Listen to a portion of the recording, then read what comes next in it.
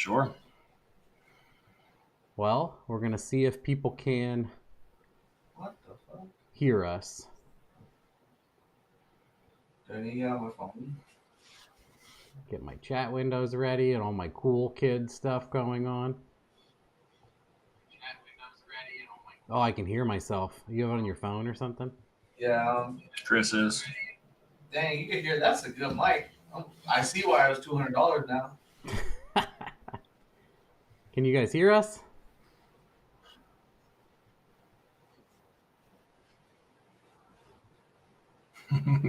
Fix a blue Camaro. That must be for you. Yeah, waiting on a converter. All right, they can. So I'm going to introduce Matt Selepack. Is that how you say it? Selepack, yeah. That's a good guess. The owner of Charleston Performance Solutions. Correct. In Charleston, what is it? South Carolina? North Charleston, Carolina? South Carolina. Yep. I was right. There's too many of them. All two of them. So, well, what we always want to hear is shop owner stories. So you are going to give us the in outs, ups and downs, and mostly hilarious but stupid stories of people. Well, awesome stories of stupid people or disrespectful people, or also how not to act when you are at a shop, which is like a common theme of this show.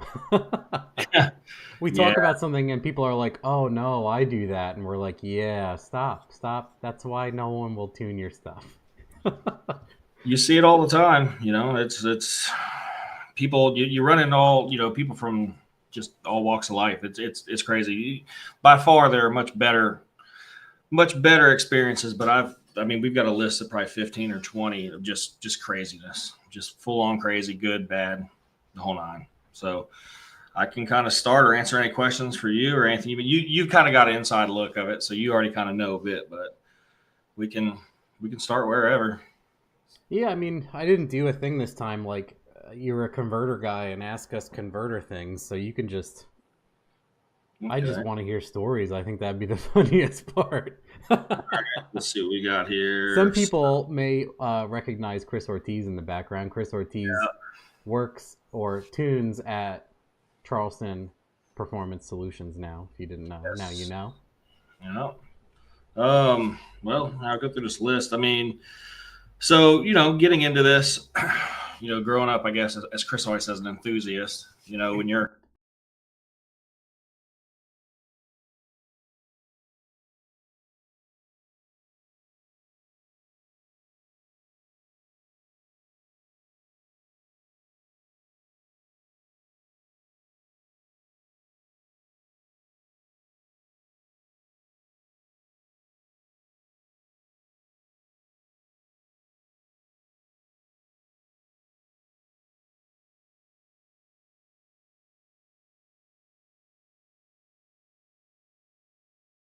and off we went. Walked into a shop, 2 cars, 2 lifts, no tech, believe it or not, until like the first 3 or 4 days, and all was good. So fun, dynoing stuff, dyno days, bolt-ons, headers, clutches, stuff like that. You're like, man, how can this be bad? Ding comes along. Start with our first guy. Fella just shows up one day, Monte Carlo on a trailer. We had a 1-bay shop behind a pretty prominent Corvette shop. So Monte Carlo comes up. Guy walks in the back door. First alarm. You just in the back door, in the shop. Straight in the shop. People do. They ignore it all the time. They don't. Front door, do not enter, doesn't matter. They walk in your shop. It's just what people do. So he walks in yelling, "Hey, anyone here? Anyone here?" The office is across the building in the front. Comes in. My Monte Carlo won't go anywhere. Can you help me? Well, let's go take a look. We walk out, fires up, puts it in gear, look up under the car, stolen trailer, goes the back down, drive shaft's just clunking all over the place, doing everything it wants, still connected to the rear end. Rear end's blowing out. All right, we'll go through the rear end. Actually the owner at the time, and then was my partner and the guy who sold me the shop, he's like, yeah, I got a built rear end in my Monte Carlo, 0 miles. We'll go ahead and sell you on that. Put the rear end in the car. Ended up doing like a nitrous kit, some other stuff. It was Power Glide small block. Get on the dynos, blowing through the converter. All right, well, we need to go through the trans. Got a guy for you. No, man, my guy, he'll go ahead and he'll fix it up for me. No problem. Bring it back in a couple of days. Cool. My mistake being green. Let it go on a tow truck, tow company that I know. Goes to send it to his trans guy. Pays the guy money. Sends a car to his house. $8,000 worth of parts in this car at this point. Sends it to his house. Yep. Trans guy's never seen it. This guy won't come pay. He's taking it to the racetrack, all kinds of places. We see him. If I get to the track I pull in, by the time I pull in, he's loading up and he's leaving. Just can't catch him. So a few months go by. It turns into like a couple-year deal. We end up having to go to court over this. Doesn't show. Never intends to pay the bill. Put a judgment on the guy. Doesn't pay his judgment. We're out a rear end. We're out a nitrous kit. We're out full BMR suspension, aerospace brakes. Hard lesson to learn. Taking somebody on their word. To this day, I still can't get the guy to pay the bill, answer judgment, nothing. Just poof, gone. All our parts. All because he gave a tow truck guy $50. Nice. Yeah. So that changed where, no matter where it goes, dealership or whatever, you got to pay your bill before your car leaves. So that was the very first time. Now, okay. Norm would never do that to me. No, Norm would never do that to you. Never do that to me. So he's got a buddy, Norm, retired vet. They're best buds. That's my favorite. That's his customer. buddy. Yeah, they probably ride around his K5 together on weekends. He didn't tell me about it. So They hit the dunes. yeah.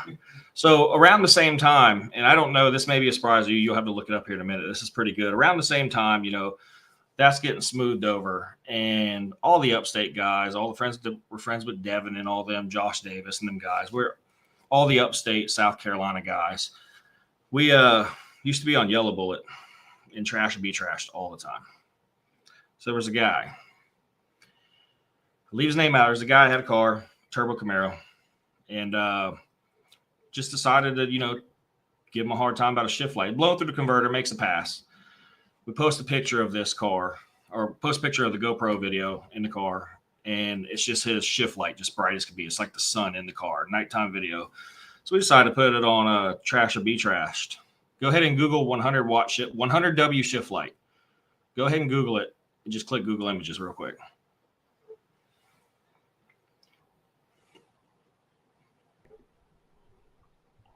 Images. So Yellow Bullet forums, add your own torch. So if you actually click the link, you'll see like 25 pages of just the best. This is just old school.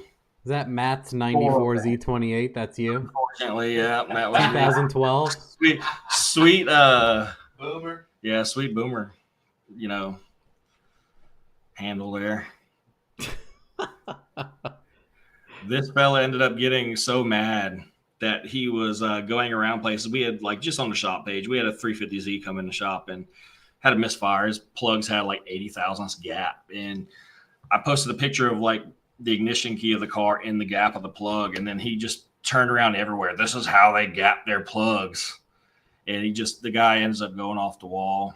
Actually, for whatever reason, I can't remember directly, he had another mutual friend of ours, seat belts in his car, his Simpson belts. And he got so mad over that thread that he sent a video and pictures of us of him with the belts on fire in his driveway. He I pulled see the all belt these out. meme pictures are the seat belts and everything. It's so bad.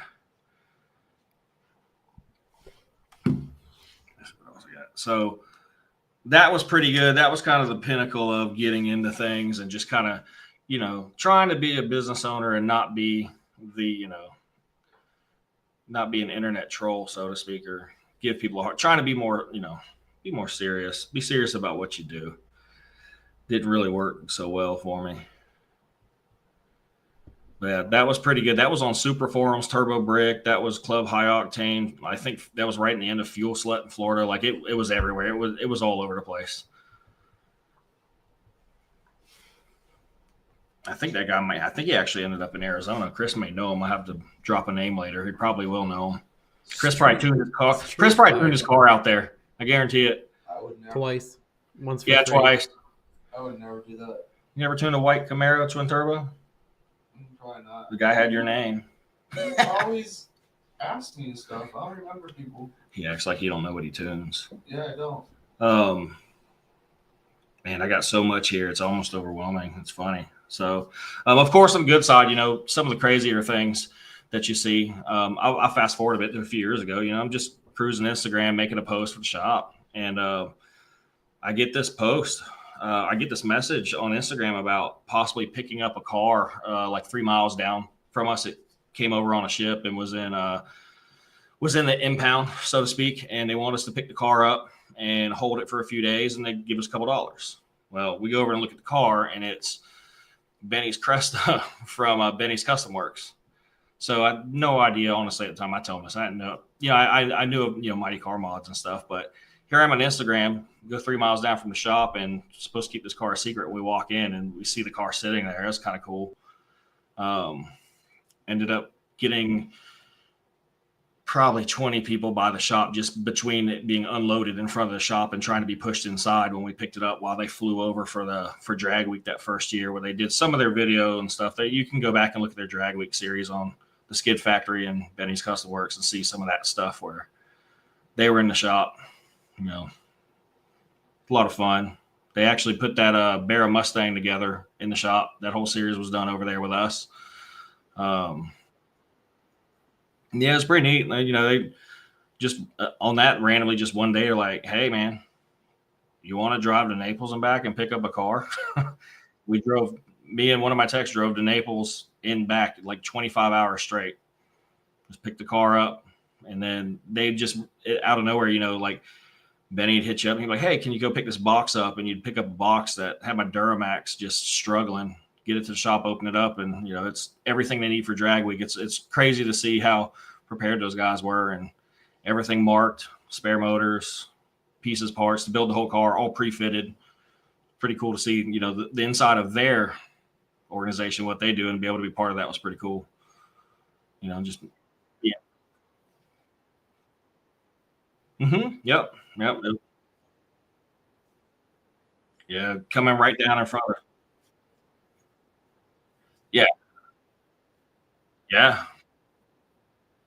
Yeah, we were moving it around. It was, yeah. I mean, it was until they showed up. I mean, it was small block Ford, and they drove it in under a Ford Power, and I think it was at this point, I can't remember if it was about a week. Might have been less. Those guys are fast. I muted myself again. This is like a thing. I try to mute myself, and then people are like, "We can't hear you." Oh, Jesus Christ! But yeah, so I was saying the Cresta they built and sent over and then raced. But then after that, they thought it would be cool to build a car at your shop and then immediately race. So They sent all the supplies, did a Barra swapped Fox Mustang, and then raced it immediately after building it. It was really cool to see that. Usually the American version of that is have your car for 2 years, struggle on it 30 days before the event, and not actually start to finish, build a car in like a week and then race. Yeah, pre-COVID, so that's the COVID way now. Yeah, but yeah, no, it was pretty cool to watch it. Hopefully we get to see those guys back here soon. So, but that's some of the good with the bad. We've had guys show up randomly. There was like a transcontinental race that went on. Some guys were from Europe. They just show up looking for a place to work. They were racing from Charleston to Seattle, and they were from England. They showed up with old like 57 Chevy and like an old Model A that had been modified to do this race. And they're like, "You're the closest to where," I'm assuming they came into the same area on port in the same warehouse. But those guys popped up, and we get to work with those guys for a few days, and they're like, "All right, well, we're jumping in the car and we're doing this race from Charleston to Seattle." Yeah. So I was like, that's pretty neat. It never really got a bunch of coverage, but for them, it had to have been pretty good to come from England for it. So, but aside from that, I can give you some more stories here. Other than funny stories, you guys do installation and tuning. Yeah. I did a terrible introduction. Yeah, so really, we got a Dynojet install tuning. The the basic stuff. But we're actually, sometimes we get ourselves into, diagnosing, aftermarket performance cars. That's really fun. When somebody's got a completely built car, they bought a car, and it comes to us, and we get to reverse engineer the problems. Chris hates it when that happens. I get yelled at by him all the time. That's not bolt-ons and tunes. That's it. Headers and tunes is all he wants to do. Headers and tunes. Let's make the money. Yeah. So we see a lot of unique issues. I mean, I'm trying to think. I mean, what's the craziest thing you've seen? Well, I'll give you the story from today. We have the Batmobile in the bay right now. We did have the Batmobile in the bay. We've got a fella. You would appreciate this, and I need to send you some of the stuff. That's my But second favorite customer. this fella, he's 80 years old, and he just can't quit tinkering. And he's got a Cadillac XLRV that he's done this complete one-off body kit for. It looks crazy. It looks it's hard to explain. It looks like the Batmobile, and it's done well. And I mean, he does his own carbon fiber, his own fiberglass, everything. Did he do it, or did he pay somebody to do it? So this guy does it. Oh, so wow. while this car, we did like pulley and some fuel system stuff and tuned it. Chris made like 450 with it, like it was nothing, and then yelled at me about it having four cams, and he was mad at me because of how long it took him to tune it. It was 7 pulls instead of 5, so he was upset. No, it wasn't So, that. but The torque model was wrong because the piece of shit E67, and I had to scale the tune for the injectors you bought. So I had to work, and it's not just a freaking VVT deleted LS where I only have one torque table to work with. It has fucking 5 intake and 4 exhaust that I have to interplay between, and it was a pain. But yeah, it took like 2 hours. Yeah, he was mad at me for that. He's like, I'm going home. It's the end of the day. But so this fella, he's like, I'm going to build another kit car, but I'm going to start with a new car or something newer. And I'm going to do my own body kit and all this. And I was like, what are you going to do? He's like, I'm going to buy a brand new Z06 and tear it apart. I was like, what? He's like, yeah, well, locally, there were some issues with the Z06s that were supposed to come in. So he's like, oh, he just shows up one day in a McLaren. And he's like, I got a 720. Did Jerry show you the videos? No, he showed me the picture earlier today. So that was that was recent. So he's not done with it yet, or what? This was like yesterday. Oh, him taking an angle grinder to it? Yeah, he's got an angle grinder to the side of this McLaren, and I'm just like, oh my gosh. Yeah, 80 years old in his garage, just making his own body kit for it. It's wild. I'm just like, That guy should put up YouTube videos. he really should, and I mean, he'd be great to actually follow. Respond to email. He's not doing YouTube. Yeah, he's like, Get an 18-year-old kid to video it and add zooming effects every half second. Star wipe. yeah. Star wipes. It'd be pretty great to see. Star But wipes. that was pretty cool. So, I mean, mad that he can't get a C7 or a C8 Z06. Oh no, blinded by the light. 100-watt shift light right there. Yeah. Oh, getting magnets for people. They want to know why Ortiz is laying down on the job. He probably will try to bill me for this. Oh yeah, you're using his studio. Yeah, he's got this whole. I'm glad y'all can't really see all of it. Yeah. All the way in the bottom too.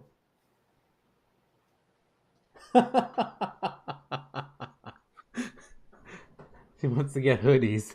You tell story. I'm gonna mute. All right. Let's see. What do we have here?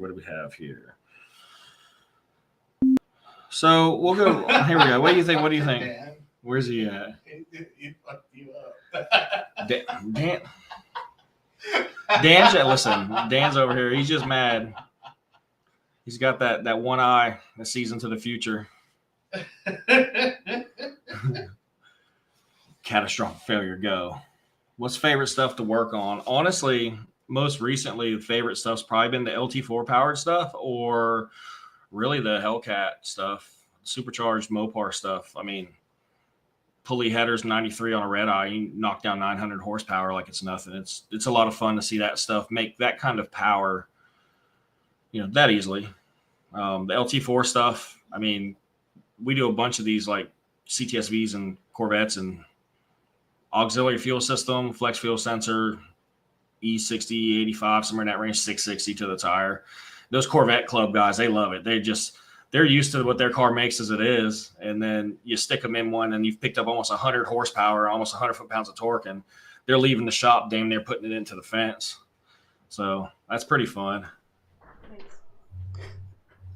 That's the best. It used to be a thing where I would tune stuff and people are like, yeah, do a burnout, because we would do dyno days and do like, you hit the dyno and then you do a burnout.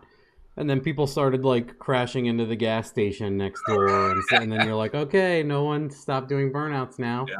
I can remember watching some of the early Fairmont videos where you're just holding the heat to them, just blowing the tires off, and there's cars passing and stuff. I was like, this guy's insane. Well, I guess people see me doing that, and they're like, well, I guess I'll do a 1,000-footer, and then in 200 feet they crash into the dirt. Yep. Or when we put that S10 together, and you had sent me the video of you jamming it in fourth, and it's still blowing the tires off going into fourth. Yeah, 1, 2, 3, 4. Yeah. I'm just like, man, that little truck was pretty scary, but it's moved on. Let's see. We gotta answer a couple more questions. You can't cover Cowpunk, blah blah blah. Favorite catastrophic failure. These are always funny. Do Hellcat owners finance mods? So, yeah, I mean, we got a guy right now at Hellcat supposed to pay his little $205 bill. Sent him an invoice 8 times, hadn't paid. So when him and his buddy who do YouTube want to come back and want something done, sorry, it's double now. I mean, skip out on 200, and people they love to tell me, "Well, I didn't see the invoice." That's my favorite. I didn't see it, and I can open QuickBooks at the bottom. It's like, you viewed the invoice 111 times. I'm like, how did you view it? So it's just they want to act shocked. And then that was like my kid had my phone. My dog stepped on my phone. Yeah, we're working on a handful of GMs. Miling Racing. I'll tell the ruler story here in a while without throwing too much. That's pretty good. That's going to get into like East Coast LSX and stuff. I know it's your favorite group. So let's see. Anything? Okay, let's find favorite car. Most pain in the ass cars to work on. I would say, I don't know what's the most difficult.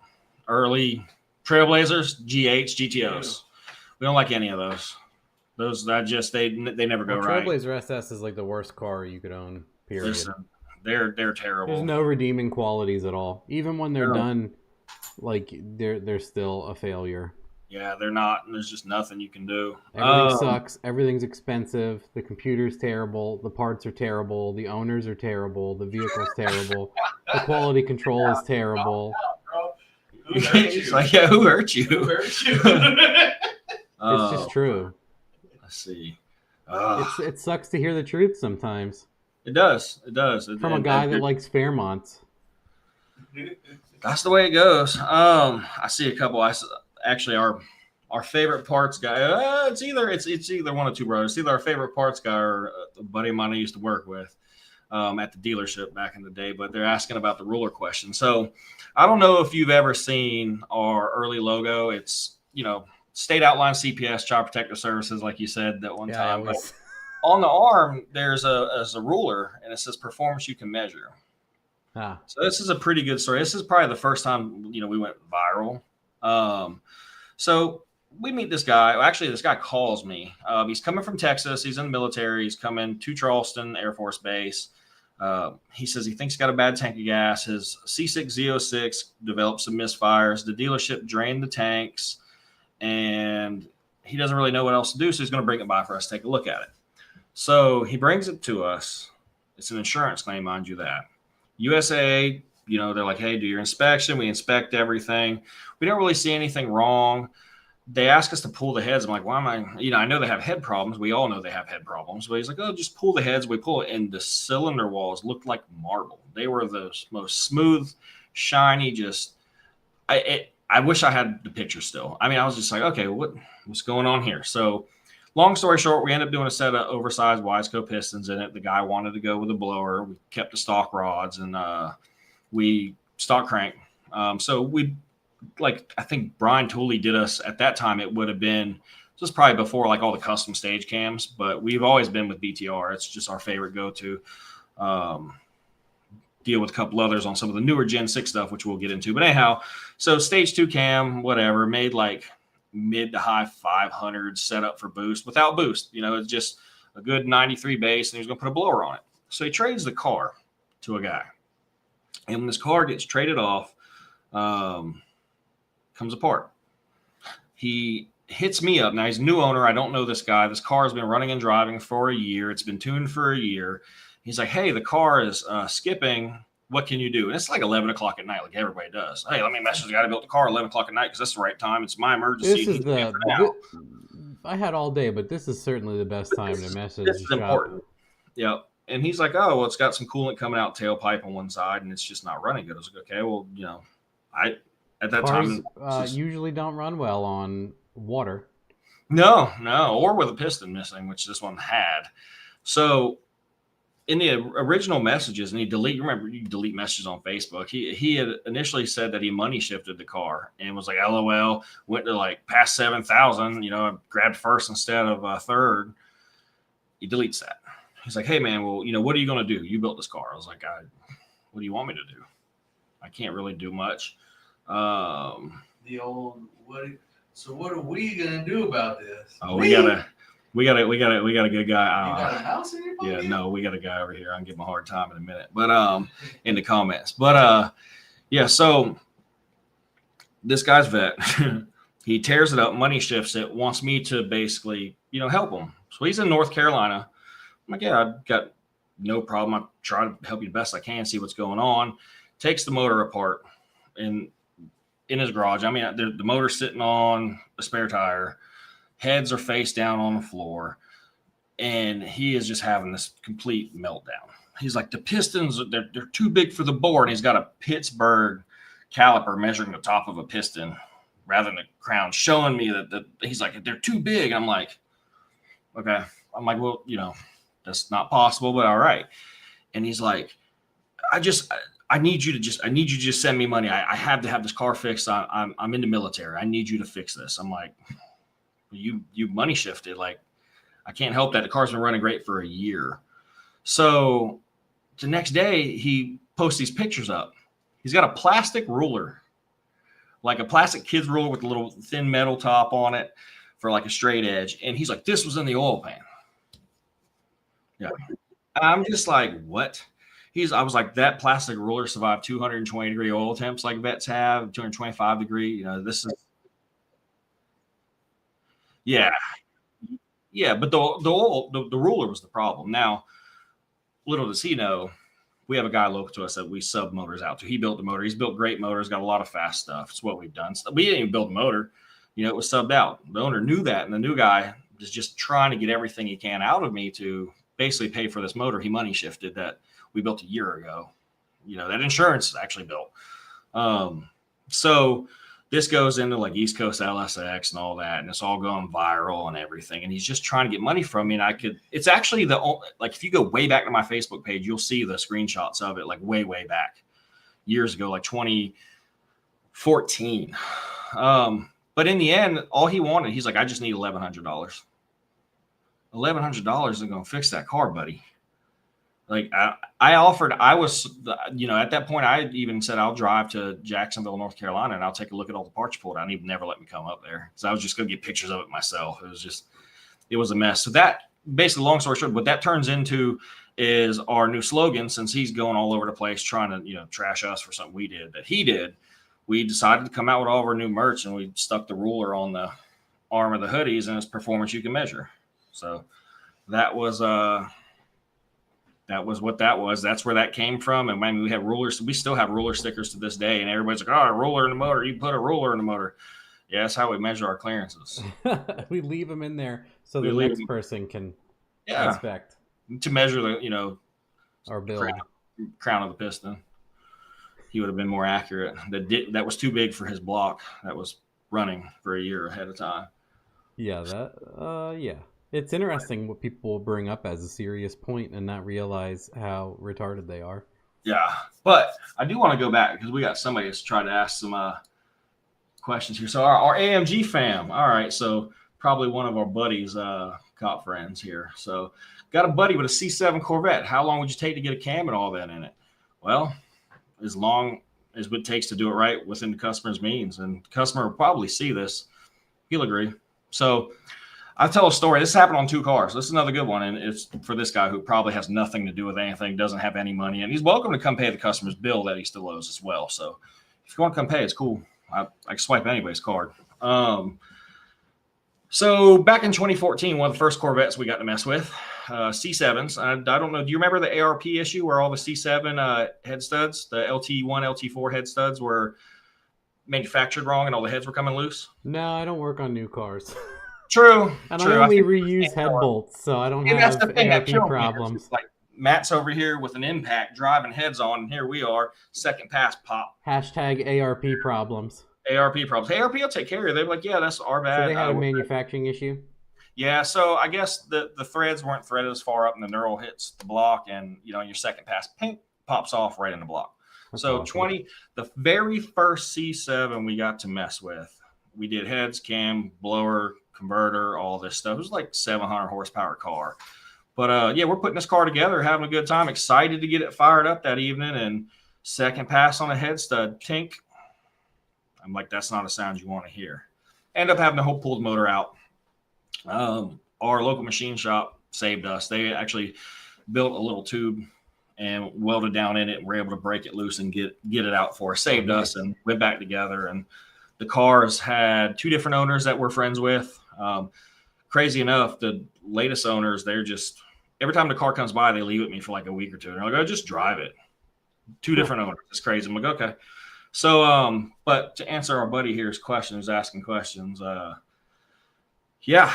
So 7 years later, we have this prior customer. He's a Mustang guy, great guy, I like him. Comes in, brings us a C7. We'd worked on his Mustang and stuff before.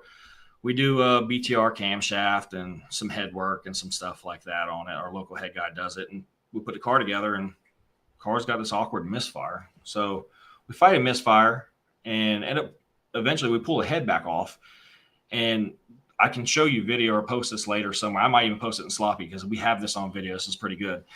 It had a valve that was bent. That was the cause of the misfire. The valve was bent so slightly that if you had a valve turn one way, it was fully seated. You turn it 45 degrees the other way, and it wasn't seated. Huh. You turn it 45 the other way, and it's seated, and then turn again, it wasn't. No sense. I mean, just ever so slightly off. So we go to put the head back on. 7 years later, same hole, same C7, everything the same on this combo that we've done forever. Tink, head bolt breaks off. I'm like, oh my goodness. This is almost 7 years to the date. I'm like, I've been through this. So try to get the head bolt out. It was like old stock of head bolt? Yeah. No, it was new stock, and it wasn't the head bolts. ARP had the issue where everybody was having to go and like retorque their heads down like it was some big block from the 60s. Every oil change, you got to tighten them up. Yeah, just tighten them suckers up. You lash them? You lash your head bolts? Yeah, got to. So this poor car, man, it sucks. So we hear the tank, it breaks off. Second sequence, like, okay, been through this. Got to pull the motor out and send it to the same machine shop. Goes to them, sits with them, handful of weeks. Like, it might even have been a couple months. They don't touch it. We pull it from there. Goes to another local machine shop. And this before I get too far into it, this is an issue that we've noticed locally since COVID. It's like everybody's in a rush, but nobody is doing anything quickly. And we do have to sub out some stuff that we do, machine shop stuff, paint and body. There are certain things that have to be subbed out, and everybody's was struggling for workers. You can't get it. Like, there's nothing you can do. We don't want to have this guy have a new block. We don't want to go that route. Call ARP, same thing again. No problem, buddy. Sorry it happened. Here's a new stud. And then they overnight you a stud like that fixes the problem. So bounces around a few machine shops, goes to a machine shop up in like Columbia area, middle of the state, comes back, goes to another shop, goes back up to another one over the course of some time. And we ended up basically having to get a new block for the car. So customer gets a new block from Scoggin Dickey. They hooked it up. I can't say enough about them. It showed up in like 4 days. Yeah, they're awesome. Every interaction I've had with them is good, and I didn't realize you could get like motors and everything from those guys. Yeah. So, Aaron, I believe it is. He's got a Camaro that's going. It's pretty popular, but I believe he was my rep. I believe that was his name. It's been forever at Thompson when he was there, and then now he's my rep over there. But they got this motor out, and it's actually at the machine shop done. It's got to be picked up either tomorrow or next week. So whoever AMG fam is, yeah, you're welcome to come help. You know where I'm at.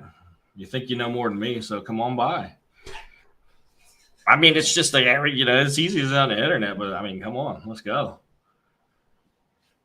His shop names because they don't know these people. Oh, like the Camaro. Yeah, Camaro that's been waiting on a converter. Good converter company. Won't name a name, but yeah, 10-speed. Send an 8-speed converter. Now they got to send a 10-speed converter. So it is what it is. But yeah, I guess hell, maybe this guy works for me and I don't know it. It's weird. I wonder what else he knows about me. Let's see, shop names. No, I tried the turbo, newer GM 4-liter V6 1418 truck. Ooh, that's not. I did right when they came out and found out the injection system is just dismal and nobody makes aftermarket parts for them and no one makes a V6 cam that pumps the pump lobe more. So unless you made your own intake for port injection and deleted all of that and did an aftermarket port injection system and did like a Holly and got rid of everything in the truck that was creature comfort, no. Yeah. I see Green Bean here, another upstater. Knows Devin and Josh and all them people. Being walking distance to LKQ benefit. LKQ is directly behind us. Like we look at our back door and we see it. It used to be a good benefit. Before like corporate really came in and got rid of a lot of people that were there forever. We went over there one day to buy a couple of ECUs, just to have them, and I ended up leaving with a car trailer, an 18-foot car trailer full of 5.3s.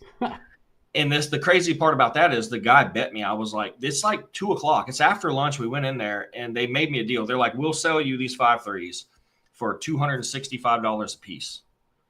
And I was like, I'll take every one you got as a joke. They're like, I remember my friend Shannon Taylor would do that. He would take a gigantic car trailer and buy like 20 motors. Yep. And they're like, oh, 200 a piece. And he's like, how many can I buy? Yep. And they're like, haha. And he's like, how many can I buy? All of them? Or is there a limit?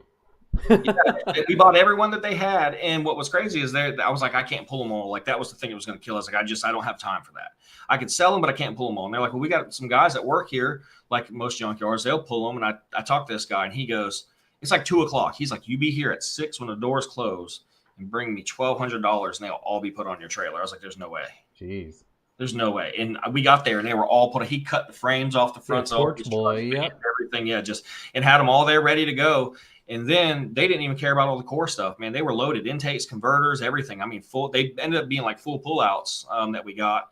And this actually leads into a story about somebody. So, we clean them all up. We take the stuff off you don't need, basically sell them as long blocks. Recycled all the other stuff, kept some intakes. They didn't really sell, So we had all these long blocks and we cleaned them all up, compression tested them the best we could, all that, just looked them, bore scoped them. They were all good. So I sell one to a guy. I was selling them for like $500-$600 back then. And I sell one to a guy. He picks it up and then comes back a few weeks later. He's like, this motor don't run. I had it in a Tahoe. This motor don't run. This motor don't run. I was like, it runs. They can't. I'll back up. All of the stuff, all the ones that I bought, everyone that they had came out of stuff that was wrecked. I know there's always that, but I know for a fact they were moving when they stopped. So no heavy frontal impact, side hits, rear hits, stuff like that. So he's like, okay. I was like, I'll refund your money. Give me the motor back. He brings me the motor back, gives me money, moves along the way. The motor sits in the corner for a while. Pulled apart. 2-3 pistons are gone. So I'm like, oh, we got to look at this. I flip it back over where I mark all of my motors. My mark wasn't there. He bought me the motor from me, cleaned it up, brought it back, got his money back, and gave me the core motor that was blown up in his car.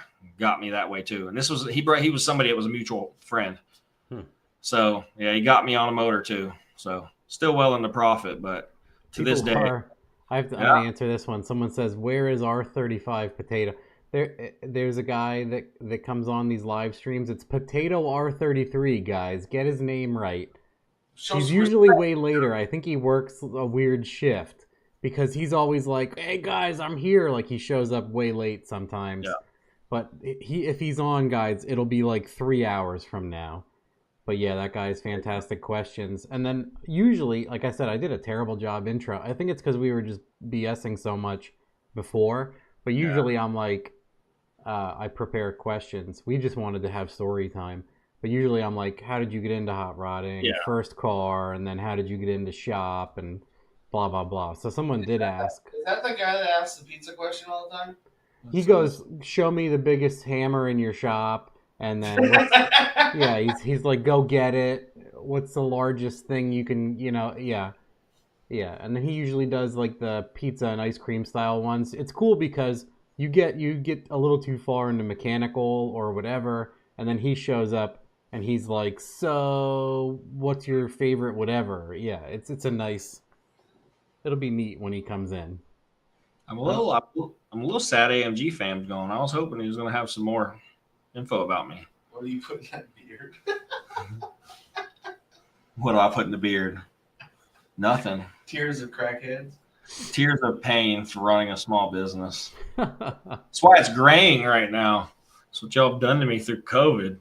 Let's see something. What do you think of the sloppy 2 cam? Well, I can say this. I've gotten a chance to drive 2 cars now that Chris has tuned, and he's got your best cam in. Oh, best cam. Holy crap.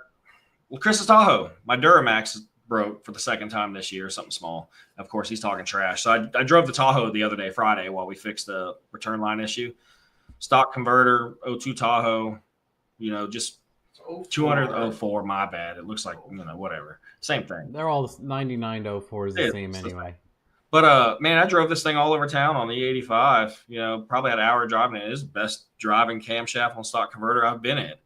Yeah, that was the point. There's a lot of stock. Everyone always wants to do the stock converter. So that was the basis. Because Sloppy Stage 2 has, like, no idle vacuum and just too much. It wants too much RPM that you're all over the converter face. Like, it wants to drive itself all the time.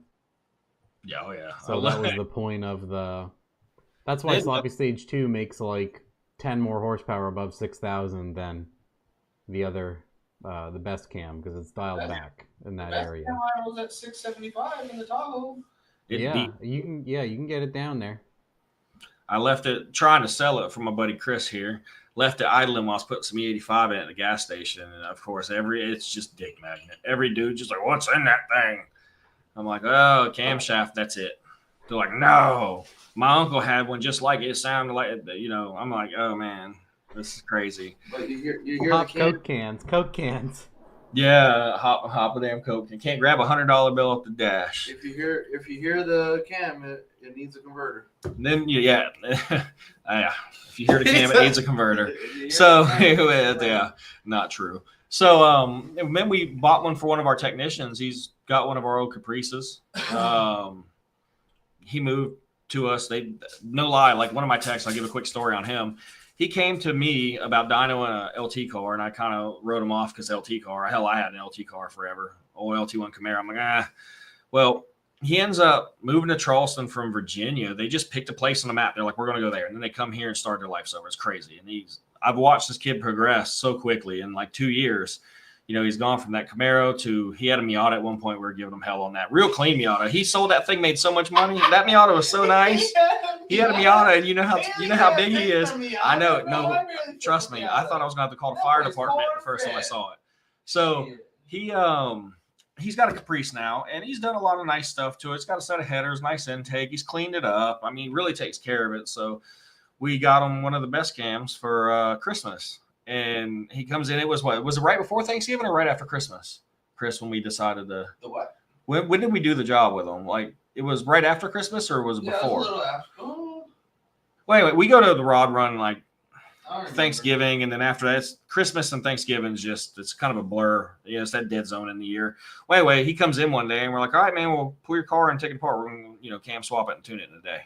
And he just stood there just in shock. He started trying to give hugs. He did. He hugged Chris, and Chris was was turning a darker shade of brown. It was weird. I got the videos of that, but yeah. Yeah. So, but he loves it. But I drove it to Florida. I'm always like, hey man, remember that time we hooked you up with a camshaft and need your car? So I drove it. I'm sorry, not Florida. It was to Atlanta. I've driven it to Florida too before it was his. Actually, the weekend we sold him the car, I had to pick Chris up. We go to the rod run, like I said, in Daytona. Chris, like, well, I flew into Orlando, come get me. And I'm just like, damn, that's like an hour and a half away. So I had to go get him in it. But he buys a car from us. I was like, okay, cool. Thanks. Appreciate the money. I'm taking your car to Florida. You can have it next week. But I drove it to Atlanta and back, man, with that camshaft. And, I mean, it was amazing. I've gotten to drive a lot of stuff. And it would drive better. But Bailey is a 22-year-old boomer. And he's like, I want it to hold some RPM. I want to feel them gears. Yeah. And I'm like, all right. This kid was dirt track racing at 11, so he's better with a carburetor. He was like, Does he have a mullet? No, he's got a ponytail. Man. Oh, okay, long. that's fine. If something's kicking his ass, you'll see him drop his ponytail out, and that's when you know not to talk to him.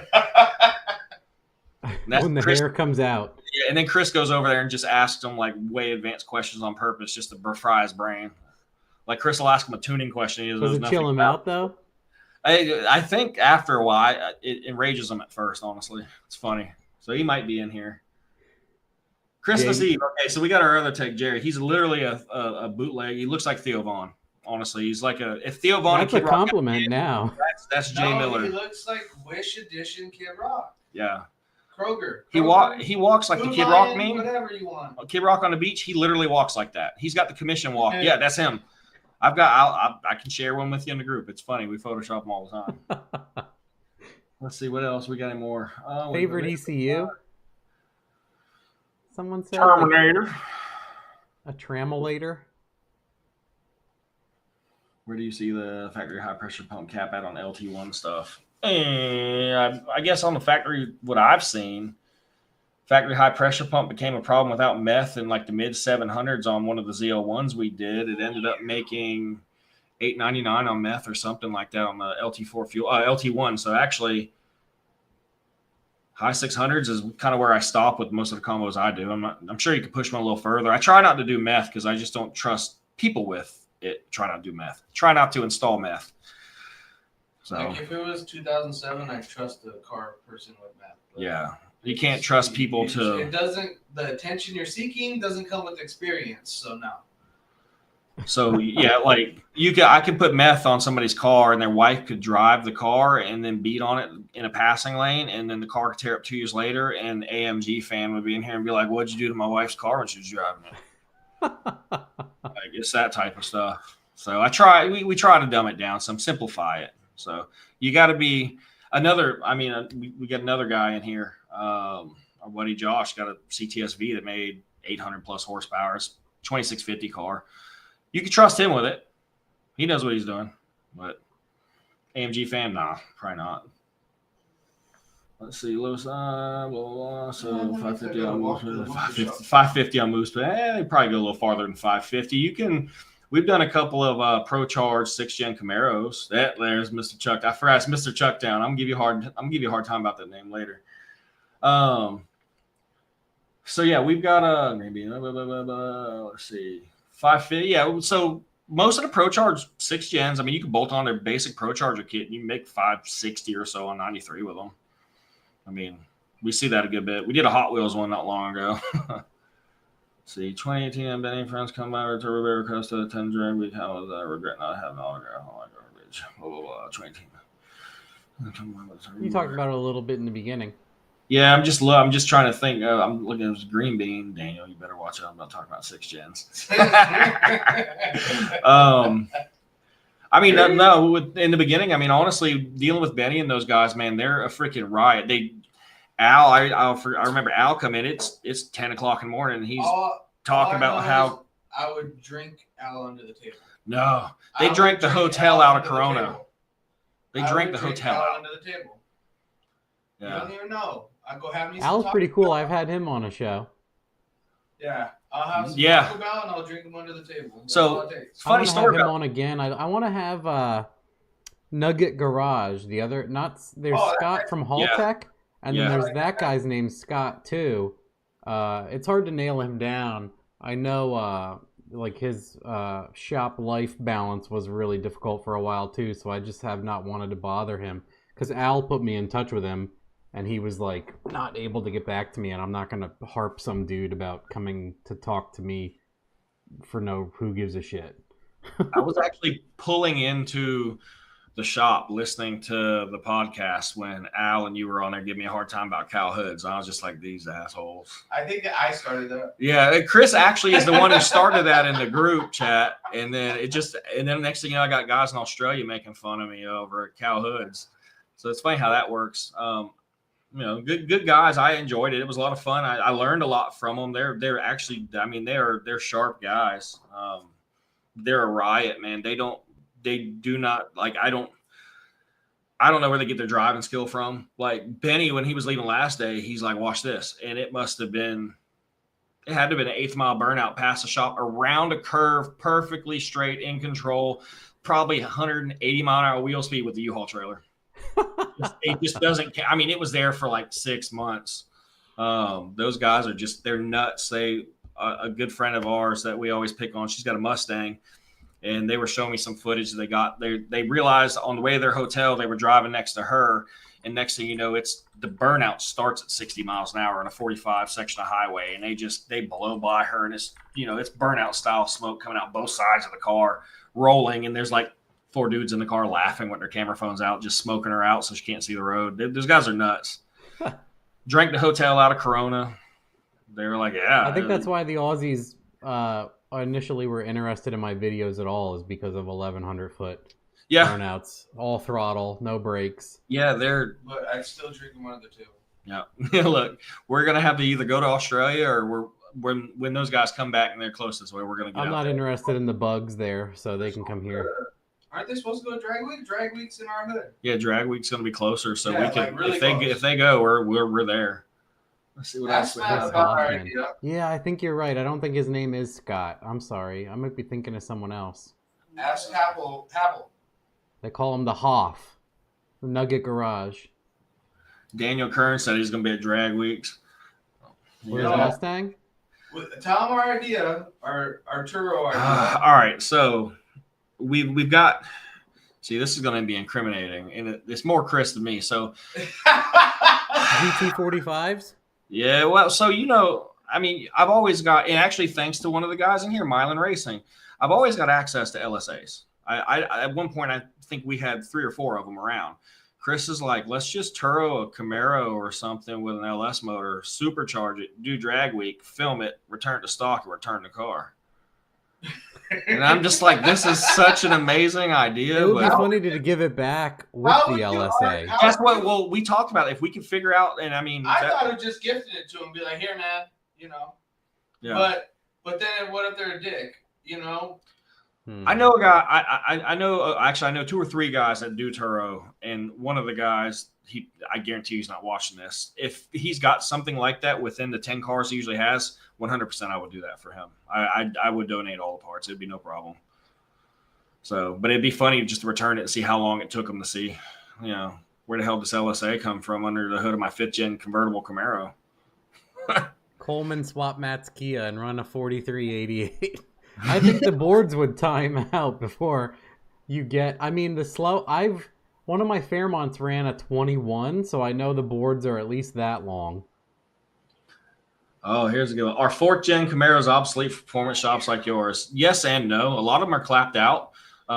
We have this crazy. Chris was just tuning. The wiring is like flaking off of those cars. The shield, the jacket, is just disappearing on the wiring harnesses in those cars. No, our customer Cliff. He's another customer I like. He's awesome. He's cool. Owns a couple gyms. He has the cleanest 4th gen. 35th anniversary red. I've done a bunch of outrageously clean. They're either destroyed or a museum piece at this point, in my opinion. 7,800 miles on it. Like, it is just immaculate. Built. Yeah. And I was like, this is the most well-kept piece of shit I've ever seen in my life. I would say the same. You know how you know it's good? You know how you know it's a good car is when you go to close the door and the door panel doesn't pop 4 inches out. I say that to those people all the time. I'm like, your door's in one piece. Yeah. And they're like, what? I'm like, never mind. Yeah. Jerry doesn't stop talking about it. And we have another one that's, I mean, what's the other red supercharged Camaro? That's relatively low amount. Brandon's car, and I mean, cool. 700 horsepower car. We give Brandon a hard time. Hopefully he sees this. Every picture he takes of his girl, he's flexing. I still have scars on my arm from changing his spark plugs. That's a nice F body, Shane Hines. Oh no, yeah. No, I like the F body stuff. Hate to hear what y'all said. All the F bodies I get now they're super clean and they're Terminatored already, and it's awesome. The person has all the good suspension parts, a 9-inch in it, It has an 80E. Like they don't do it. They're usually not garbage. Oh, Ghost Knight. Let's see. Circle D has converters in stock. Go ahead and call. Let's see. Call what you call Brian for one, and he'll tell you what the backlog is on them. They got them in stock though. Get one and bring it in. Yeah, the internet. Yeah, you bring me one tomorrow. Hell, you bring me one Wednesday. I'll pay you double. It's up to you. Double cash money. Yeah, good luck with that one. And if Pete and all them guys over there do this and split the money, I'm pissed. Fucking Pete. So, yeah. Shove one out. Oh gosh, we got Kenny in here now. This is my favorite. This is my favorite Coyote tuner, Kenny Simpson, as I call him. We love Kenny. GSXR tuning. That's right. Isn't that what it is? Turbo Jixer. Yeah, man. The Coyote master himself. Like Dan Turbo Jizzer. I would actually, if this Ghost Knight guy actually brings me a 10-speed converter since they're in stock, that would make next week great for me. That would make my whole week. Oh, lead times 3 to 4 weeks. That's not in stock. See, you're one of the customers. You just said it was in stock, but now it's 3 to 4 weeks. This is the epitome of what we deal with. Well, it's in stock. He's also the guy that's just like, yeah, just order that for me, and then just doesn't want to pay the bill. I already know those types. Was part of an upgraded manual Hellcat Challenger. I voted clutch, then tires, the Yeah, I mean, I would go with clutch too. We've only, believe it or not, only ever messed with one Hellcat Challenger, and that was the first one I ever really got to mess with. That was before we met Jared and started making some pretty good power with them. But yeah, it was clutch and tires and intake bolt on the 85. It ran pretty good. I've always do a trunnion upgrade. Anything with a camshaft, do it. They break stock. I say that Matt's like, trunnion upgrade. What's that? Yeah, I have come to terms that I am extremely lucky in a lot of things, and then also the way I do stuff just doesn't seem to necessitate that.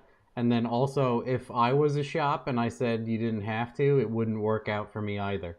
Dan, yeah, it's just the way it goes. You got to try to factor that stuff in. Everybody knows everything, but I try to do I don't try. We do a trunnion upgrade on anything that's got a camshaft. I mean, we see them break in factory. I mean, we get trucks that come in and I got a misfire and either DOD if it's a 07, a Gen 4, but yeah, we see them broken all the time on Gen 3 stuff.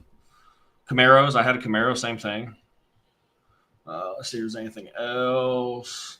I had another story leading into it. I can't forget. I had to go back and read what I was reading about here real quick. I was going to mention, because someone funny said Coleman swapped the Kia. What's funny is, you guys ever hear a Robot Cantina on YouTube? It sounds familiar. He puts like Harbor Freight engines and Kubota diesel tractor engines in like Saturns and does mileage tests and sees how fast they can go. It's pretty cool. It's a deviation from standards of just making 3,000 horsepower with everything and losing your shop and having a deadline and all the things that YouTube is obsessed with. It's nice to see someone just doing it for the hell of it. Yeah. Let's see. Dan talked me. He's got a converter for me. Dan's converter. Sent him one that was out back in the rain. Season. It's like those old guys, they like to bury their engine block in seasonal. We did that Dan's converter. So this guy did ask the Green Bean guy, I think you said it though, how was the turbo Cressida? I think that the build is, someone asked me the other day, they said I brought up something about Mighty Car Mods and they said they haven't seen any of them and the one or two they tried to watch wasn't very interesting. And I said a lot of it isn't gripping, but you should, if you haven't seen any Mighty Car Mods, you should watch the Cresta build video, because it's a single video for the entire build and racing it, so that's awesome. And then the other one you should watch is the Beetle Sleeper video, because they're both like 1 hour start to finish awesome builds.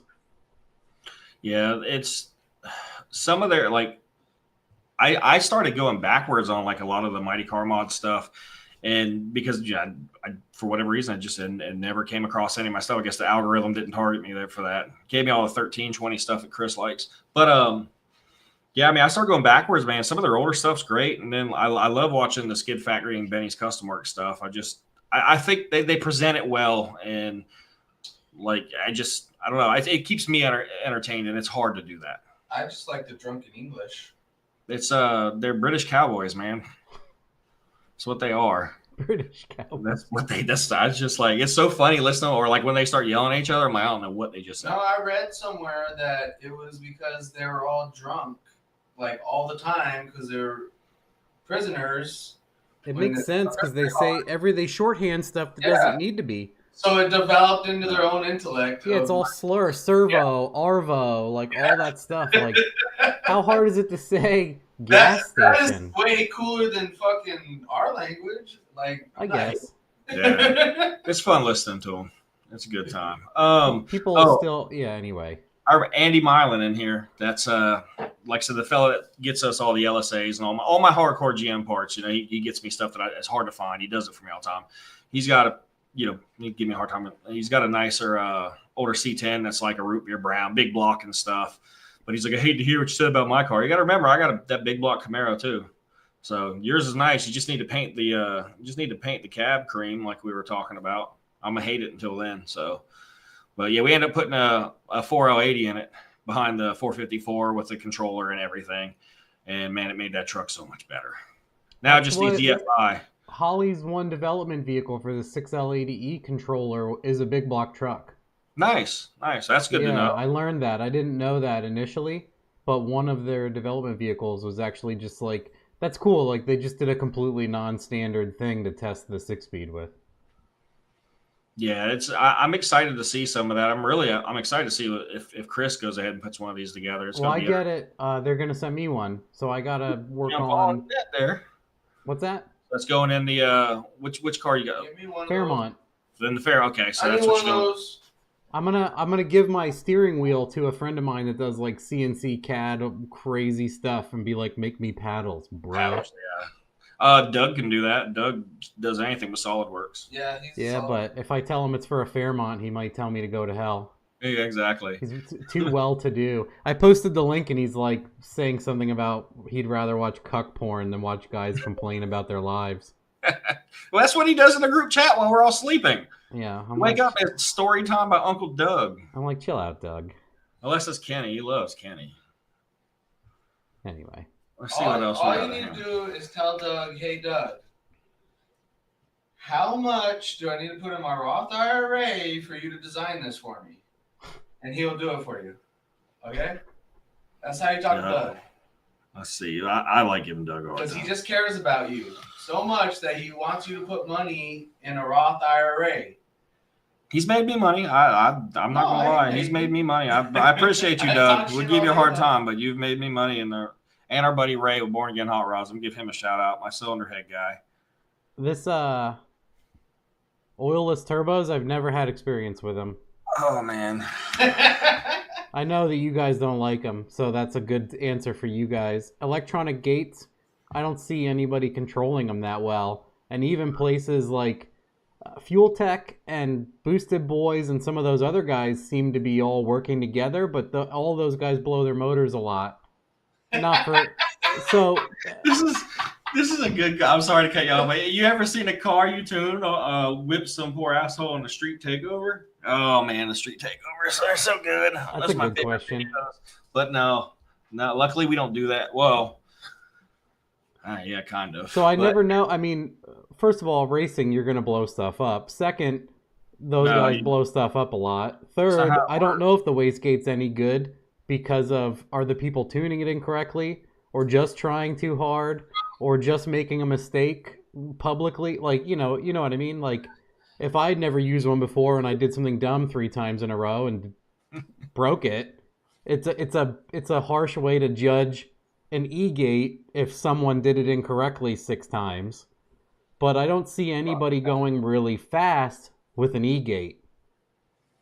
I don't see Pro Mods. I don't see Devin Vanderhoof. I don't see those guys using an E-gate. So that's my observation is is if it was really good and if it was worth it, people would be doing it.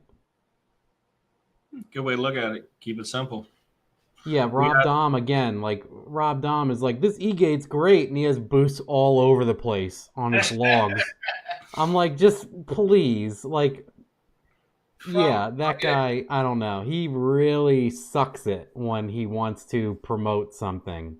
From what I understand, Heltec is the only system that works properly with them because it's a flow-based system. The way they do it is they have the gate flow tested, and you come out in the flow through the gate. Oh, it's like okay. Yeah, so that's how Heltec does it now, and apparently it works pretty well. It's an airflow model. Yeah, but then they have then the second best is like their own black box that controls them. And then after that, it's Fuel Tech. But everybody that I see with Fuel Tech doing it always burns something up. Yes. like every time. Like, yes. It's not just one person. It's like everybody does that. Yeah, so well, that's what I mean. Because I say things too frank. And initially, I'm like, I don't see anyone doing it successfully. And I called those people out. But whose fault is it? Blah, blah, blah. Like, if it was useful, people would be using it.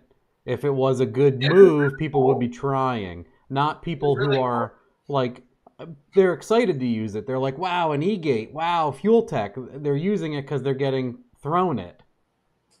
What would be my perception, anyway. An E-Gate working very well is like if you have a F1X or something like that and pulley to the fucking moon. Yeah. And you put it on the charge pipe and control boost that way, so you could literally have unlimited power management. Yeah, because the thing is, an $80 diaphragm gate works the same, or at this point, better, because there's less of an issue controlling it, less money involved. Yeah, anyway, that's what I think of E-Gates. What's that? That's a good rule. Keep it simple, stupid. Yeah, I mean, it's hard to argue with. That stuff just physically works, so why invest in all of that? It's also gigantic. Do you see how big they are, guys? Yeah, they're massive. It's like a E-Gate is huge. Like yeah. It's a 2-liter bottle. You have to have room to put a 2-liter bottle, basically, to get that thing in there. That's where it's at. Apparently. Yeah, that's cool. When they first like introduced that in its infancy, I'm like, that's cool. Yeah. But I wonder if anyone will be able to use that. Doing this for a living, I've learned a lot of things. Like, you always want to try stuff new. The oilless turbos. I mean, I'll touch base on that a little bit. So we got 3 people that are aware of a similar problem we're seeing with them, without, going too far into it. But anyhow, any time that we go to do something that's like new or cutting edge, or somebody wants to try it, it doesn't work. It always, you run into an issue, and then you're out of time, you're out of money, the customer's out of money. For instance, like when Lingenfelter had those LT4 high pressure pumps first come out, they failed. We had one on the dyno. Shane Hines was actually remoted in at the time. Shane helped me with a bunch of the DI stuff in the beginning. And I think we had 6 or 7 pulls, and it was just falling off. It was just destroyed. $1,700 pump. Lingenfelter was like, oh, my bad, sorry. Left the customer hanging with it. You see that stuff all the time. The comp oilless turbos. When we did this twin turbo kit on this vehicle that made 1,000 horsepower, 1,000 foot-pounds of torque, Chris like, man, I don't like that. And I was like, I don't really like that either. And this customer, he's awesome. He'll try anything. He's always just down. He's like, well, let's do it. He's had BMWs. He has had Durangos, TRXs, Hellcats. He's a Subaru guy. So we make jokes when we're like, oh, you're a Subaru guy. You're used to this pain. He's like, yeah. And he's like, I've had Audis too, so I'm also used to this pain.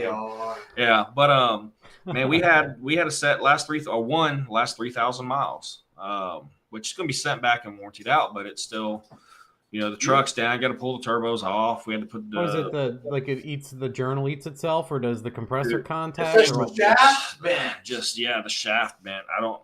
Now, here's a couple theories. The shaft's like 5/16 thick. Yeah, it's not. And for the amount of money they're like mid $4,000 for 2. Oh wow, yeah. So there's zero benefits. I would have just called Reed at Work Turbochargers and get him to send me, get him to send me something. He's never done me wrong. And if there's a problem, not that we even had a problem. I mean, he's fixed problems on other people's stuff for me. Like, oh, here you go. I feel like you could take a standard turbo, plug it, and put a Zerk on it, and it would work better. Mm-hmm. Yeah, for sure. Yeah, I've seen people do that. I've seen people pump them until it's coming out of their return, like in the back of their truck, mounted upside down and sideways. Yep. I've seen that working. Obviously not on a 1,000 horsepower car, but functionally working for a long time. It sucks to see it, but we'll get it rebuilt. It's under warranty, and we'll try it again and see if it lasts. I mean, they're going to tell you, every 3,000 miles grease it. Then it's every down pull, every 200 at that power level. Maybe you need to grease it every 250 miles. It's like this is a daily driver truck. Oil changes. Yeah. So it's one of those things. We're trying it. Let's see what else we got here. Experience oilless turbo. Oh, I got an FP right here for my Fairmont. Well, I did a FP black on an Evo when we used to mess with the Evo stuff. We're pretty happy with it. Slowpoke Tuning actually tuned that car. We took it up to him. He was in North Carolina. But yeah. Look at this thing. What are you doing with that little turbo? That's a baby turbo. Oh wow. Oh jeez. This is a 85 millimeter billet, and it actually has a Zona rotor prototype turbine wheel in it that has no back pressure issues that S400s do. Pretty cool. And then, what else do we got here? Since I'm rich. Oh, I think it's in my garage. But I got a Zona rotor, like a little T3 Zona boy. But from the people I know that aren't idiots and actually race, call that a 2500 turbo.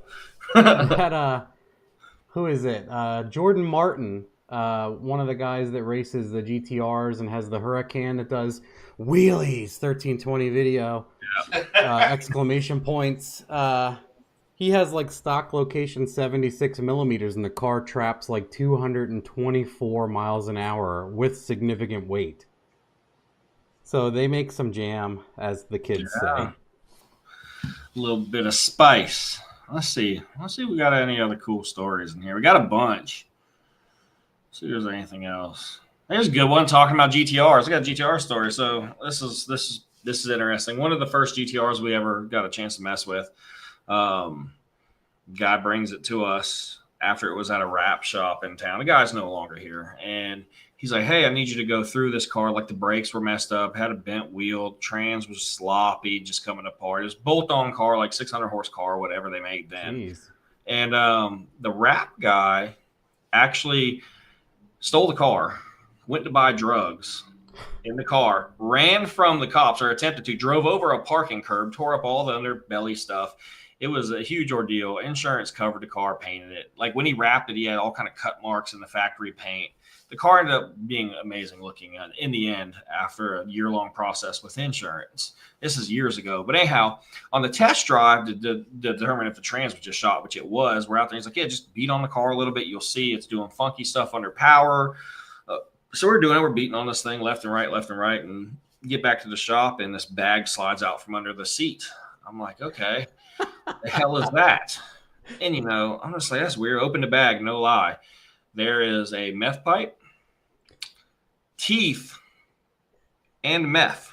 So this is from the rat guy that had taken the car to go buy drugs. I guess he was putting his teeth in the bag with the meth to keep himself from smoking the meth. Here I am just on the side road in the middle of Charleston beating the shit out of this car. Cops about to pull me over. Got meth in the car. There was like all kinds of alcohol in the back, everything. Turns out we had to call the cops, of course, did the right thing. They came and got it. And they're like, "Yeah, this has been questionable if we pulled you over and you had this right under you. I don't know if we'd believe this story." I'm like, well, come take this bag of meth and teeth, please. So point of that story is Tooth when Fairy. you test drive cars. Call that car the Tooth You Fairy. test drive cars, you don't know what you're gonna get. Hey Chris, why don't you do street tunes? Yeah, and Chris, he doesn't. That's why he doesn't want a street tune. We had another car.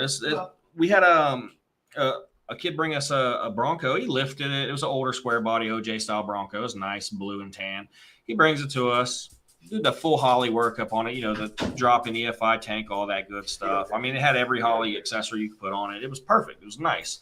Well, we were test driving it, making sure it shifted the way it should and everything. And my tech's like, something feels weird. He pulls into the median in the grass and the wheel falls off. The kid had just put the lift kit, wheels, and tires on there, and he didn't tighten the spacer. He tightened the lugs to the spacer, not the spacer to the factory. All of them, isn't it? Yeah. And I'm just like, oh, man. But could you imagine with what I do, had we not test drove it that last time, which it already been through one good test drive, but I'm always like, drive them one or two more times. I'm funny about that. Never That's had a why wheel. I make people start their car like 6 times when they leave. Yeah, you have to. And like even with Chris will tell people if a car leaves and we haven't had a chance to cold start, he's like, hey, if you have any problems, bring the car back, leave it overnight. I'm like, in 2 weeks, it might throw a code for something completely unrelated. Don't freak out. Could you imagine had we let this younger kid go in his Bronco and he is over the bridge in town, one of our massive bridges, and the wheel comes off at 50? That's my fault now. Yeah. I didn't touch the lift, didn't do it. They never come off when you're going fast. Do they have a lot of squatty trucks? Oh gosh, you're like in the middle of squat territory, aren't so you? Bad. Like all the Isn't it called a Carolina squat? Yeah, I don't even like it. Look, it's so bad. Chris has gotten into tuning a bunch of those, and man, I'm waiting on the offer like $50 burble tunes from the Squat Boys. It's just he's gonna be he'll buy like a helicopter after that. He'll make so much money. $50 burble. How many furry dashes? At some point, you got to give in, huh? Cameron says there's no such thing as a nice Bronco. We've seen 2. Another Bronco of the same year, the guy brought it to us, had a bad fan, and he drove it. He came here to go to the Citadel. He drove it from California across. That was a nice one. It was nice. I like that one. Had a high ram style intake with the side exit, all that stuff, all the Holly goodies. I mean, this thing was nice. It was nice. And the other craziest thing about it is, the fan failed. It had a ground issue. We fixed that for him, and the guy's just like, it had 50 miles on it after a full restore, paint, body, suspension, everything. We drove across country. I was like, nice. Nicest Bronco I've seen. No such thing as it's like one of those Icon ones. You know who that is? No. Icon, oh man. They make like the best of the best resto mods you could think of, period. And they sell them as like a package. Yeah, okay. So you can actually hit them up. I forget the guy's name, but they do videos. Man, yeah, they do like a Bronco that has like all the most modern stuff you could think of, and then retroed, and it has customized high-end stuff. They make their own billet buttons and weather them in some instances to make them look authentic. Yeah, it's crazy. Yeah. We actually, so all the nice billet buttons and stuff you see like that, there's kind of an interesting story about those. So back to the Australians, when they came into town, we were talking about billet automotive buttons since they're over there with them. And they were telling me about this guy who, or not a guy, somebody, they had made a button for someone that the button simply said send nudes. And Australia's government is so crazy about this that they banned it. Yeah, they banned it from Facebook and took the post down on the Australian side of things. But they're like, yeah, man, billet automotive buttons. They were like, we always wondered what that was. Now, mind you, an hour and a half before this, we're outside looking at my LS Swap jet boat, and I'm like, there's no way. They're joking with me. They were dead serious. I turned around, I grabbed the box of the buttons, and I pulled the same button they're telling me out of the box. It was the button that turned on all the LEDs inside my jet boat, the interior lights. I had it custom cut, and just as a joke, somebody, I can't remember, one of my texts was like, man, make the lights for the inside say send nudes. And they were telling me about the button, and it was sitting right there. Like, how are we across the world? And this is right here. Pretty cool. I posted the link to the Icon built Bronco video. Okay. I have to check that out. F's in the chat. See, brother, we seen it. $50 burble tunes, yeah. Those Royale bags on their shifters. $50 burble tunes. Yeah, he'll like helicopter bound. If he does that, he'd be so rich. Burble tunes for all the Mopars. Burble tunes for all of the squatted trucks. We'll do them. If you come in with a 1320 video shirt, we give you a free crackle tune because you're a nerd. That does happen. We get whacked $25 extra. No, we started doing this. So if you come in and you're wearing a Cletus shirt, a 1320 shirt, any of the YouTube stars. If you're wearing their shirt, Chris automatically does the D-cell pop and bangs, and they just go nuts over it, and we don't even tell them. And then after the fact, we're like, yeah, you did that on purpose because of your hat. And the guy's like, I love it. And he's like, got pictures of his car popping like flames that far. Cameras. Oh my God. Yeah. Fire! It's so funny. So cool, bro. And Chris is like, this started as a joke, and now people are like, we needed to shoot flames. I've had a few people where they did not care if it made 200 horsepower. Turbo LS, if it doesn't care if it makes 200 horsepower as long as it shoots a 6.5 foot flame. I should have. I knew that's what they wanted, but it took coaxing. And I'm like, you're paying me. I will make it shoot a 6.5 foot fireball. I don't care.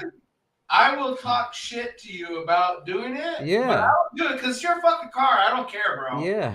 Like, I'll make fun of you, but you're still paying me. I'll do whatever you want. Like, yeah. have fun, I made it shoot I'll a fireball out the back door of the dyno bay, which is some distance. So I will do whatever you want as long as it does not hurt reliability of the vehicle. I said your turbine's going to last like a month with what you're going to do here, but okay. It's funny he says that because when we started, I should have known he was going to do this because one of the times before he came over here, he flew in and he tuned my S10, LSA 5.3 fender exits. I know you hated that thing. I know. Like, down to Colorado. But so Chris tunes it. How'd you fit anything in that engine bay with the steering box? Oh yeah. So it sucked, but we made it work. That's why partially why I had the big 32-inch primary, fender exit headers. But so Chris tunes it, and I can remember I wasn't going to be around it at the time, and I was like, dang, he put that thing in high gear and let it eat. I didn't trust the drive shaft that much personally. I was just like, oh my gosh. He's like, what? It worked. I'm like, okay. Well, there was something I had to change in the tune file, and I just happened to peek across the D-cell fuel cut stuff, and I saw he had some massive delay. I'm like, this asshole. I'm like, I was like, this jerk. If I'd have went and made a pass, that thing would have shot gorilla flames out of it, and I wouldn't have known. And it'd have been right by my head because it's right there below the mirror, and it probably melted the mirror off if that actually happened. You're cool though. Yeah, but it would have been. I was like, oh, okay, Chris got jokes. Let's see, crackle tunes hurt my soul. They hurt my soul too. Fireballs on the brick. Matt won't even go into the dyno bay when I do wide open throttle shift schedule stuff. He's scared. You know what I try to do though?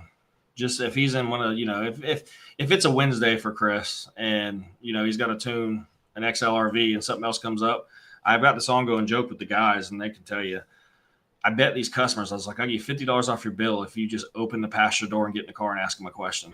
I just and everybody's like, nobody's done it yet. They're like, I'm not doing that. I'm like, just get I promise you it'll be fine. I'm cool with it. Just don't do it while it's under power. But get the passenger seat and just be like, what do you think it'll make on the next pull? And just we'll see Chris melt down. Nobody's done it yet. Every day is Wednesday for Chris. So yeah, it's funny though. But let's see, we got anything else here that's interesting? We got all kind of stuff on here. Someone was saying like, what's your worst customer story? What was it? I'll give you the it's like 3 tied for worst. I was gonna say you probably have 10.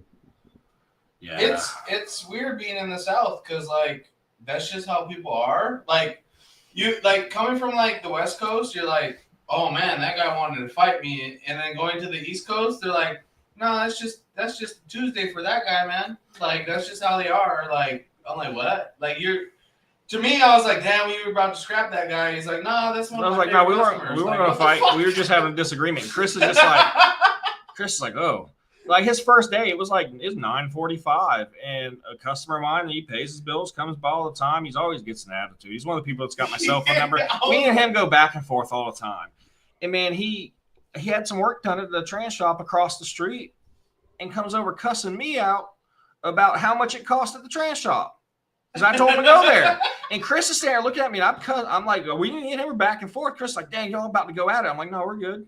Like, and Chris is just like, this is wild. I'm like, it's just how people are, And don't get me wrong. I mean, there's far more. It's just amazing people. Bring us drinks, sodas, beers, pizzas, try to give you cars. Like we have a lot of great people, but man, stuff like that. I mean, Chris saw a guy. I mean, unfortunately, Chris saw a guy. He's owed me money for 5 years. Yeah, 5 years. Now, we've got his car. It's done. It's ready to go. I should just impound it, but it's just such a long process. And I can go over that.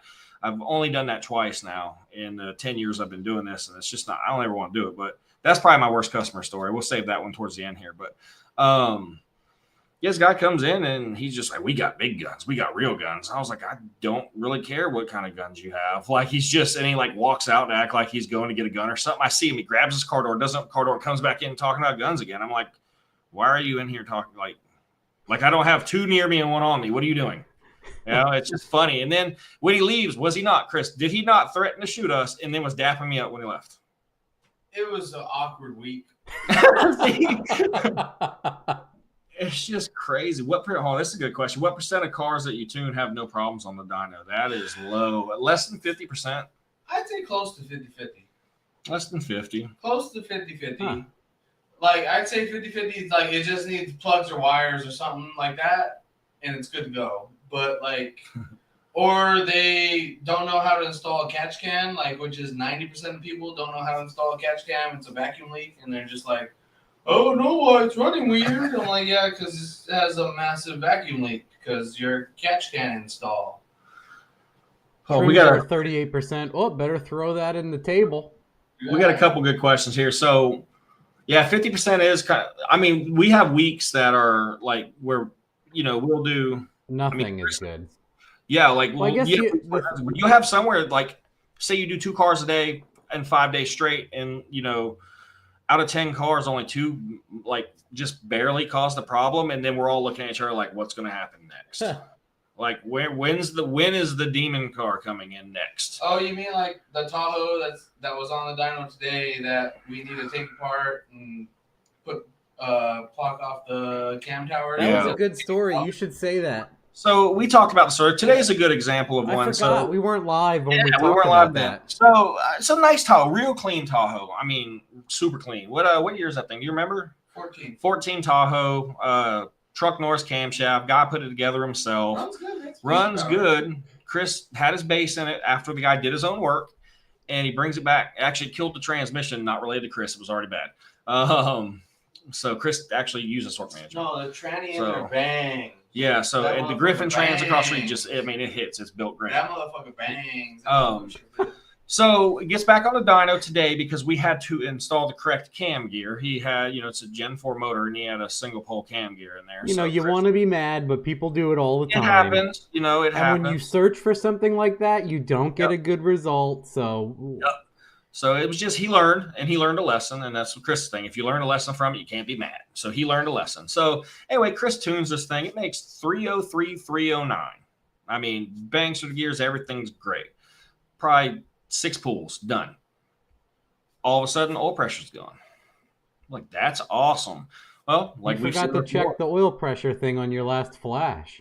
Yeah, exactly. Well, he unchecked it, so yeah. Exactly. So Chris tuned the oil pressure. He tuned the oil pressure slap out of this thing after he made power. So I'm sure that guy would be like, that was just a way to get more money. But anyhow, that's what people do. So we went ahead. We pulled the oil pressure sensor out. They fail after a dyno pull sometimes. We've seen them split. We've seen them spray oil.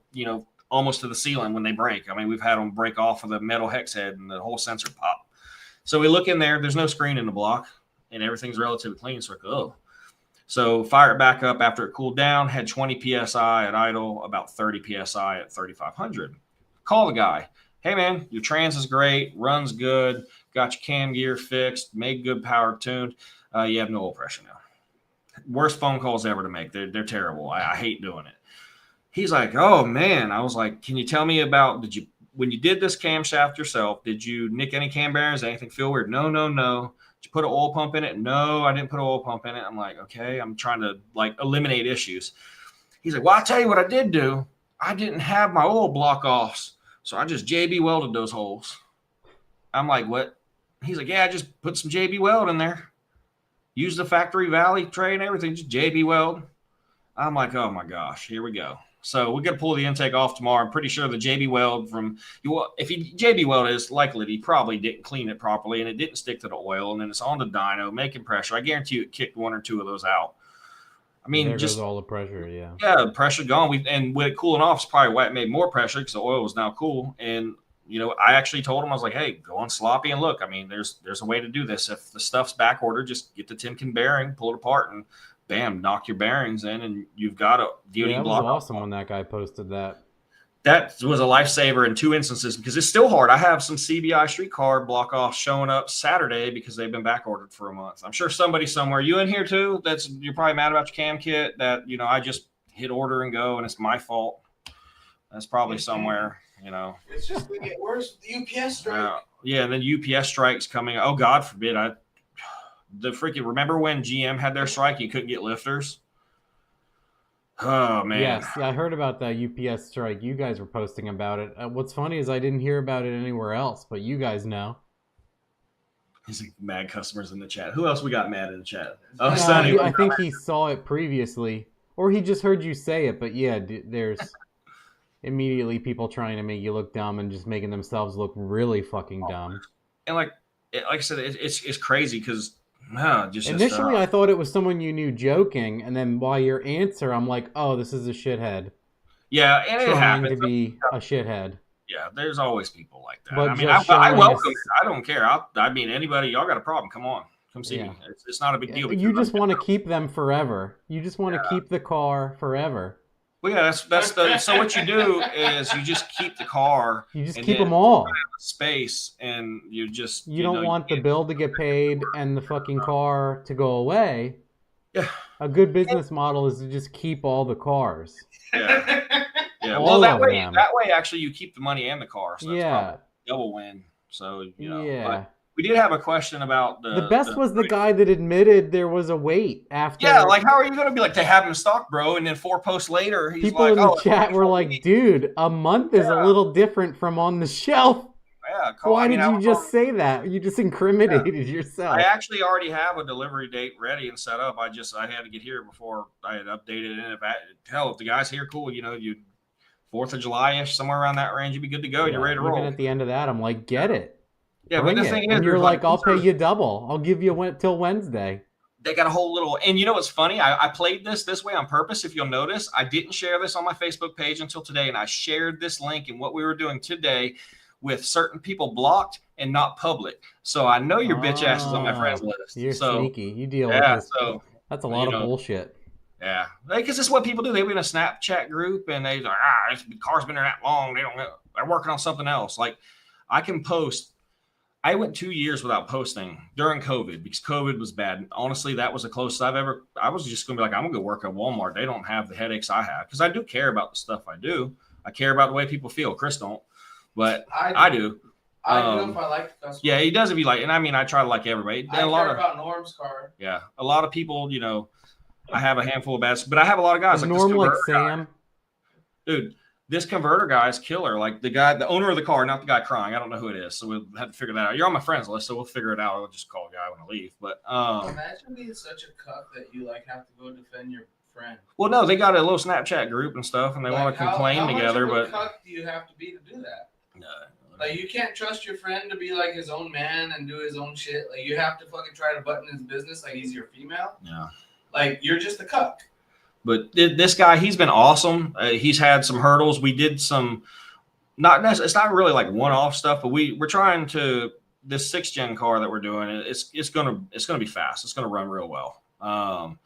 It's gonna do good. We ordered a bulk of the parts through the end of COVID. Everything was behind. Big name companies were behind. Stuff was happening. I can give you a story about a big cylinder head company sending me 2 separate cylinder heads for a kit that was ordered that we waited like 6 months for him to do the heads. And they sent me one of my heads and one of a customer's heads that was missing a valve. And they're like, oh, my bad. The serial numbers don't match. We got to wait for that customer and hope he sends that new head back to us. And then you got to send that head and we got to swap them and get them back. So next thing you know, there's multiple weeks that go by. And actually, believe it or not, that guy got so upset over that mistake. And he saw it firsthand. He was clued in, emails, everything, that he ended up selling the car, which was crazy to me because it was just a head cam stock ported intake 6 gen on the 85. And it made like 585 horsepower. Manual car. It was a freaking killer. It ran good. Yeah, it's wild how much power those make. Yep. And that same company that we deal with, that's not Brian Tooley, they did something very similar on the whole kit. The cam took forever. The heads took forever. Remember when you couldn't get high rams? That guy probably would have said they were in stock. You couldn't get high rams for the longest time, but that guy, Holly says it's next week. Okay, yeah, listen to the Holly estimated ship date, and you'll see how well that works out. But you got people like that. They're in their little group and they never say anything. But then they see you at the track and they just want to be your best friend. Or when they need something, they want to act like you didn't know it was them and then come in and be your buddy and then ask for a discount. But A that's sponsorship. all I have to. Oh man, that's Chris. I was about to say, I was like, we were just talking about 1320 was good back in the Paris days, or back, was it IMV Films? Wasn't that the guys with the Cobras and stuff back in yeah, that's Jimmy Lauer. He bought my Fairmont 5. Nice. IMV Films was the shit back in the day. Vehicular Lunatics, that was the shit back in the day. Yeah, they stopped making videos. They stopped making videos. The only person that made some is William Bevan. He is Click Fifth. He made a few of the videos of my Fairmont. I saw that, but then they went too political. Like that was IMV. Yeah, Sav for whatever reason was like against local governments more than making DSM videos. They went like fuck the police in every circumstance whatsoever, like just full like liberal, and I was like, I just can't watch this anymore. I'm out. Like you got too far for me. No, like back a little bit. You're posting a video of a burnout, and then you're saying that cops are harassing you. Exactly. Exactly. You remember? I was talking with Jerry in here, Jay Miller. We were talking about this earlier, IMV or whatever. So me and Jerry were talking about. I had to show him. Well, Jerry knew. Our young tech with the Caprice we gifted the cam to, he had no idea. But remember when 1320 first did like the Stockholm coverage? Yeah. Like 12 years ago, man, that was before the Street Owl stuff. That was good content. That's when 1320 died. That was the end. Yeah, that was the end of when 1320 like stopped making it about the people. Like we want to see the cars, and everybody's trying to make it about the people and a story and like make it attention driven. It ended up being a tattoo shop video on Discovery. Yeah, it's like no, bro. Like we want it like grassroots. Like just show the cars. Quick explanation. That's why I built Fairmonts. I remember telling Kyle Loftus that. Yeah, I said the whole reason why I was interested in Fairmonts is because of the Parish videos, and then all of a sudden it's 1,500 horsepower cars going 1060. Yeah, it was. Exactly. And ever since then, I have been a royal prick about it. Yeah. And when I see him in person every now and then at like weird events, I'm a dickhead also. I don't know any other way to be. I just get bad. And then I'm like, hey, is there going to be any 1,500 horsepower cars running 9s today? Or... That was and I remember him, he was like, the people just tell me, and I'm like, hold them accountable. Thank you. No one would watch, though, if you were like, so, or at least, like, just preface, like, hey, we have 2,000 horsepower, but we're going to use 680 of it today. There you go. Just say that. I don't know. I don't know. I'm asking too much. I know I am. Me and two friends in 2018 went to Kentucky for LS Fest first one. I was like, oh, we'll give this a shot. It's gonna be good. I was excited, man. I was like, hell yeah. Oh my gosh. I got there. I've never seen so many CTSVs with wings and chutes that ran like 1120s. I was like, what is happening? There was a guy actually bead locks cutting a 2 foot. The 6th gen guys had no trunk on their car and their tape was taped up. How are you going to claim a record with no trunk? You got blue tape over your trunk because you're taking body panels off. Oh, this is what I forgot. Cameron's going to start triggering me now, too. Yeah. Baby soft. So much more left in it. They run a record. There's always more left in it. And they're like, man, we're really going to show you what it can do. I need more stickers. Okay, then. Why aren't you showing us what it can do? I don't know. I need more stickers. I'm out of baby soft stickers. Yeah. We bring back baby soft. Make baby soft again. We were sitting out there and there was a guy. I asked Shane. He knew Shane was out there being Mr. Record Holder. He has a little fancy truck, his aluminum trailer, and his C7 on it. I was like, hey, I know who that guy is. But we were talking about there was a fella. I believe they own a shop in Tennessee. They had a C6 Z06 that was white, just on aluminum stars. Looked very, very basic. 15-pound nitrous bottle in the trunk. And it had one of those nice, fancy, like Sean's aluminum billet alloy intakes on it, and an A&A size blower. This guy was out here skirting like the high 140, mid 140 range, just going through. And I mean, the car's consistent, went through this and that. And I remember I noticed a hole in the car for the chute. I was like, this car's got to be faster, but he's skirting kind of that number. And some guy got out in front of him. I remember he clicked off like 170 mile an hour quarter mile pass after that. And they're like, that guy's got to go. And I was like, that's the coolest thing I've seen out here. So other than I was taking pictures of Devin Vanderhoof by Will Harbin's Mustang. And I was like, it's like day 3 and he still doesn't know this is a Chevy event. Like, it was so funny. Like, I remember like when I was standing on my soapbox yelling like an idiot for the 700th time in a day. I was like, how do we go from people sandbagging each other to reverse sandbagging themselves? Yeah. We have 2,000 horsepower, and then they go like they make 8. I mean, I'm going to say it's 700 times now. But I'm like, isn't the objective to do like what you said? To be faster than everybody else and kind of not utilize it and then utilize it instead of... Or say you're... What's the things that everybody says that Chris always likes to kill in the game next year? Yeah.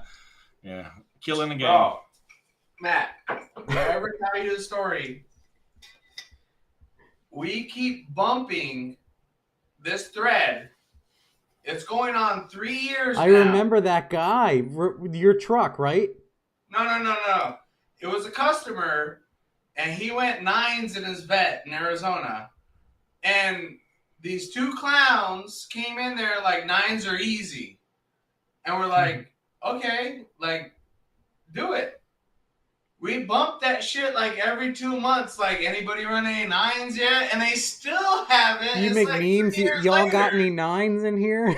He's all, we're gonna do it next month when my car's done. And it's been like 3 years, and I keep bumping that shit because they're fucking losers.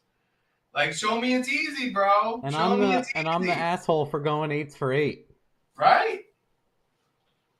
Fucking clown world. Yeah. I love it. Oh, yeah. So, let's see what else. So, yeah, LS Fest, major disappointment. I had more fun on the ride up there. My buddies gave me a hard time. It's always hot as dog shit also, and there's no shade. Yeah. None. Yeah. But we actually finally got a seat up under the covered awning, and I was like, I'm hanging out here for a couple hours. The ride up is funny. My buddies, they may still be in here. We were supposed to drive it and split it, 3 ways to drive up there. And the first stop in North Carolina, I just took a slushie and put a bunch of like coconut vodka in it and slept. So the whole ride back, all they did was like, we go to a gas station and they're full sprint to the back seat of the car and forced me to drive the whole way back. It was terrible. I was like, I never want to make this drive again. But that was probably the most fun, was the drive there, man. How far did you drive though? It was like 9 hours from here. I did it 13 and some hours by myself because my co-pilot skipped out on me that time. Man, I went 20. Oh wait, no, we went 29 hours from North Carolina to Arizona. My co-pilot only drove through New Mexico. That was it. And then doesn't Kenny drive like 40 hours across the country from Maryland? Like, I'm just like, man. To get his driven farthest trophy taken away from someone that came from Puerto Rico that is right on the coast right there. Like, how does that work? Like, yes, I didn't just drive across the United States for this, and yeah, it's always funny. No, LS Fest is not worth it at all. Yeah, I still, and that Chris has been trying to be. I'd like to go to Maryland if I can get away. LS Fest Vegas is good. LS Fest Bowling Green is trash. That's it. 20 hours? No, I don't want to drive anymore. I want teleporters to exist. I know I'm getting old now. I'm like, I just want to I want to go to Australia, but I can't be on a plane for 24 hours. Nope. 5 hours is like my limit. I'm just like, I don't know. I don't like it. Let me see what else we got. International's got wide seats. I got a fun one here for you. Speaking of burnouts and stuff, so we had a car sitting out front once, right out in front of the shop, and one of my techs that worked for me, he was in like the local drift scene and stuff, a little RX-7 with LS motor, and he's like, hey, I'm gonna kill a set of tires, do a little bit video for promotion and everything. I was like, yeah, cool, do it. Just destroys these tires up against our dumpster, so nothing flings, nothing whatever, just annihilates them. Cars overheating and stuff. They, drift guys, they don't care about it. They hop out, turn the car off. It's 300 degrees coolant temp. No big deal. It'll fire back up. Peeing everywhere. And then he posted a video, and I had a client come in and just rip my head off. Because burnout smoke touched his Mustang, and smoke was acidic. Now think about that. Do you know how hard it is to try and explain that this smoke is not acidic to somebody who thinks smoke from a tire is acidic and hurt his paint? How hard it is to be diplomatic to a fucking idiot when you're a business owner. Like, that's the type of stuff that happens. I just shake my head. I'm like, oh man, I know it's fine. Go look at it. And then it's funny. He looked at the car and he's like, somebody hit my car. I'm like, where? He's like, right here on the headlight. I was like, that's the Amazon headlight that you have. It was a SN95. So I was like, that's the Amazon headlight. Oh, wow. It was an SN95. Wow. Yeah. So there's that too. So that paints the picture probably better. I could have led with that one. Wow. So, but I'm just like, that's it wasn't like a GT350 or. Oh, not a GT500. 6 months old. Yeah. No, but I got there. I got yelled at for that pretty good. And I'm just like sitting here, like just getting screamed at. And the guy, no offense, and the Brett's watching, was Canadian as heck. So it was. It's hard to. He was hard to take seriously, also, huh? Yeah, Nigel would post one of those flappy head memes, and I'm just that's all I can think about. America's hat.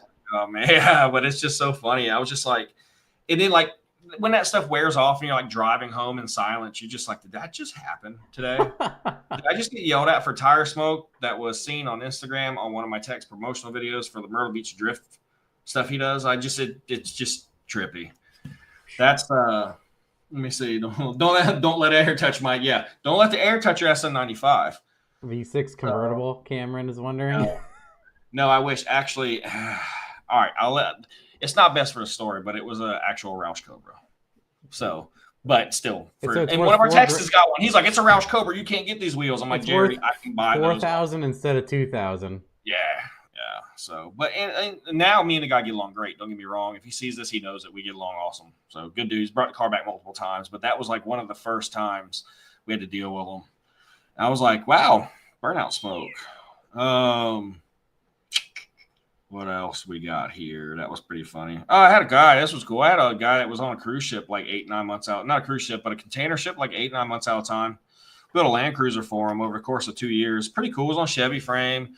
We did like custom exhaust, custom headers, fixed the dash. We did this big fuel cell that tucked into the frame rail underneath because the fuel, the way he had to mount his fuel cell was small. But he would like leave this rolling bad review for us every time he was on the boat. He'd like get real emotional, mad on the boat. And it's been there that long. It hasn't been finished. It hasn't been done. And blah, blah, blah. Then he would get off the boat, come to me like, oh, hey, man, all of it looks good. Here's your money to catch up on the bill. And here's a deposit to do some more. And then like 3 months down the road, same repeat. This shit happened for years. I was just like, you got to finally come get your car. And I mean, it's not like he didn't pay good, but he was just, I don't know if maybe he was just unstable or what, but literally a rolling like bad review of updates. And it's just I don't know. It's tough for me to, as I get older, I try to be more put myself in their shoes, but I'm not entirely stable and I still don't understand. Yeah. Why do I want to be in some idiot shoes? Oh, here's another good one. 100%. I'm like, wow. For everyone that doesn't know, I got a bunch of, I don't envy Matt's customers. I got a handful of notes, just from some crazier stuff here, but we had a guy with a GT500, speaking of nicer Mustangs. Cool guy.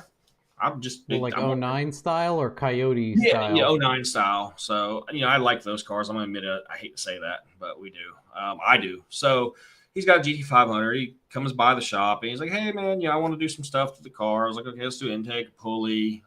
He was like, well, I really want one of those. I believe it was either Borla or Magnaflow. They made a black muffler and tip cap back. It was dark blue with black stripes. He wanted that black cap back. I found the last one in the country. Like, you can't find, I still have it. And so we order all this stuff. I was like, hey, it's going to be a few weeks. Maybe 5 or 6 for everything else to come in. Metco was like behind on the pulley stuff, whatever. And then we had to catch up on some stuff. So we get all the parts. Well, he's like, okay, well, I don't have a phone. I have a beeper. He's a veterinarian. Yeah. I'm like, I laugh it off at first, like, okay. And he's like, no, really. He's like, I don't have a phone. I have a beeper. He's like, but you can call my office when everything comes in. He goes, I also don't have my checkbook today. Don't worry, I wasn't as dumb and trusted people at this point. But he's like, all right. I was like, well, if it makes it easier for you, I need an excuse to get down to like the beach. So I was like, I'll go have lunch at the beach, and I'll just come by your clinic, and I'll get the check. And it gives me an excuse to have lunch on the beach, and I'll come back and order your stuff tomorrow or next day. He's like, yeah, cool. So I go get it. I order everything. Everything shows up, and it's all sitting there. And I beeped them a couple times. Hadn't ever done that really, like since I was probably a kid. High school. No response. I called the office. Hey, Dr. So-and-so stuff's here. All right, well, he would like to talk to you about when he can bring it in. Just bring it in. So I could never get a hold of him. Then I'd have like a missed call from his clinic at like 7 a.m. I look on the phone, I go call back, and he'll get with you. Never could. Next thing I get papers in the mail. I'm like, oh, here we go.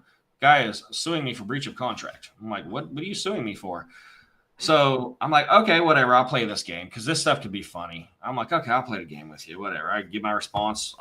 Picked up check, ordered parts, send the response over, and they're like, oh well. None of the services were rendered. I was like, I know, I have the parts. They're like, well, he paid. I was like, yeah, he paid for the parts. The parts line matches the total of the parts, and he hasn't brought the car because he has a freaking beeper. Parts are here. Send them down, put the parts on. Well, he doesn't want to work. He doesn't want to work with you anymore because he couldn't get a hold of you. I was like, I beeped him. I called his office. I literally was short of going down there. Guy tried to sue me because he couldn't get a hold of me. I couldn't get a hold of him. We had the parts, and then he still to this day has refused to come get his parts. They're sitting there. I'm just like, how does this work? Why do you have a beeper? You're a veterinarian. Like, if my dog is in need, do I have to beep you? Like, how are people getting a hold of you? It's a true story. And this guy's like, I don't understand. He must have been, he was probably 60, 70 years old. But yeah, so I get served papers over parts that he ordered that I had that were there. Stop in, bud. So it's just like, okay. So we'll see if he ever shows up. And I even told these people, like, as the correspondence goes back, I was like, I'll deal. Did you type 911 for the number? I should have typed 911. What was it at the door drooling? It's just like, I don't know. Just these things, that's what takes the energy out of me. Like, okay. Getting better. We talk about doctors. That means it's an emergency. Yeah. So we'll talk about some doctors here real quick. Oh boy. The chiropractor. You know a little bit about this guy, the Corvette. So chiropractor comes in all over the place. This guy has to be on uppers, pills, something. I'm like, dude, this guy won't sit still. Like, he's just everywhere, all over the place, talking a million miles an hour. And he's like, so C6 Corvette heads cam, it needs a clutch. I'm like, cool, no problem. We'll put a McLeod in it. Jerry, this is a great story. Jerry, I'm not going to go all the way in. Look, yeah, Jerry over here. Jerry talked about the guy at McLaren. He took a payment from an 80-year-old man over the phone. There's no excuse. So this guy comes in, and he's like, oh, I've got a Ferrari, and I took it across town, and, man, they shit me. And I'm like, these are red flags, and I'm stupid. I ignore red flags a lot of times still, sometimes. But he's like, I had this Ferrari. I took it across town. It was missing 220 parts between nuts, screws, bolts. I was like, I don't believe that. He's just trash talking another shop. I'm like, okay, it's whatever. And then there's another really prominent shop that's been around for like 25 years in my area. And he was like kind of talking bad about them, but not really. And I'm like, yes, it's kind of I don't know. But I was like, it's a clutch. How you going to mess that up? So we get the clutch. We do the clutch. We do the slave. We do the feeder line, and we retune it. Car made great powers, almost 500 horsepower car, drove nice. You had solid mount, solid bushings, headers, all the whole nine. And the car goes on, calls me 200 miles. Hey man, my shifter shakes. Yeah, it's a cam car. It's like polyurethane mounts and all. It's what it's going to do. You're going to feel it. Okay. Well, I just want you to check everything. All right. Well, 1,000 miles, get 1,000 miles. I'll bring it back by for a nut and bolt. We'll go over everything. 400 miles, like another week, man. I don't know. The car just the shifter feels weird. I promise you it's okay. But if you really need to bring it in, you can. He brings it by Bailey, our tech with the Caprice, looks at it. He's like, no, everything's great. He drove it. He's like, yeah, you're going to feel the shifter shake in neutral or whatever. It's a cam to car. You're going to feel something. It's not going to be butter smooth. Well, I just don't think it's right. 800 miles goes by. Same thing. I'm like, okay. Don't hear anything else from him. Blackout. I was like, okay, maybe he got the point. Awesome. Car's good, whatever. Get papers in the mail. This time it's a book. I'm like, oh boy. I start shaking my head. I was like, this is going to be interesting. I saved them just because I would frame it if I had 120 frames to waste in a wall. So this guy sends us papers from an out-of-state lawyer because nobody in town would take them. Now, in the meantime, I talked to the shop that had the Ferrari, and they're like, if he's talking, he's lying. The Ferrari that was missing 200 plus parts, they goes, he was actually the first guy that we started doing our digital vehicle inspections. He goes, we walked around with the iPad and used it as a training before it came off the tow truck. He goes, he took us to court, and every piece that he said was missing before the car came to us. He was telling me that they were using the car for a parts car, another 318 Ferrari or whatever, for a car they had, and they weren't. So, and he's like, oh, my bad, and threw it out. I talked to the other prominent shop owner. It's been there 25 plus years. And he's like, yep, if he's breathing and awake, he's lying. I'm like, oh, this is good. So I go through, open up the paperwork. He's like requesting all of his money back for the job, parts and everything. I'm like, I just look through this thing. One of the complaints, my sway bar is bent. It's no longer straight. It's a picture of a stock sway bar. Okay. My exhaust is damaged. It's a picture where his lowered Corvette had scraped somewhere. All right. Gets better. We go through it. There is metal in my plastic clutch reservoir. Okay. Kind of weird. Almost like you put that there. He says that the brake lines were not properly attached and they had some weird bracket. It's the factory, like round bracket with a tab that folds in and clips into the. I'm like, okay. It gets better. When my car was dropped off, my fender wells, I should have brought this to show y'all. Fender wells were black when you dropped them off. You swapped them out with gray fender liners. His tire shine wore off in the time we did the car and drove it probably in the rain at some point or out the shop in the rain. Gets even better. When you did the clutch, you took my stock radiator and replaced it with another radiator. It's not mine. You took my hood and replaced it with a heavier OEM hood. It's a C6 hood, but it's heavier because my hood falls now. At this point, it's cold. GM hood struts when it's cold. Happens all the time. The hood struts don't hold up when it's cold.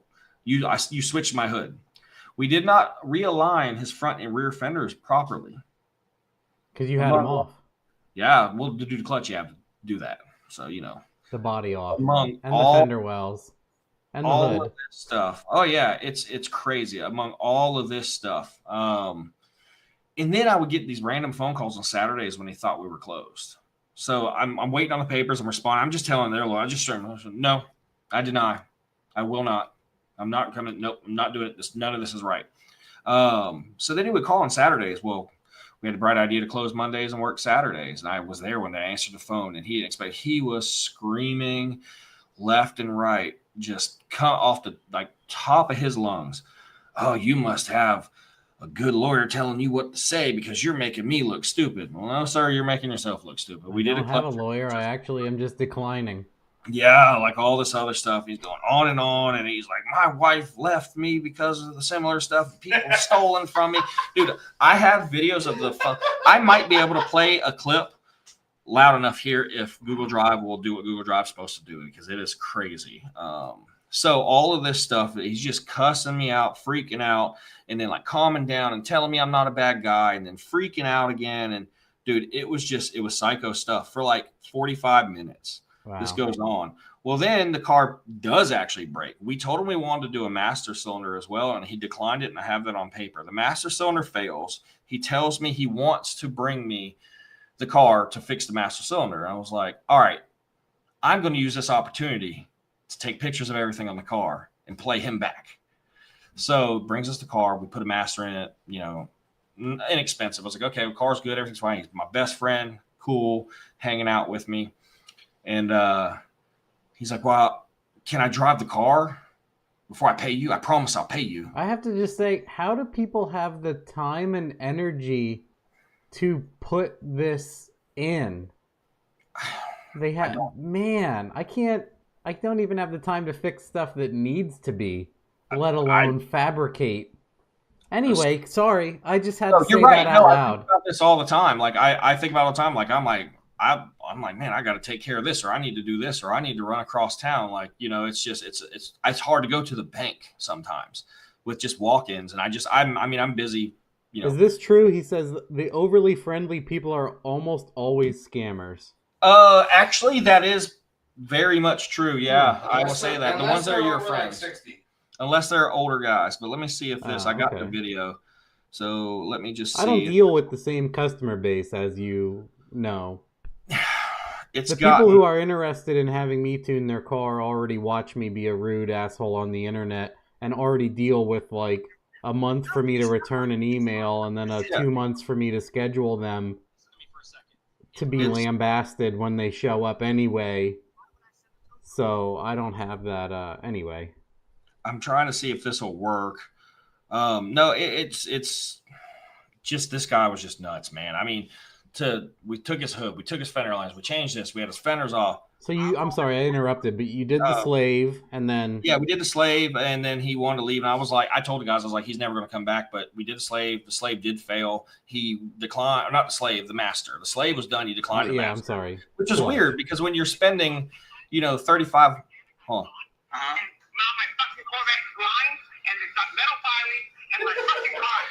So explain that. Hold on. Explain this to me. No, hold on. Explain this to me for a second.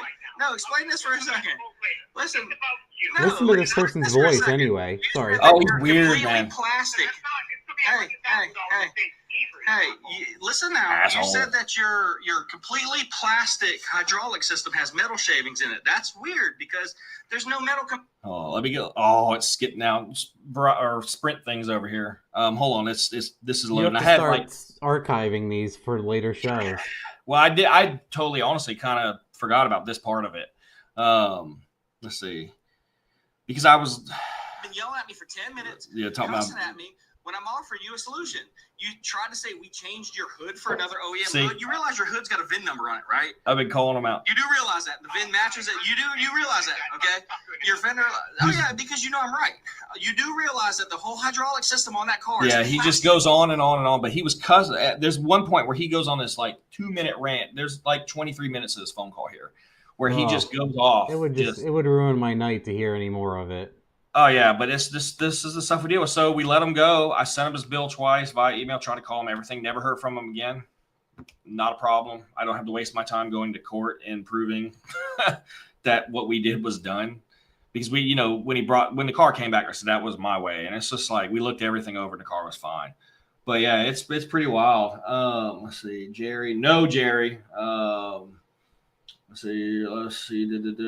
the customer base I have, some of these people got good customer base, and it makes me jealous too. Now, don't get me wrong, you guys hear some of this crazy stuff, and the guy is borderline schizophrenic. We do have guys that we've dealt with.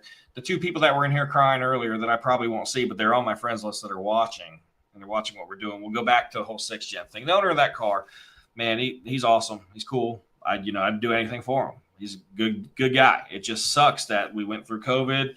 Parts were an issue. A million things were an issue. And we're literally a converter away from going to track and making passes. And this 6th gen will make a point. I mean, it'll come out. Chris has been killer with these 6th gens and doing what he does, but it's just a mistake that happened. Wrong converter initially. They had 8-speed deal set up. The 10-speed stuff's like it was in stock, but 3 to 4 weeks. We're already a few weeks into them getting that squared away for me, and it'll be here. So. But we have a lot of great guys that are like that. We got a guy, Mike, with the Miata. I mean, Mike's killer. He brings us. What's your tech, Jay Miller? He was saying, not all. Obviously, these customers are not all bad. Otherwise, you wouldn't do business. Yeah, there's no way for you to make money and stay open if this was. I mean, you got to think we do anywhere from 30 to 60 tickets a month. Wow. So 30 to 60 tickets between big and small jobs. And in 10 years, so a decade, I have maybe 20 stories. When you really work it all out, it's good. But what we're trying to do here, I guess, other than bullshit and talk stories, is we've always, and a lot of shop owners and people I talk with, want to try to bring some of this awareness to other people and how they act. And not necessarily be like, don't act this way, but like there's a side of things you don't see. You got shops that have, everybody, don't go to performance shops, or don't do this, or don't do that, or, YouTube says it's this easy, or, it should work, or, yeah, man, I got this, 1,200 horsepower car. It's got, is stock and it's going to last forever. That's not how it works. If you want something completely reliable and you don't want to take the risk, you need to leave it stock. I know that with my Duramax. The shit breaks twice a year on me. It's a risk I take. Honestly, Dan will laugh at this. Me and Dan always send each other the Pocchiotti wheels trucks, and I'm like, damn, that's a Kearns right there. That's Daniel's people. He's like, oh, this truck's headed to Charleston Performance. I guess every morning, The cowl hoods. Cow hood, Photoshop and cow hoods on stuff. I don't think Dan works. He just drives around. So I drive down the street worrying if my 24x14 is going to fly off my truck, and I got nobody else to be mad at but myself, because I know what stress that puts on the wheel bearings. I know what maintenance that takes. You see guys come in, they'll do a heads and cam car. It'll make killer power. They show up a year later. They haven't changed oil once. They've not, they've done nothing to take care of their vehicle because they're the new enthusiasts, as Chris calls them. And then you got the guys that they know what it takes. Hey, there's no problem. I know you can have some issues. I know, things can come up. I know aftermarket parts take for a while. I'll say it, everybody knows this. I'm not afraid of Whipple. At one point, I ordered 16 in a row and did 16 in a row on some vehicles. I was big with Whipple, and through COVID, they had their own issues, and everybody did. And it took a year for us to get a Whipple for a guy, a little over a year. I heard that a lot of the roots blower companies were out at least 6 months. Yep. And the thing with it is, and I don't think the salespeople were always, if I got a salesman I didn't normally use, we're 4 to 6 weeks. Well, 6 months later, somebody's paid you, a deposit for a Whipple and it's not in. Who are they going to yell at? Yeah. Me. And, and we've had guys like that. They're like, yeah, we get it. Cool. Not a big deal. When it comes in, it comes in. Or you got guys that are like, okay, we'll just cancel it. Or you've got people like, I hate to say, another blower company was a year out and they're like, oh, my bad. After so many days of back order, we drop you from the system. I'm like, well, what about the $10,000 I sent you last year? Oh, yeah, no, we'll get you back in the system, though. Okay, give me the blower. It happens. It sucks. This is good. My buddy Calvin, Nivlak 57 here, he's doing a LT build right now. He did 180-degree headers, I think, on it, and he's doing a PKX manual. Chris would be good not to circumvent your knowledge, but no, you're Chris would good. be a good answer for that. He's a man on them. I just push buttons. He says, what's the most amount of power you've gotten out of a Gen 5 LT naturally aspirated and boosted?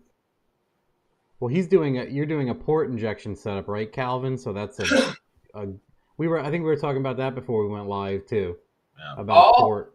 Or no, we talked about it live. Oh, that's a good one. All motor stock cam, you should make 500 if you do it right. Yep. Cammed, you should make 600 if you do it right, minimum. You don't they make 430 stock? Aren't they pretty? I think maybe he means what LTs also, not just an LT1. A 6.2 is what I'm going off of. Okay, yeah. A bolt-on 6.2 on E85 will make 500 to the wheel. We've proven it. We've done it. It caused a big issue on the internet, but and then we got like I said, the other one we did, it was not their all-out extreme GPI heads and cam package with a ported MSD and a K-Tech throttle body through a manual car. That car made 575 or 580, no problem, and it drove nice. And that Shane was remoting in, and he's not even near the car back then. And it was a killer car. I feel like you can make some really good power with them. And the car that we're doing, the 10-speed car that's got the in stock, let's go back to that in case you're watching. The in-stock converter that's 3 to 4 weeks out. I feel you. That car has got some pretty trick stuff that's probably going to be pretty fast. It should do really well. And you can play with mixing fuels and stuff. I've seen them, without saying too much, I've seen them. You can mix fuels in C85 and M5, and you can make 630 with them. Heads, cam, high ram. It's been done. A lot for a while on the LT stuff. Yeah, it flies. I'm going to make fun of Marty Robbins here for a minute. Marty actually worked for me. We'll go on a step. Marty, I'm going to tell a story about you. That time you talked to everybody into quitting, and then they all quit, and then you stayed, and you made everybody mad. Remember that? And then that guy, Steve, was putting shitty walls in or shitty rags in the wall. But Marty's been with me for a lot. But Marty was tried to organize this exodus of people for whatever reason. This is funny. This is way back. Marty was the first tech I told you about when I said we first opened the door. And I didn't have a tech for like the first 2 days. This is Marty. So Marty's here. Marty's seen a lot of it. He said Ginger Leprechaun story. Kind of a good story. It was actually in my notes. But yeah, funny story about Marty. Marty just told a bunch of people that were all just bitching and complaining and thought they knew more. They had a real young crew at one time. They're like, all right, well, just y'all all quit and I'll quit with you. And then they all quit. And he's like, I'm keeping my job, idiots. It's fucking hilarious on the backside of things. And then the one dude that did leave. That shit's hilarious. Oh man, there's one guy. I heard him talking to him. He's like, oh, I'm just gonna quit. It's just never easy. It's like breaking up with a girl. And then I was like, oh, I heard that. I was like, all right, cool. You can give me the key and go. And he was like family. I was like, okay, you know how that goes. I was like, cool, it's no problem. And he's like, all right, well, after lunch, I'll come get my stuff. And he didn't drop off his key. Totally cool. I was like, yeah, it's easy. Then I tried to get the key, and he's like, I'll just make sure I throw it through your fucking gate when I'm out looking for a job. And he's just like, it's just, oh man, it's nuts. So, but we did a Magnum for a guy. This was after the Monte Carlo story. A Dodge Magnum? Yeah, Magnum. Oh man. Have you ever had a good experience with a human being owning a Dodge Magnum? Not one. That's my perception of Dodge Magnum owners. I'll just say that out loud also. I feel like that you need to. If you're not looking to get viewed that way, don't buy one, kids. Like, if I see a Magnum and I feel like you should watch more UFC than Kenny, have a real big bracelet, and like your pants have rhinestones. That's just what I see. Like Stone Cold music should play, or like, Jesus. So this Magnum, this guy comes to us, and he's like 4'5". I'm sorry if you see this, but we know it's true. So he brings us his Magnum, and we deal with Arrington on the Mopar stuff back then. This is before they split up and moved. They're great guys. So we do their, whatever motor package and everything. And this guy gets in some trouble. He comes in, he's like, hey, Matt, like, I know I gave you that money for that motor, but I'm going to need that back. I'm like, that's not how it works. Like, your motor's about to ship. He's like, well, I don't care what it takes. I need the money back. You're not hearing me. I said, you're not hearing me. You're like, that money's gone. You can call Arrington and deal with them, but there's going to be a massive restocking fee. He said, I don't care. I was like, okay, fine. So another day goes by, and he comes by, and he's like, Matt, I need you to come outside. We got to talk. I walk outside. He's in his buddy's car in the passenger seat, and they pull up in front of the first shop. And I walk out. He's sitting there with the window down, lean back. He's got a gun on his lap.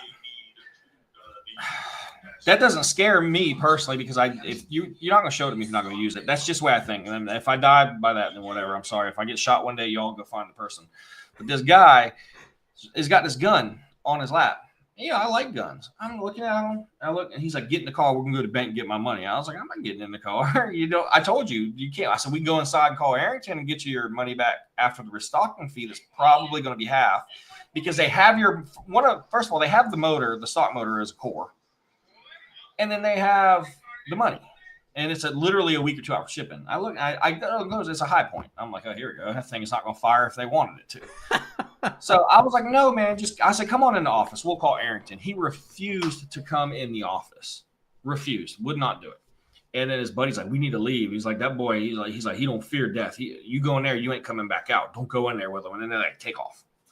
I'm like, and this is like a Tuesday morning. It's like not even like 10 o'clock. And I'm just like, I'm going home for the day already. But so long story short, he lost half of his money to Arrington.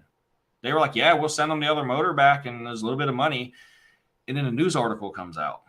He was running from the cops on this like remote stretch out in the middle of like almost like out of town, 45 minutes out of town. He's running from the cops, and he sees the police lights, and he keeps running. And his excuse to the officers, because I saw him some years later, believe it or not, he actually came back to me for work, which is funny. And we worked on a G8 with LSA, and it was a G8. So he comes back. But anyway, he run. Yeah, I know. Trust me. I know. Okay. Keep going. So he runs from the cops, and he tells the cops, he's like, I didn't know if you were a real cop. So he ran like 8 miles, pulls into his driveway, gets out, locks the car door. He does that because he doesn't want to pull over, and the cops like, let us look at the car. He's like, I locked the key in the car. They're like, the car's running, get the keys. Like, no, they get in the car. He had 9 pounds of marijuana in the back of the Magnum. I'm just like, this is insane. Like, it's nuts. And then I remember he came back a few years ago, and he had a G8 he bought it from auction, had a built LSA in it. It made like 750 horsepower. we had to put a cradle and some parts on and did it. And he was like, man, he'd come in. He's like, I'm sorry about back in the day and all this. My bad. And like, yeah. So it's just funny. My bad when I was threatening you with a pistol. Yeah. You know. It's like, oh, whoops. But yeah, no, the look at him. I had a stale Pop-Tart that morning and I was just fucking reeling, you know, dude. So that happened. That was, let's see what I'm gonna say. That was pretty wild. I was just like, man, he's like, yeah, he goes, I knew I wasn't going to shake you after that. And I'm like, I'm just more borderline. I'm just like, why? It's 10 o'clock in the morning. I don't have time for this. Jesus just Christ. Wild. But they called him a ginger leprechaun. That's the messed up part. That was the joke because he was literally like 4'5", 4'8" with red hair, which also makes it more weird that I almost got robbed by a leprechaun. Well, that would make more sense. He never wore green. We'll talk about this. He might be watching. Marty, remember that time one of the techs that worked with us ordered all that Brian Tooley Racing stuff for his 5.7, and then on a Saturday I let him use my shop and all my stuff to swap the heads and cam and everything in his 5.7, but he found out the 5.7 was damaged, so he put a 6-liter in the car that his buddy had with 5.7 head gaskets, and it made a noise when the pistons were hitting the gasket, and then he blamed me when I wasn't there and didn't work on the car. Said I ordered them the wrong parts. Yeah, so I got blamed by that for somebody that actually that washed cars for me. Oh man. Yeah, it was like, that's your fault, Matt. You did that. I was like, you're the one that went and got a 6.0 on a Saturday while we were closed and swapped the wrong head gaskets on the motor. Why didn't you go to Parks and get the right head gaskets? Oh, you didn't know that. Use the stock ones again. Dude, it just tripped me out. I'm just like, how is this a thing? Yeah. Or it might have been, yeah, no, that was him. That was him. There was a few things in that car. This is the same guy that tried to change his oil pressure sensor and dropped the acorn in the motor and made a bunch of noise. That was also my fault. Oh, God, what is Chris doing back here? Messing with these lights. Red light district. Yeah. So that was a fun one. I don't want to get into too much more with those guys, but yeah, it was kind of funny. Wonder if Marty stayed for that story. He's probably mad at me. He's like, I didn't try to start the Exodus so I'd get paid more and have all the hours. Let's see. We had a car chase one time. Pulled up from lunch, and one of my tech's Honda Civics at the time we thought was being stolen. I was eating lunch with a friend of mine who's a police officer, and we see my tech's car fly out of the lot and down the street, and somebody we don't know driving it. We're like, oh shit, it's getting stolen. So we start chasing it in my Duramax, and we're chasing this car through like this. There's this part of town, the houses were like $60,000 at one point, and now they're worth like $400,000. So we're like rolling through that area, chasing this car down, and we can't find it. We lose it. And we get back to the shop. We're like, what the hell was going on there? He's like, no, a guy's F-150 got stolen, so I threw him the keys to my car. And then he was chasing his truck with my car, and I was chasing his car with my truck. It was like chaseception. So I had that happen, and I'm like, what is going on here? And then actually to make this story a little crazier, and I just don't know how stuff happened. So this happened in like 2018, 2019. But in 2015, at the old building, my first shop, I ended up doing an estimate for a Mustang build, 3-valve blower, built motor, cams, converter, rear end, and never saw the guy again. I was like, well, that was a waste of time. Turns out the guy took that estimate to his retired and disabled uncle, said that we were going to build the car. The uncle gave him the money. He then built the car with secondhand parts. The car would never run right.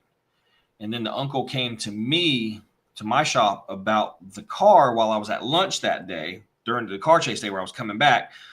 And the kid who was chasing his Ford was there. He's the one that stole the money from his uncle. I know it's hard to keep up. It's crazy.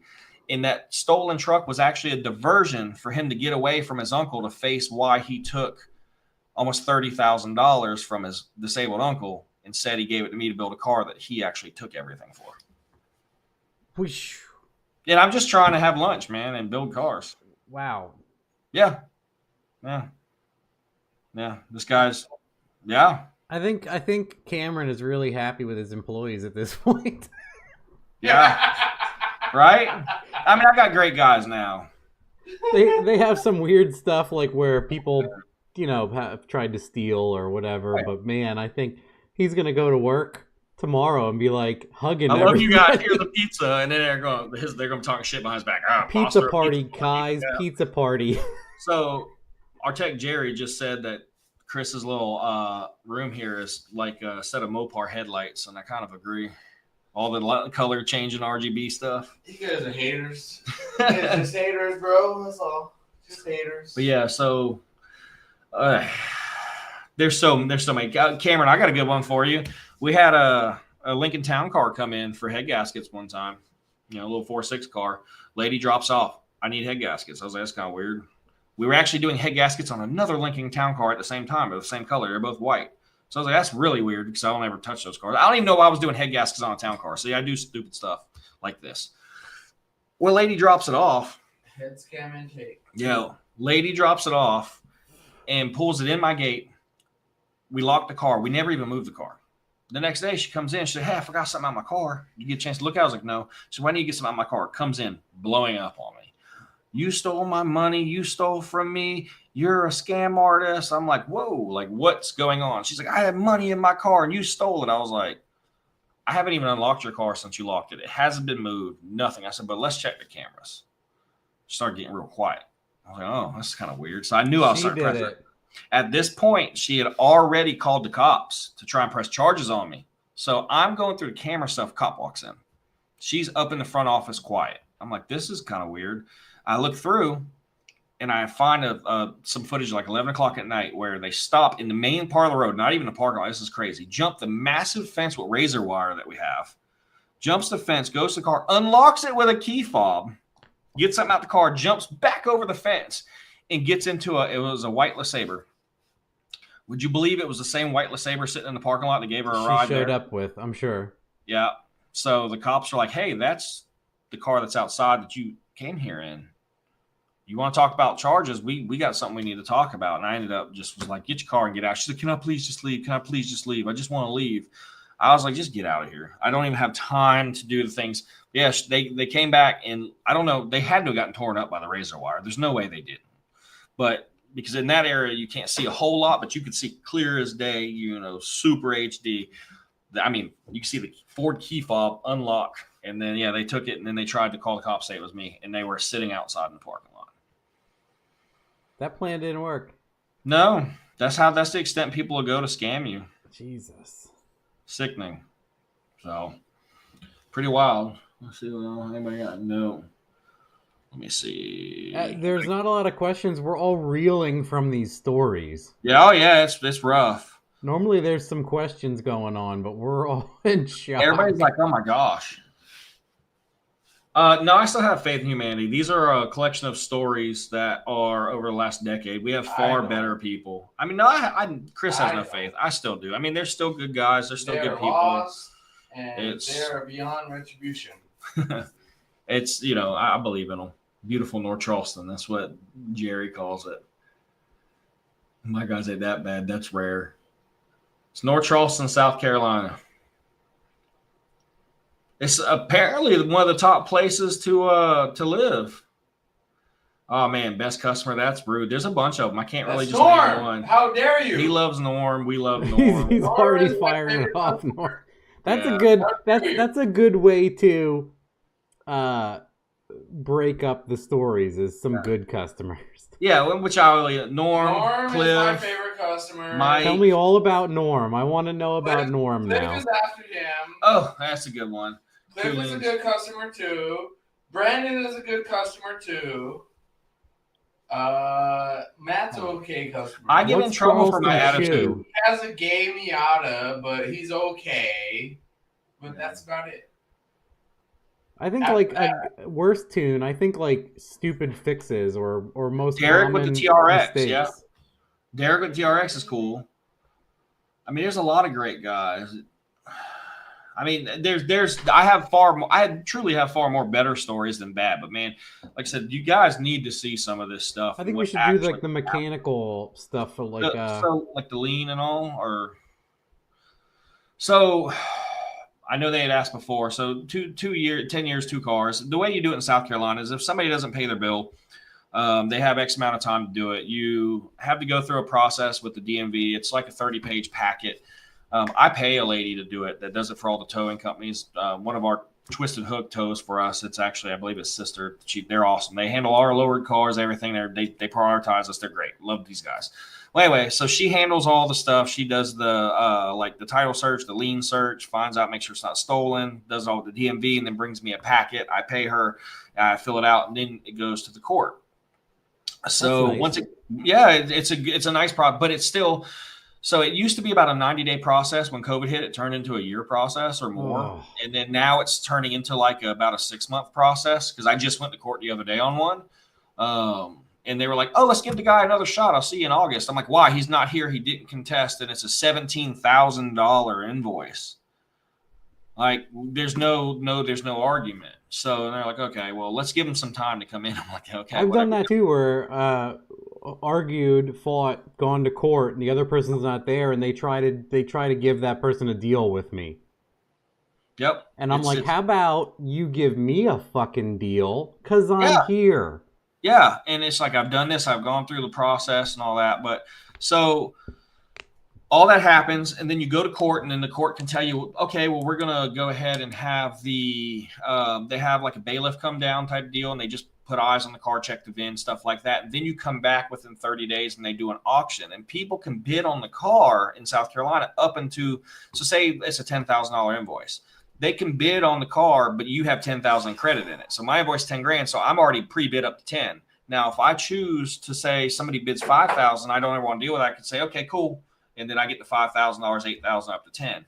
Now, if something I wanted, which I don't have room for anything over that limit, 10,000, I'd have to come out of pocket and pay the court, which is kind of crazy, also. So say if it's a $10,000 invoice and I have the title, and say that there's a bidding war.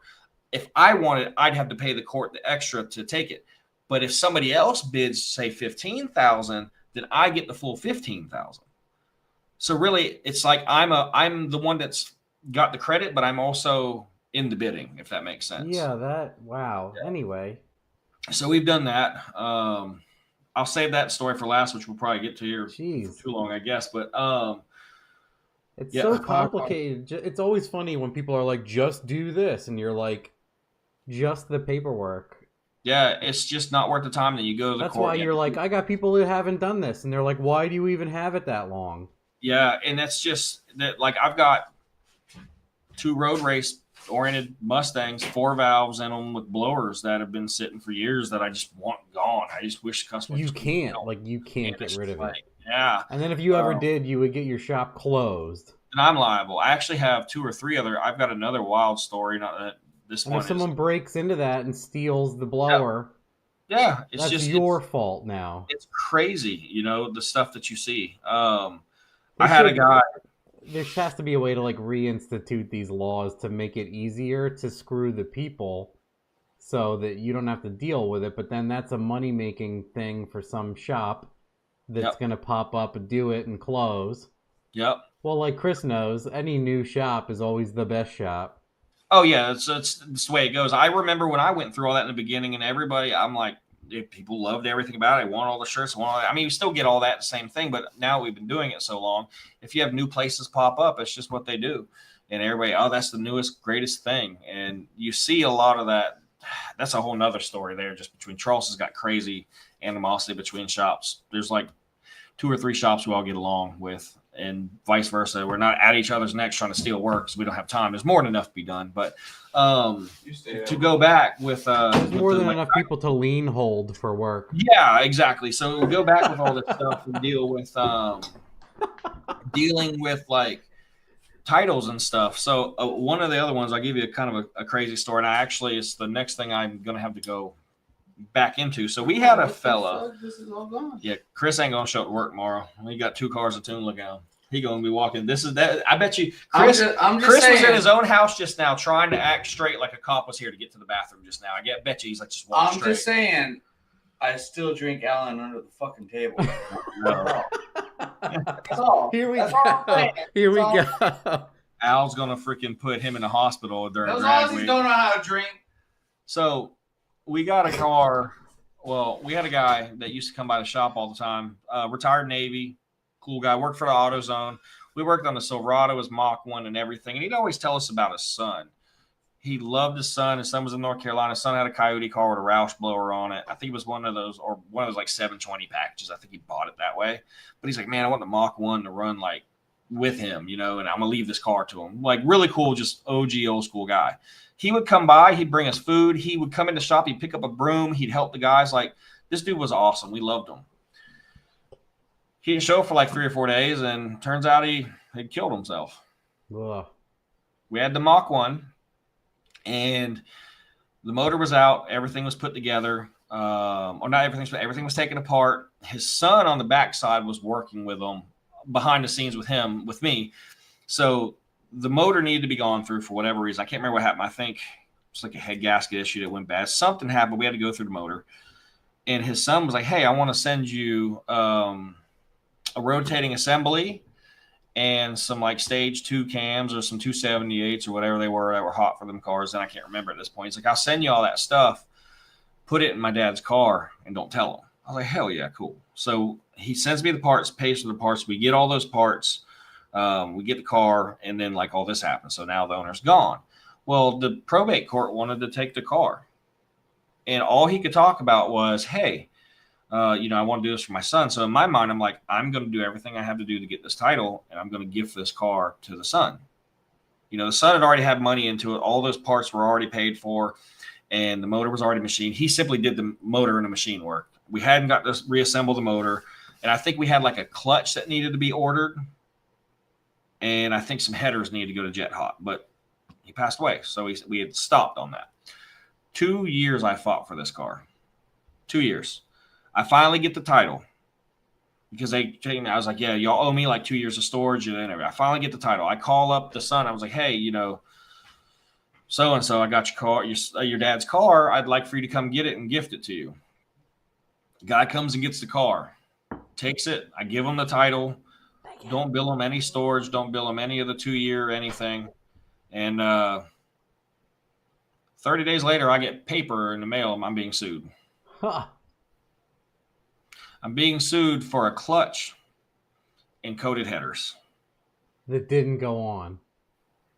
I'm like, the car didn't go back together. The car was gone. Probate took the car. They own the car. I fought for 2 years to get the car, gave you the title and had you come get the car in every part. But mind you, before his dad passed, the bill, it wasn't like it was paid in full. It wasn't paid in full. Only the parts were ever covered for. And even then, not all the parts were covered for. It was still a loss on my end, but I'm like, man, I'm going to make this Do guy the right thing. do the right thing and give him his dad's car rather, because I could have just let probate come get it. They'd have hauled it off and who knows where it would have went. They'd have put it through auction. Somebody would have bought all the stuff for $2,000, but no. And then through COVID, being what COVID is, the court systems are all messed up. This stuff was drawn out. I finally next month on like the 17th get to go in and talk about this and just make him look stupid. And I'm probably going to countersue him. Jeez. Yeah. For the storage and stuff. It's just crazy. It's like this, and like his dad was a legit friend of the shop. Like I said, just we met him buying parts from AutoZone. It's where he worked after he retired Navy. He was in the Navy 25 years. And this guy literally is like, And what's crazy about it is you do something like that. I can see you like naming in this, like be like, okay, well, I want a credit for $500 or whatever Jet Hawk quoted at the time. And the clutch was just like in whatever exit that's what he wanted. Well, what did it cost you to do that? If you were to factor in all the time and everything, it was Yeah. probably thousands. Yeah. I just thought I was being nice, but being nice doesn't really get you anywhere. Jesus. Yeah, kind of crazy, huh? So you can't give somebody's dad's car to their son because they will also try to take you to court. Well, the part of me is like, well, I'm like, would he have done it anyway? but he didn't. He had 2 years to kind of call you on a bluff and didn't. Yeah, it's weird. It's a weird situation. Like I said, he would even call me from time to time, the son, and he's an older guy. He's in his 40s. That's the crazy part about it. He's not like some young punk. He's like established and has a home. He's a boomer. Like, That's why he feels like he's owed. and I'm just like, what the hell is going on? But he would be like, oh, Matt, what can you do? Throwing Is there anything boomers we can under the help bus you with? real quick. Yeah, it happens. So, but he was that guy that was just like, he was trying to get me to do everything I could do for him and asking me questions. And he knows I've dealt with, like, I've had to, unfortunately, in 3 or 4 cases, deal with, clients who have died. Somebody's going to make a joke. The car sat there so long they died. Yeah, we probably owed me money. Yeah. So, I guarantee you, if I called everybody that owed me money tomorrow, and people that were in here, and specifically some people I'm going to call anyway, we were talking about earlier, I don't know where they're at. I need to message them on my Facebook, since I know that's where they saw this. They gave up. Be like, where are you? So, but yeah, it's crazy, man. Having a good time, blah, blah, blah, on our mind. Sorry, I love that way. It's all good, man. It happens. So look at the customer right. I understand. So Jerry's saying sometimes it takes effort to try and look at a new customer, bushy-tailed and bright-eyed. And I still get excited about stuff that comes in. I'll say this. This is something I had a conversation with my guys. When I first started this, you can have a car come in at 500-600 horsepower. You're like, hell yeah, 10 years ago. Now I can hear Chris over there making 900 or 1,000. So I'll go look. It's crazy how like cars have changed so much. Like 500 horsepower would just have you'd be. No, yeah. Even in like, I started doing this all on my own for fun, and a 300 horsepower car would have scared the shit out of me. And now, every Sunday I'm spewing out 7 and change. If it's not clearing 700 on a piece of trash turbo 4.8, something's wrong. Yeah, we're looking what's wrong. It's wild to see how that has changed. So that's always interesting. But then like you jump into like the TRX that Jared remotes in and has tuned for us on some stuff. He's done a bunch of these twin turbo, still supercharged like E85 TRXs. Man, you get in a TRX on 37s that makes 1,000, and you get out there and you're ripping that thing. That's white knuckle. Yeah, I would love to try something like that. They're scary. It's everything you can do to hold on to them, and then just a big old big. tire. Yeah, I've seen a video of one. I saw a video on like an Instagram reel, and it was like when the car in front of you is doing 30 on the on ramp, but you remember you're in a TRX, and the guy just like blows out through the grass, like going 80. Like you can see the speedometer like into the triple digits through the grass. Oh yeah, like hell yeah, that's awesome. Those things are so cool. I love them. Nothing was even bouncing, just blah straight through. That's one of my favorite. That's one of my favorite ones that I've done. Well, that my guys have done. That's one of my favorites. So by far recently.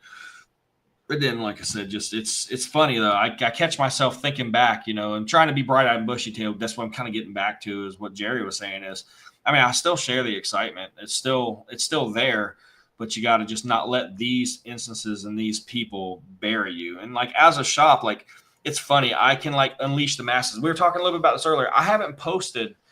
I went through a period where I didn't post on my shop social media for like 2 years because I could post something and then everybody's like, oh, it's open the floodgates. Let's call Matt. Where are we at? Where's my car? Is my car done? Why are you posting this? Did that car get done? I've been around that long. I remember. Yeah. And then now you can't even share success. Nope, you cannot. And that's bad, for advertising and stuff here and getting in new work and showing what we do. But it's funny. So I've got so much content saved up now from that time frame. When I started posting, I guess maybe it was like 10 weeks ago. I've only done like 3 or 4 posts. Marty's here. Sorry. Oh, there you go. I'm such a squirrel. Drunk guy stole soda money. Oh, man, I forgot about that. I'll go back in a second. Dude, the chapter names for these stories are incredible. Marty was around for the stuff in the beginning. He truly was, and he's seen all of it. But all right, I might have to touch base. I'm sorry, I got to touch base on this. Just random drunk guy comes in with a 3-valve Mustang to be tuned. All right, it is a gutted stock 3-valve that's straight piped. And we go to tune it, and it's got a freaking DUI thing in it. The dude shows up in it and continues to pound beers while we're tuning this thing. So he's too drunk to start his own car. Well, we end up being there late after hours to get this car tuned. And our old tuner, everybody gave Randy such a hard time because he tuned Lightnings and stuff he had some issues with Amazon back in the day when tuned Lightnings for free. Randy goes to tune this thing, literally takes a sip or two of a beer. It's 7:30 at night. We're trying to get his car done, and he can't get the car to start. He's like, I just took a sip of this. Can you blow in this to get the car started after a flash? Well, the guy's like, I got to get sober because I won't be able to start my car. Can I get some sodas? I was like, yeah, we got a bunch of sodas in there. We had a big coffee can, and whoever got them would just put money into them. This motherfucker got his car tuned, paid for his tune, and stole my soda can full of money. Like it was a coffee can full of money. Yeah. And I'm just like, you know you what? said these stories were great, and they do not. You are not disappointing. It keeps coming. It's bad. Like, I'm just like, this guy can't start his own car. How's he going to get home? He wants a soda to get straight, takes the coffee can full of money. And I'm just like, I mean, it was probably $80 or whatever. Because we go in bulk to Sam's and just buy punched and just have them in the refrigerator for people when they were at the shop getting their stuff tuned or whatever. Yeah, we stopped doing that. Our soda, we have a soda machine now that Chris is trying to break into. He's going to make it dispense beers. So I bought like $100 tool to get into it, and it doesn't get into it. I'm upset. The internet lied to me yet again. Let's see, 500 horsepower. Someone kicked me out sideways, say my wastegate with fluctuate 12 psi throttle. Yeah, that's always fun. Let's see. Yeah, Jerry calling Randy. Yeah.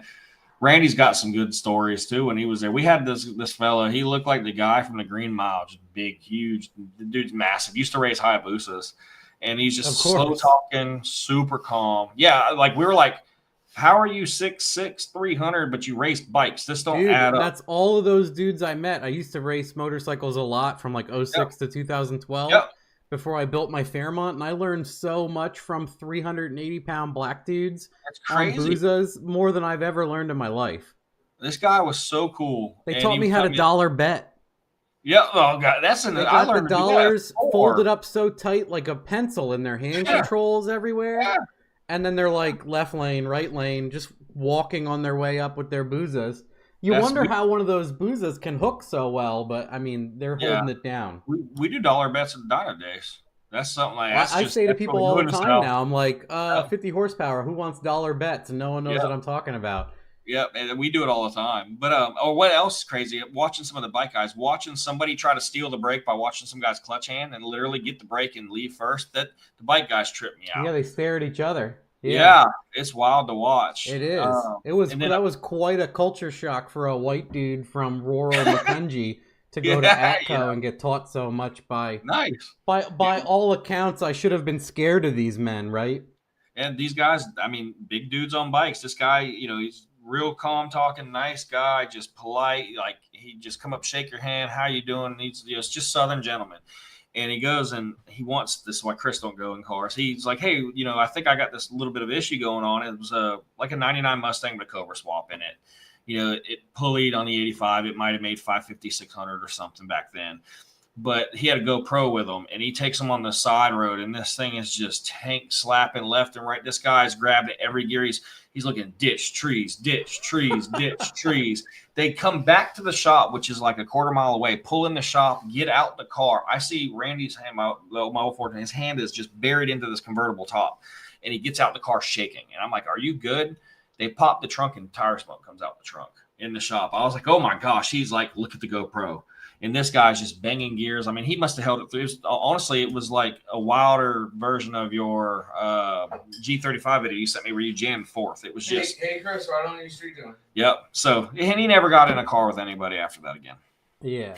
Well, like I said about people putting it into the gas station and the DMV parking lot through the woods. Yeah. And he got... Man, this guy 6'8" and he meets guys bigger than him on boosters. I don't get it. It's crazy. You see, or now you see, 11, 12, I guess it's easier than fitting in a car when you can just lay on a bike. Lay on the bike, to be honest. How much converter would you need? I don't know. It just depends on if you need one in 2, 3, or 4 weeks. Well, no, I was going to say that too, Cameron, the holder. No, but it sounds like that guy can drive. A holder is someone who can't drive that stays in it too long. I call them holders. I used to, when we did a bunch of lightnings, and they would get They're just like brrr, and you're like, you should have lifted yep. there, and then then they're all out of shape, and they're surprised. They're like, oh, on bike. Yeah, I used to do that in the lightnings, and I mean they can get sketchy once they bang third. So, or you get the guys, they were always fun. You get the guys that let them go into like overdrive under like power, and then they'd come back and be like, why is there 7 holes in my block? Yeah. Well, that's where all 7 rods exited and 1 hung on. Yeah. The freaking, when those things go into overdrive, the freaking RPM drop. I've seen at least 3 of them tear up, man. It's just poof. Ford was like, hey, we're going to put a supercharger on this. And they're like, it should be okay. It should be okay. This is fine. Just throw it on there. It should be fine. This is Who okay. cares? And then you hear the coffee can full of marbles.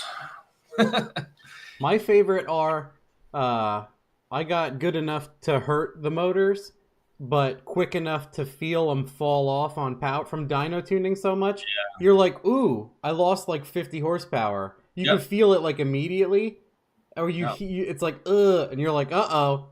And then you lift and you're like, I think I'm okay. And then it metal blenders on decel on the way down. You're like, no, I lifted. No. Oh yeah, we've seen that a good bit too. I mean, we've like some of the stuff we've had to track to, and when you get one out there and it, runs a new best, and then it goes like slower, 10 mile an hour slower. You're like, uh-oh, stop it. That's not good there. Stop it. This is does ethanol destroy O2 sensors on a Terminator X? In my opinion, absolutely not. I've built cars that have the factory O2 out of the box with the Terminator for a year or more, zero issue. What destroys O2s is putting them in a bad spot and short starts and stops. Nope. Anyway. I had, or just even like it's funny, everybody freaking about E85 when the S10 was down for a bunch of changes at one point. They're like, you left E85 in it for 6 months. I'm like, and it's going to fire right up too.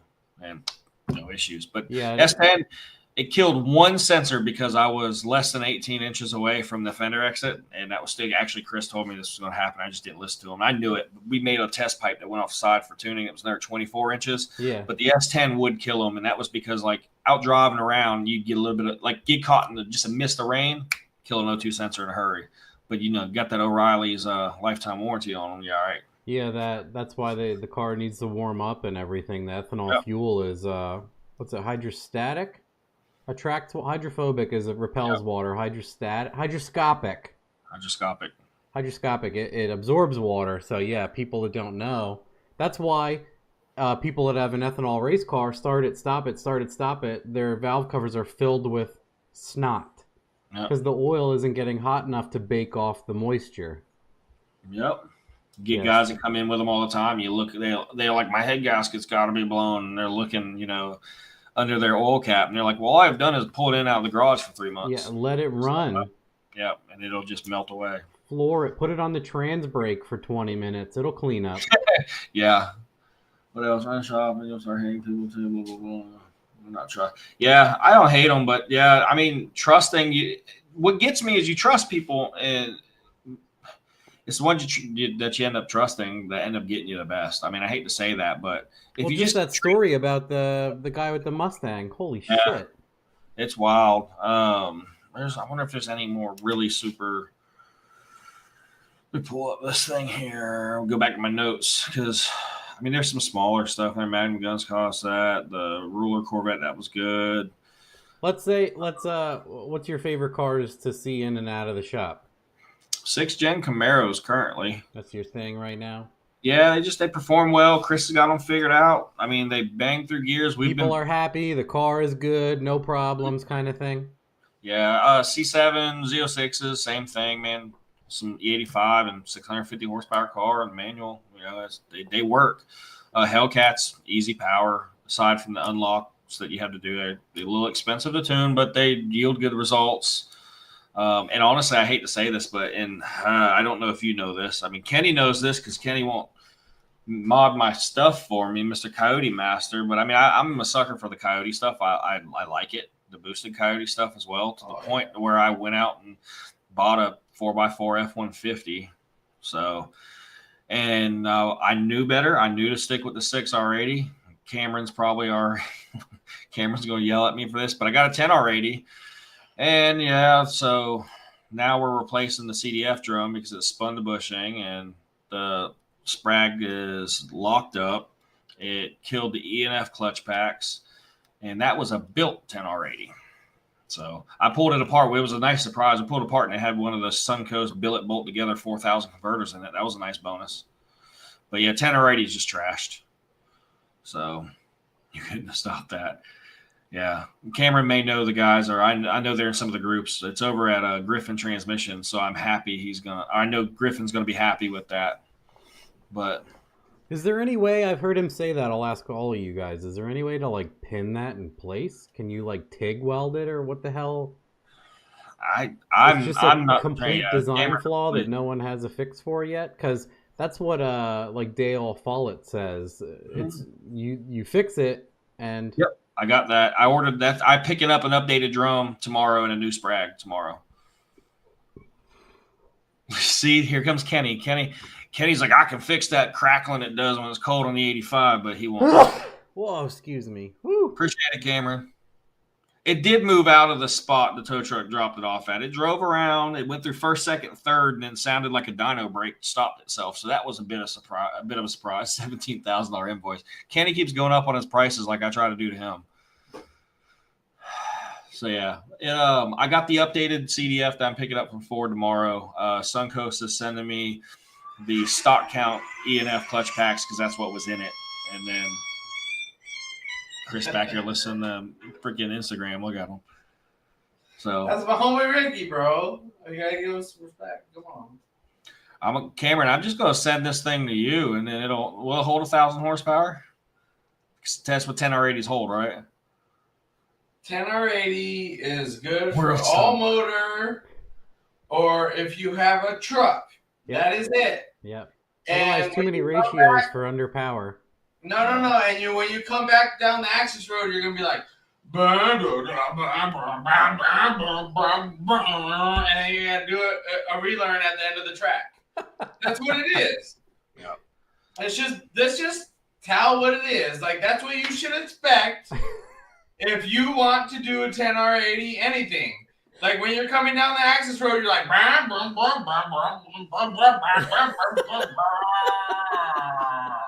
that's what you should expect.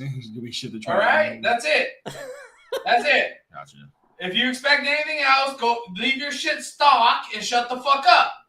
That's it. That's why I would have bought it. I like the way they look, and I got a decent deal on the truck, which is nice, which will eventually be for sale. But I mean, 6R80 stuff I like. So that's why I prefer, like, if somebody comes with a boosted Mustang or something like that, we want to do a Gen 2, just better to start with. So lock every other gear, blah, blah, blah. They skip gear normally, lock every other gear. A better option, blah, blah, blah, and even number gear. Yeah. And even number gears on Tuesday. Yeah. Well, it's got some big name tuners tuning it. Not Kenny. He's the biggest name tuner, but we're going to see if we can do that. I had a 19 F-150 3.5 twin turbo 10 speed, and it was awesome. But it's the only truck or vehicle I've ever leased because I knew it would last 30,000 and I could hand it back. Yeah. And awesomely enough, it was during the whole COVID truck crisis.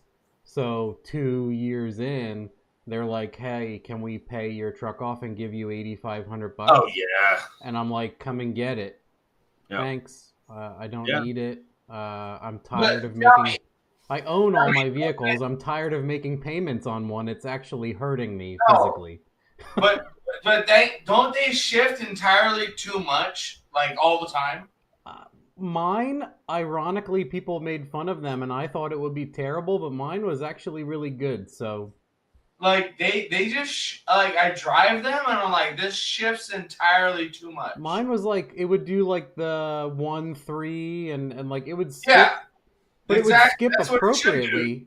I would say that it didn't shift too much because it would go like all odds and be fine. No, but like if you're driving a GM like stock, they're like I'll agree. People complain about the GMs. Yeah, the programming. That's it. Like they're just annoying as fuck. Well, even the GM programming on a 6L80 in the beginning was atrocious. So I can totally understand why I agree with that. they can't get 6 ratios correct. So 10. I agree with that. Yeah, that's my thought. Ford did an incredible job. It's the same transmission, but it shift and drove way better. Yeah, I agree with that. Jerry just texted me. Old Jay Miller here brought up a good point. He's like, yeah, I might as well tell everybody about the time that Chris was nice enough to tune his car for free. So Chris just refuses to do stuff for the new guys. He bullies these guys. It's so funny. He teaches them a lesson. It's just Chris's way of, love. He's like Chris is very dad. Yes. Learn yourself, dad. Because every now and then I'm struggling with something and I'm like, hey, I need help. And he's kind of like, well, if you figured it out, you wouldn't need help. And I'm like, God exactly. Damn it, Chris. That's what he does.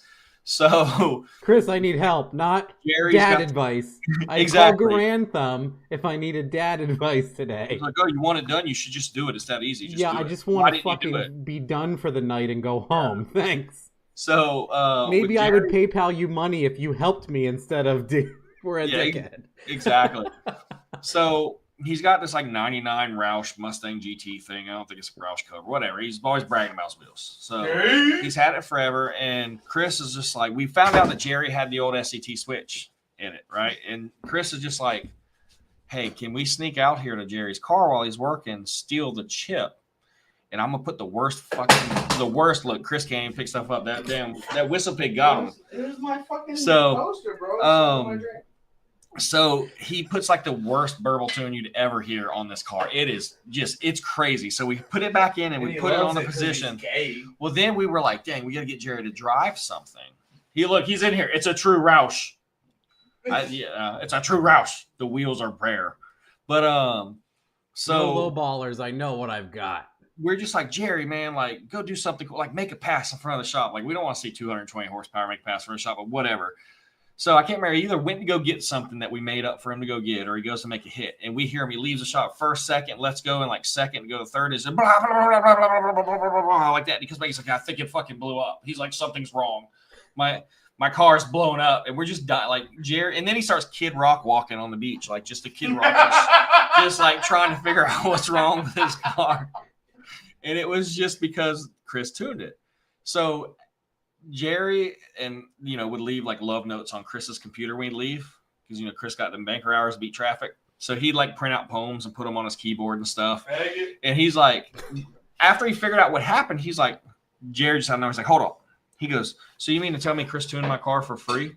Just completely blew the wind out of his sails. He's like, oh, I got a free Chris tune. I'm good. He's like, I'm good. But then he was that's awesome. He was like, what a Uno reverse card, huh, Chris? Right? But then he's like, it's great. He goes, I can have it in the regular tune and like a BMW pull up next to me doing it. I can just flip the switch. And he's like, boom, now I'm out burbling BMWs. That's pretty good. Bailey ended up having to go out there and steal. And, those things are hard. They hadn't been out the PCM in forever. So it's like the chip's like stuck in it. And we're trying to get old duct tapes all over our fingers because he didn't use the right tape to tape it up. A9L. Yeah, that's just funny. Trapdoor, Diablo chip jammed in there.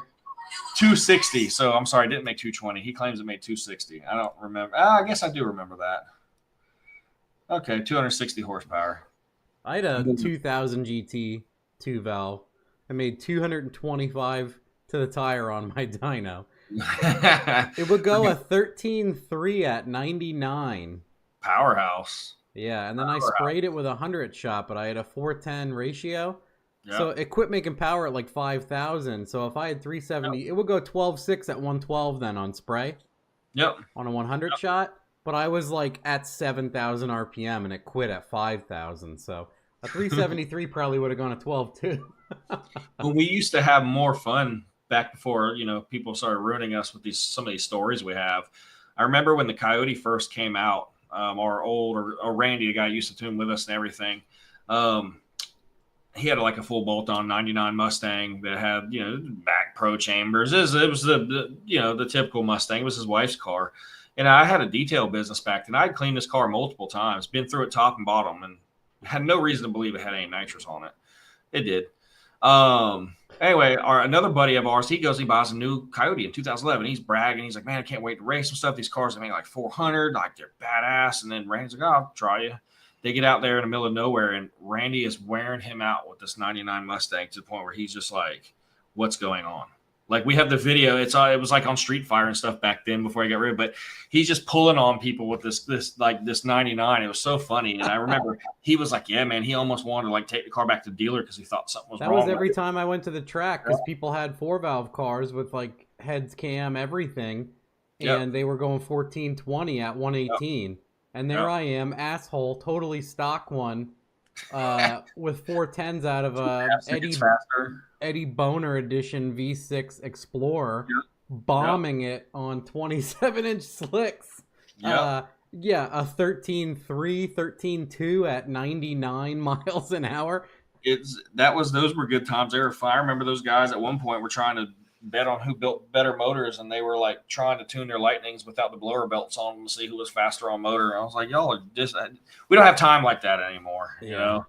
But that was always fun seeing some of that stuff. But them little Mustangs, I mean, they'd take a beating. I've seen a bunch of them get sprayed down. You know, a buddy of mine, same thing. I still tell him, I'm not going to say his car's fast, but I outran one of his cars at the track on a whim because his bottle was losing bottle pressure. He was in front of me, and I heard it just breaking up, and I passed him. I never raced him again. It's been like 14 years. I'm just like, I'm undefeated against your car. That was like big turbo with a wing and everything. I'm like, still undefeated. That's like a friend of mine, Mitch. He has this white Mustang that we put into the 8s, and his uncle or family friend has a pro mod, and he always jokes about how he'll never beat him because he has like a $50,000 engine and whatever.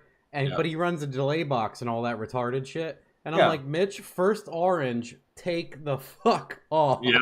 Red light the shit out of him because he'll never get that back. Yeah. And he can't go. He can't chase you anyway because he's on fucking 8 delay boxes. Yep. And a throttle stop and all that hot garbage.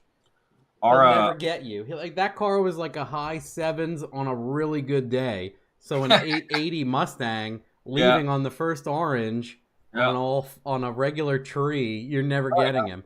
And he's like, well, my time would be, he's like looking at me like, I don't know what a time slip is. Matt, I would have a faster time. I'm like, I'll have a picture of him going through the traps before you, and I'll make a 30-foot poster and put it in your fucking business. And he's like, like you could see his eyes were like, oh, fuck. Our track between friends was always funny. We could go up to the guy to run a tree and be like, hey, you know, some sort of going to race. We want to do pro tree, and then not tell the other person. That was my just be there stuck. We used to do that with the diesel trucks when we'd race our like tow rigs and stuff. It was the best way to make fun of everybody. Pro tree, everybody. Pro tree, it'd just be like, oh, you know, we run another diesel just playing. We're both unhooked. Put a 400 kit on it and sneak out on them. Just be like, hey, man, my bad. And they'd be like, I didn't know it was pro. I'm like, oh, whatever. And the track would do it just because they knew we were all friends and have a good time. It's not like it's a money race. So they would swap between. They wouldn't let you know. It would be a heads up whether it was regular or pro. You didn't know what was happening. Might as well have done an instant green race at that point. Just red light everybody. Yeah, just exactly. Let's see what they say. Jerry's out here saying that you had to put a camshaft in a Gen 5 LT to outrun a Coyote, but I guess he forgets we make 500 bolt-on. I'll tell you this, we've never done a full bolt-on manual Coyote car that's made 500 horsepower to tire, but we have with a Gen 5 LT. So, but then Jerry's going to come back and be like, 9,250 RPMs, Bo. Jerry's gay. Yeah. Jerry's gay. Shut up. See, here Kenny Simpson coming in here with his cheated up down. I got a question, Kenny.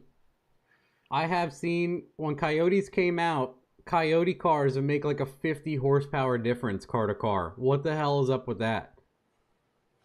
Is that like a tune thing, or is the hand built thing getting to them, or what? 2011-ish when all those were coming out, huge rear wheel horsepower difference stock to stock. You ever see that, Chris? Why is Kenny talking about 2003 going low 12s? I don't know. Kenny is just in a modular motor. Okay, Kenny, this is why no one cares about Coyotes. No. In 2001, I was going like fucking 11 ones in a single cam Civic. Like, shut the fuck up, Kenny. I love you, but shut the fuck up. Kenny, change your tuning name. No one takes you seriously with that. He's like, yeah. Kenny's like, why is everyone grilling me all of a sudden? What the fuck? Meanwhile, Jerry's trying to talk about $1,000 intakes. C85. That was on. Well, no. It was on. Yeah, it was on C85. What did Calvin say? What would be your pick, Coyote or Gen 5? That's a question for Matt and Chris. Oh man, that's tough. As far as like just to start with, or just bolt on, or he'll probably elaborate since you asked. Probably, off the rip, I say Gen 5 LT. But if booster is in the picture, it's Coyote all day long. I mean, if you're gonna be just with the limitations on fuel system, like I said, now port injected, He says turbo. Turbo, yeah, boosted all day long, Coyote. I hate to say it, I'm a GM guy through and through, but I always say to people, if I won the lottery, I'd buy one of those Fat House Fab cars, but I would not even put a spark plug in it. Yeah, I would Jay Leno that modular car. Yep. I love calling Coyotes modulars. It irks perfect. People. Old modular King Kenny out here. They're incredible, but I love when people bring them to the dyno, and I'm like, oh, check out this big block Ford. Yeah.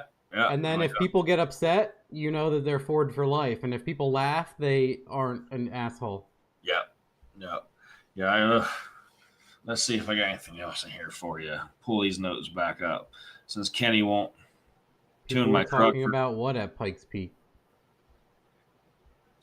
2500 street truck. Like try something other. Oh, his Turbo Gixxer tuning name? Yeah, it doesn't make sense, Kenny. I will say I had a guy come in with an LS Swap 240. I actually knew him, but forgot that he had been around. I knew I couldn't place it because we're all older now. It's like 10 plus years ago, and he was telling me about his car. And he's like showing me pictures of like Kenny's shop and everything. I was like, dang, famous. They do that. Kenny. They do that to Chris too. Chris is famous. No, I hope not. Chris would always call me Famous Matt. We would play PUBG, and there was another guy named Matt that would stream. What was his name? Matt Man. And I would come on and get all the smokes and gas cans, and he would call me Famous Matt. And it would irk the other Matt. He gets so mad. Yeah, I don't know trying to be a streamer, and I was like, "This is Famous Matt. You're just Matt." So let's see. I was explaining to one of my friends the one night where I would have like 8 smokes and a VSS and 250 rounds. And at the end of the game, I would be totally useless, but I would have 8 smokes. Jerry's going to get his feelings hurt. How's a 5.0 making the same power as a 6.2 with an unopened motor? It doesn't. Was this a Ford argument? Yeah, it's Jerry. It's just what he does. I already know he's Ford for life. Then why did that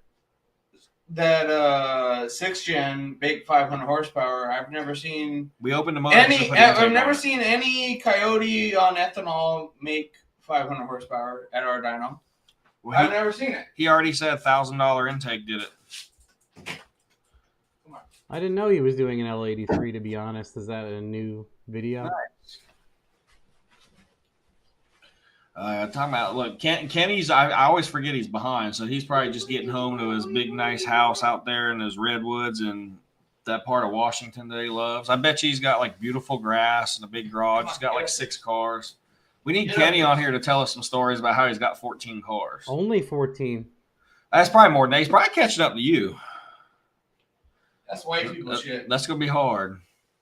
I'm at Colorado Springs. See, look, that World Traveler, they done flew him out to Colorado Springs. The whitest of whites. He's like, I am Pikes Peak. Motec Peak. Motec, yeah. You could call it Turbo Motec tuning, but then you get a cease and desist. They would not be happy. Let's see, what else Could you, like, change your name to be, like, some sort of part of Motec, like, backwards? He has a Motec shirt on. Cotem tuning. You'll see. Can't wait to be a boomer with mine. Don't BS me clone on a 2050. That's perfect. Rabbit tuning. Here he goes. Jerry's trying to remind you you made 490 on a Gen 3 with headers in the 85. But see, he's probably friends. Jerry, are you? Well, you're not on Facebook anymore. But he's probably friends with the guy that said the converters were in stock, but then they're 3 to 4 weeks. Basically, saying 490 is 500. So same thing. Jerry's gay. So, Mo Tech. There you go. That's a good way to do it. What about that guy that licensed Drag and Drive and tried to act like he wasn't a dickhead? Oh man, that was wild. That was about a good week of reading there. I was like, man. He's like, I did it for the scene. You guys are always arguing about 6.2s and coyotes, and I'm over here just pulling a 4.8 out of mud. Making it work. I don't care. Don't care. Pretty sure he has cats. How much does a 6.2 cost from LKQ? If I can get the manager guy to give me the deal I used to get, I can probably get a 6.2 pulled out the door for under $700. Wow. Never mind. So, now, what about a coyote? Oh, good. The last coyote I bought, I had to pay like $1,000 for. Oh. So I'm waiting for them to be $500. I'll be happy. And I see that sounds bad being Chevy oriented, but I don't know. When are they gonna put a Chevy bolt pattern on the Ford motors? See, I just man. Let's get real. Brass tacks. Yeah. Might be onto something. Why doesn't everybody have a Chevy bolt pattern? They all, on a long enough timeline, they all get a Power Glide. Yep. He must have missed that day. He probably did miss that day. So that car that made all that power in the 85 is coming back 4 headers, actually. No, that was the one Chris made like 4.6. Gen 3, 4, made like 460. I didn't make shit. The motor made the power. You good there, buddy? All right. That's it. The motor made the power. Tuners don't make shit for horsepower. The motor makes horsepower. The choice parts makes horsepower. That's it. Yeah, that's the tuner makes sure it starts up every time and drives good. That's it. So, Kenny, you'll laugh. Jerry, he's most excited about his he's building a 4.6. It's replacing a 4.6. I built 3 cars already before Jerry's fucking put a motor in his car. Fuck Jerry. But it's got coyote rods going in it, so it's gonna make 500 out of a 4.6. This guy said, I am the liquor. Oh man, Jerry doesn't think they'll ever be that cheap. I think we can see some $500 coyotes. I mean, I can find one, but our politics will pass along all too big. Yeah, they are big. Too big. 4-point grate, yeah. Too many cams, too many timing chains. Yeah, that's the worst part. So many moving parts. It might as well be an Audi V8. Yep. I can't get into the Ford 7.3 stuff. I've tried to like it. I personally, I don't. I just, I don't know. Kenny might like the 7.8 stuff. In there? I think it's cool, but it's still not going to be cheap. It's still not going to be available. And even then, I'm like, oh, cool, cam and block. It'll be easy. No, I watched a video like when they first came out of Palm Beach doing a cam. Yep. They had to replace all these complicated fucking parts. I'm like, It still sucks. Yep. How did you make a cam and block so fucking complicated? Stop it. Palm Beach just fucking nosedive. They ain't even got no tuners no more. 7.3, let's see. Better. His 7.3 is a better LS. Oh boy. I'm just gonna have to fire Jared. Your mom's a better LS. Get the fuck out of here. Ooh, your mom ain't got no knees. I said it. Tula agrees. I said it. Tula. Don't bring Tula into this. I haven't seen any 6.6 LT stuff through yet. Telling you to go to Chris's and have him go in the background was a good decision. Yeah, it works out well. How much of a drop on 7.8 hasn't made? It's like when we have Troy and Devin. Yes. Easy, Kenny, but Ford guy approved. Yeah, that was pretty. His like I said, Kenny, his motor is out, and I do have some LS motors near it, so it would honestly be cheaper than his Coyote rod swap 4.6. Jerry, why put together 2 fucking cars before you put your motor in your car, you little bitch? How about that? They'll be hugging tomorrow and gaming tomorrow. Yeah, night. you little lazy motherfucker. But I'll see you on Tarkov tonight. Pull up. Pull up. I'm That's awesome. terrible at that stuff. I don't have time. No thanks. Matt, what was that game we played? They have to do the puzzles and shit. What is that called? You and I, or this and Matt? Yeah, remember we played the fucking like the character like is like spaghetti and you fucking do the puzzles and shit. What was that called? Wow. Keith here brings up a I good don't know. point. You know what I'm talking about, right? Chris, Keith's in here with a solid question, solid statement actually about that time you got ran out of Arizona. Oh yeah, I got ran out of Arizona. They just pay me more and more every time I go back to Arizona. I knew this is his favorite thing. They pay me more and more to leave. It's like really weird. So I go back like every couple of months. You know, they just pay me more and more to leave. So I'm just like, man, I'm just gonna keep getting paid more and more to leave. You know, because I got ran out of Arizona. You know, so like I just go there every few months. I'm like, man, you guys should just pay me more and more to run me out. Chris, So you guys just keep paying me more and more to run me out, and we'll be cool, you know. But you know, at the end of the day, you know, fuck pray. He sends me this. He sends me a picture on the airplane coming back with a bunch of hundreds on his face like this. I'm dying laughing. I'm just like, he's like, I got ran out again. I got to go back in 3 weeks though, so I'm gonna need Saturday. I'm like, all right, that's funny. Ran out of town. Yep, with $100 bills. Just get ran out every time, you know. I'm just like, man. Yeah.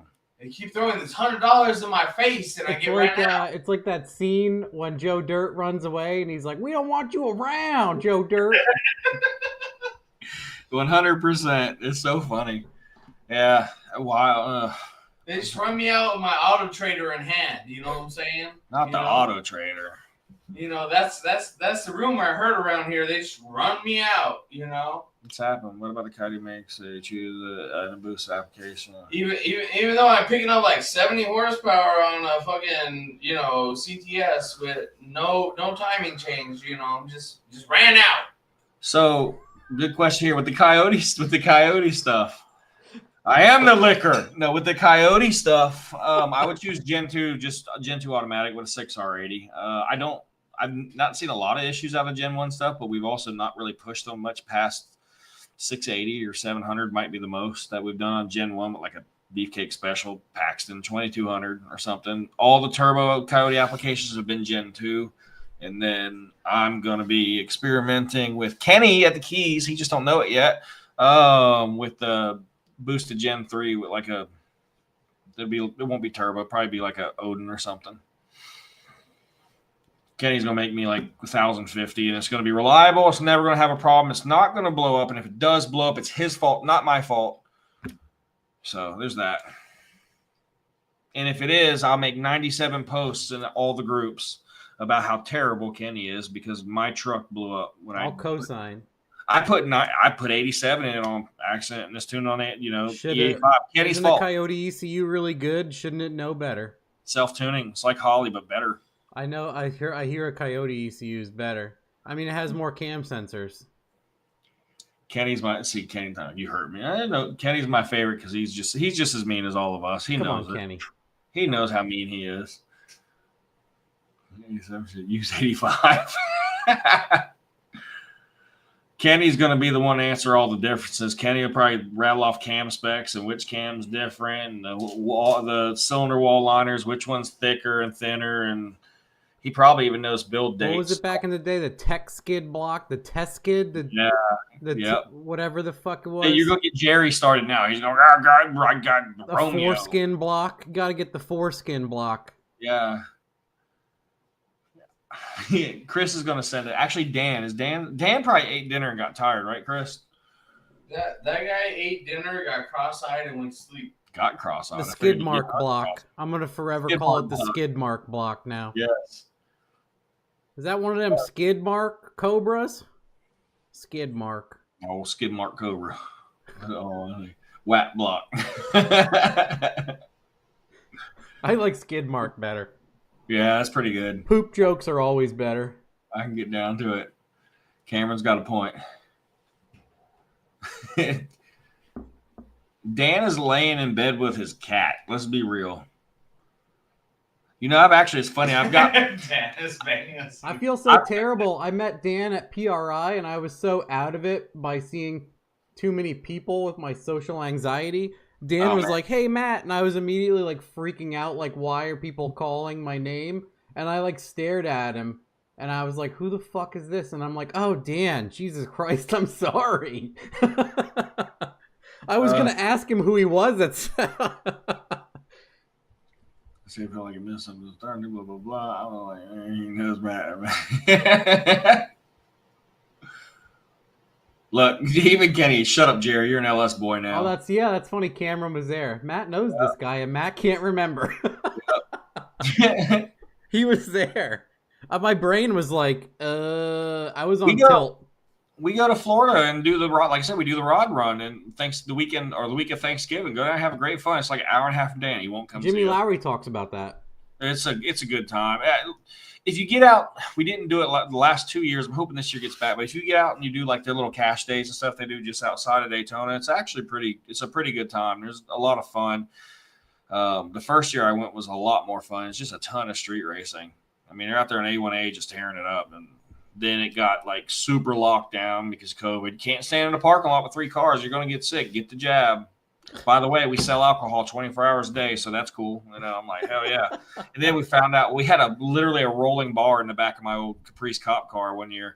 And like you're in a parking lot mixing drinks in the parking lot while there's people doing burnouts and cops everywhere, and they just look at the trunk and we're making drinks, holding cups. Like Florida's wild. They don't care. I always tell people it's the last Wild West.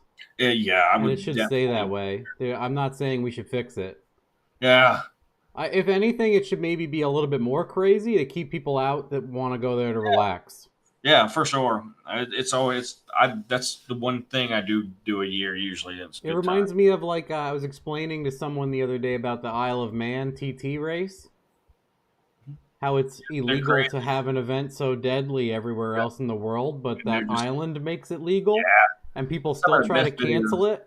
And I'm like, it's the last real human gladiator event, where death is a percentage of the event every year. Yep.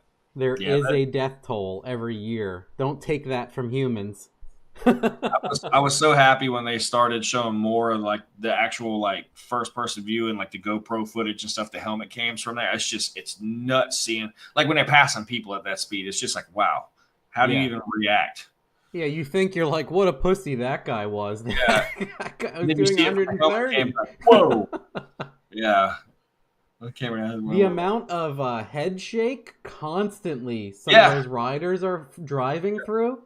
Yep. I'm like, how can your bars be dancing that much the whole time and you not come off? That's not, bikes aren't my thing. I'm not. I like watching them. I like watching all that stuff. I like watching the grudge bikes. I mean, we've got a lot of, I know you're a little bit into some of the bike stuff, but like some of the big bike races they have around here were like Chris Moore from like Cycle Specialties and how fast that guy's been. It's nuts. I always struggle to find good bike content, and I watched a few of his, but I don't like him in front of the camera. I will say the bike class, like I think they call it XDR maybe or something like that. I don't know.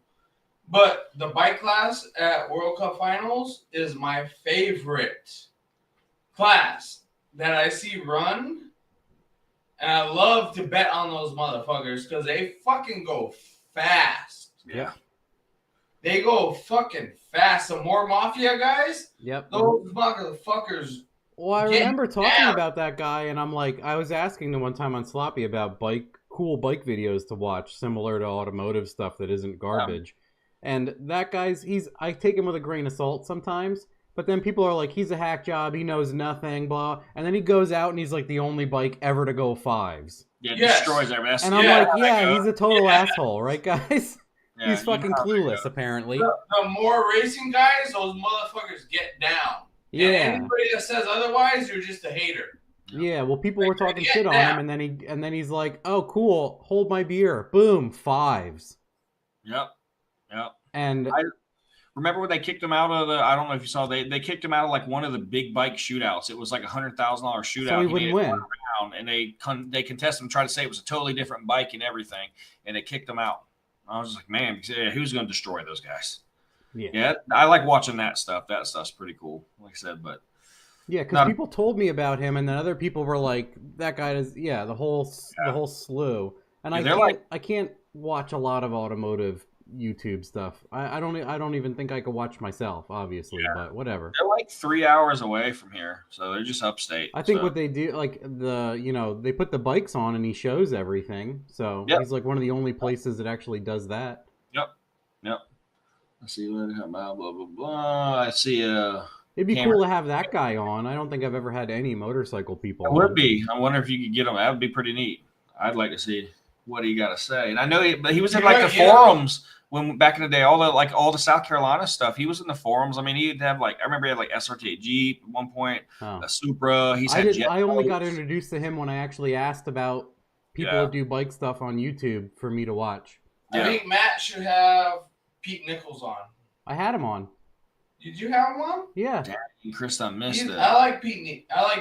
I had him on, and someone, Potato R33, asked how many times he shits his pants a year, and Pete was like, probably 5 on average. And then he was telling us stories. I love Pete. That's awesome. So Pete was on. I could have him on again. Pete keeps it real. He's like one of the guys that is a big name. Yeah. That keeps it real. Yeah, no one expected him to be like, about 5 times. He's like, you have some hot wings and you trust a fart, and that's, Pete keeps it real. Because we're like, how do you, just pad your ass with, how do you just do that? And he's like, you just get a little one. But he's explaining why. You gotta love it. That's awesome. Pete keeps it real no matter what. He is a G. He keeps it real no matter what. He don't give a fuck. He'll tell you, we ain't got it right, but when they got it right, he'll tell you he got it right. Yeah. Yeah, I said every 3 days I shoot him 9 extremely offensive memes. I told him that's how I pay for converter sponsorships. There you go. Pete. Pete's a good guy. Yep. Pete's a good guy. In this industry, you don't have very many good guys, and Pete's a good guy. Yep. I had a relatively informal introduction to him actually because of Benny at back when he was at Hughes, because that's what they ran in. Well, I can't remember exactly how I met Pete, but it was through Sloppy and some other stuff. But yeah, he was at the radio show says Pete from Hughes Performance. And what's funny is we're like, what do you do there? And it was kind of like, what don't I do? And you can kind of see he wasn't happy answering all of the stuff. So it's kind of, you can see why he moved. Yeah. Smart guy. Like I said, the Aussies kind of turned me on to him when they brought all their stuff. Because like I said, we got crates. And they're like, hey, check this crate. And you open a crate and you're like, holy crap, all the stuff that they sent over. I'm like, wow. So nice transmissions, all that stuff. And I believe one of those cars was at Circle D there for a while. I think they stored the car there the year before and up until the last race when they were here. So, because I know he deleted me after I waxed him in the wagon.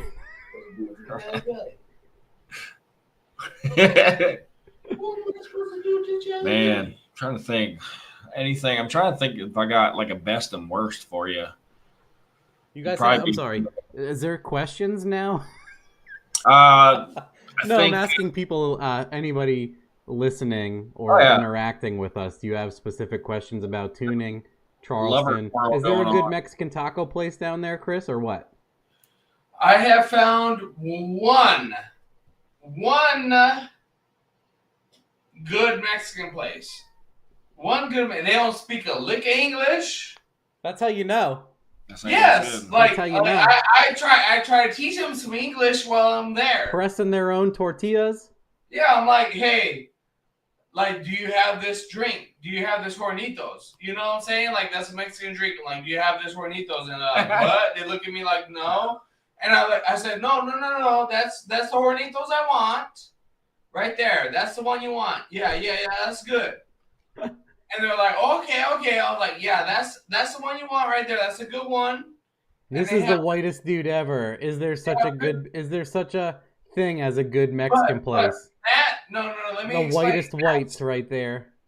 Matt is so white he cannot eat cilantro, so I have to like tell him like no cilantro. I love cilantro. I just, No, but Does you're- his taco you're have to white, have you cheese? cannot eat cilantro.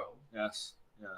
So I have to tell him like, hey, like no cilantro in these carnitas burritos, and they're like, what? And I was like, yeah, white boy, and they're like, oh, okay, like, oh, okay, you know, like Favorite tacos are Taco Bell. that's the only place I found that has good Mexican food. Yeah. But other than that, no. And people cannot drive for shit. Like east of the Mississippi, I don't give a fuck. You cannot drive. Hold on, that's a good question. Donk scene's actually really decent in Charleston, considering that's where Donk Master's based out of. Is not far, but no, we have a lot of big wheel stuff here in Charleston. We've done a lot with the big wheel stuff and seen a lot of that stuff progress. And boy, those cars are hard on parts. That's rough. Oh, let's say it's still tough. But yeah, Donk scene's pretty good.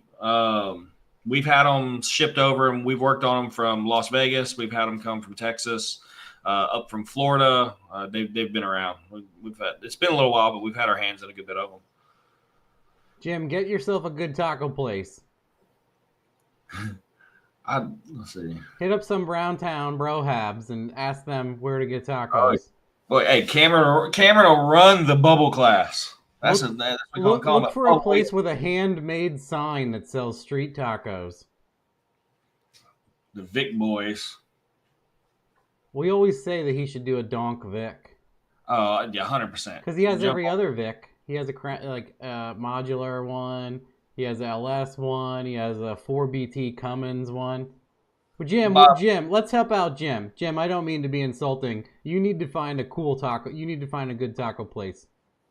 Where are you located, Jim? Let's get Jim a taco place.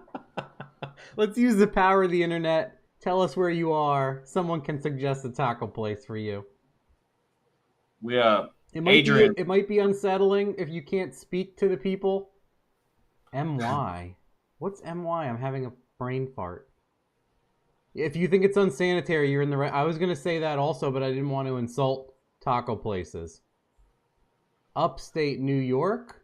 Do you mean New York? Yeah. New York don't have shit but bagels. Shut the fuck up. Sorry, dude. That's a bad spot. No New wonder York you have... don't have shit but bagels. No wonder. No, I'm sorry, bagels, Jim. Shut the fuck up. I'm sorry, Jim. You are gridlocked out of good tacos, bud. There's no option for you. Going back here for Adrian, they make slicks for the 24s, 26s and stuff. Black Flag Industries, they're actually out of Florida. They've been on those cars, specifically like the G-body stuff. The Black Blur, it's been on slicks for a while. That was pretty kind of crazy to see. But yeah, Black Flag Industries out of Florida. He usually shows up at the Rod Run. I think he has a Nova on like 24s, and it's on the 24-inch slick out there. It's pretty cool. Man, I'm just depressed that Jim can't get real good tacos. Gonna have to get the like frozen tacos where they like dry ice your stuff that they made across the country and ship them to you. Jim. Put them in.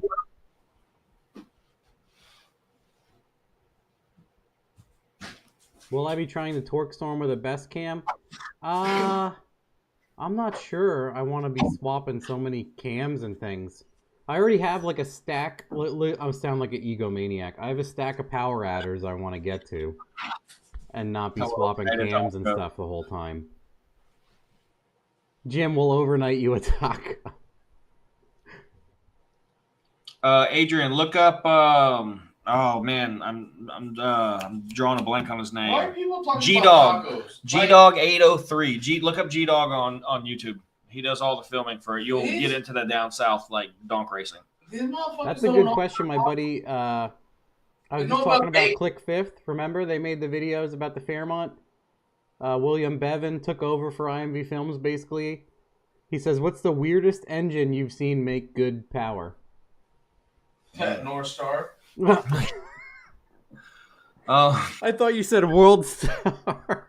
No, that piece of shit North Star made pretty good power.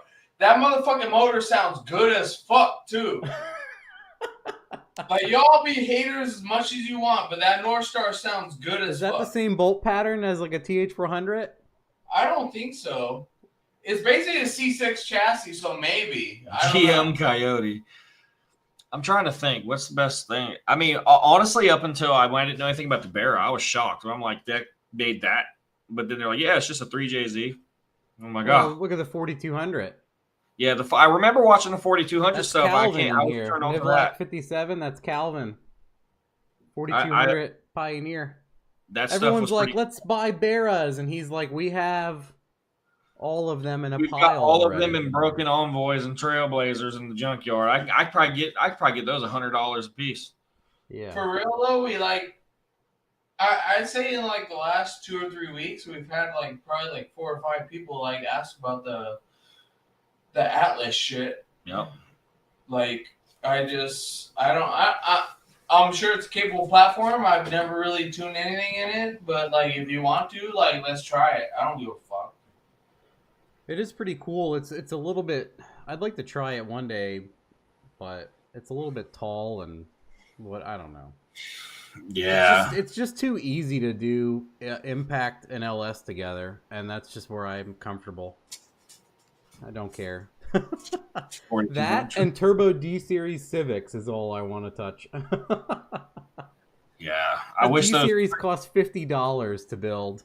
I'm pissed. The D Series Civic is like $3,200 now in this area. I used to get them for $500-600, drive them till the like lockup clutch would fail in the automatics, and then I'd go get another one. And be like, oh, it's got a blown head gasket, no problem. Blue Devil the hell out of it, drive it for a year. I'd tint the windows, put in a $50 Bluetooth like headset, as they had AC, the best like gas. Like, yeah, they're incredible. Yeah, there was one down the street at like a used car lot here that was almost destroyed, and they wanted like $3,600 for it. I've been looking at some of the hybrid Civics because I've been able to find those. I'm trying to find a cheap solution to replacing the battery because they usually have the IMS or IMA or whatever the light is on. But I can find those all day long, relatively clean for like $2,000, maybe even under. But battery is the same price, and then I'm like, eh. So I would buy another one in a heartbeat. 4G63, they're freaking cool. One of my techs had one that made a whole bunch of power, and he bullied all kinds of people with it, man. It was fast, but I think in the few years he was with us, probably was through the motor 3 or 4 times. But I mean, that's at like the 700 to 900 horsepower level, so it broke everything all the time. 05 Trailblazers with original brake fluid. Our favorite. Let's see what else. We've had some decent the little ATSs come through, the 2.0 turbo stuff or whatever it is. Oh yeah. We've had a few of those. We've what done do those like make stock, and then what do they do after? I know Chris Gaines like 50 or 60 on what is it, like low 200s to mid or high 200s you've been making? I don't even remember. Yeah, they pick up pretty good. He's cooked. That whistle pig got him. I had 400. Oh, on the one that had the aftermarket turbo stuff and all that. Yeah, we did one. It was 400. Yeah, we have got a 400 horsepower one we deal with. That's pretty rowdy. But those are port injection? No, they're DI. What year range are those?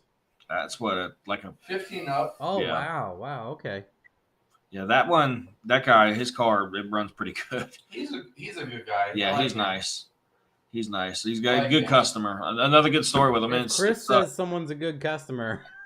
No, he is, and he's just straight up. He doesn't. I don't want to say bother you, but he knows if you're busy. You know, if you try to. I'm sorry for having you having realistic expectations on your car. I'm sorry. Yeah, he has realistic expectations and stuff, and he's a cool guy. You know, just chill, hangs out with us in the office. I like Mike. Yeah. Mike's cool. Mike's awesome. I like Mike too. He has a gay Miata, but he's cool. The Miata made like what 400 horsepower. Yeah, there's a little death trap. I've tuned a few turbo ones on Megasquirt, and one of them made 330. Kenny, yep. So this one they say it came with a dyno sheet before, and it's got the rare hardtop and all that. The dyno sheet it came with before with a bigger turbo was supposed to make like 490. I don't know if I believe it, but when we were talking about this car. It Apparently, paid like fucking $250.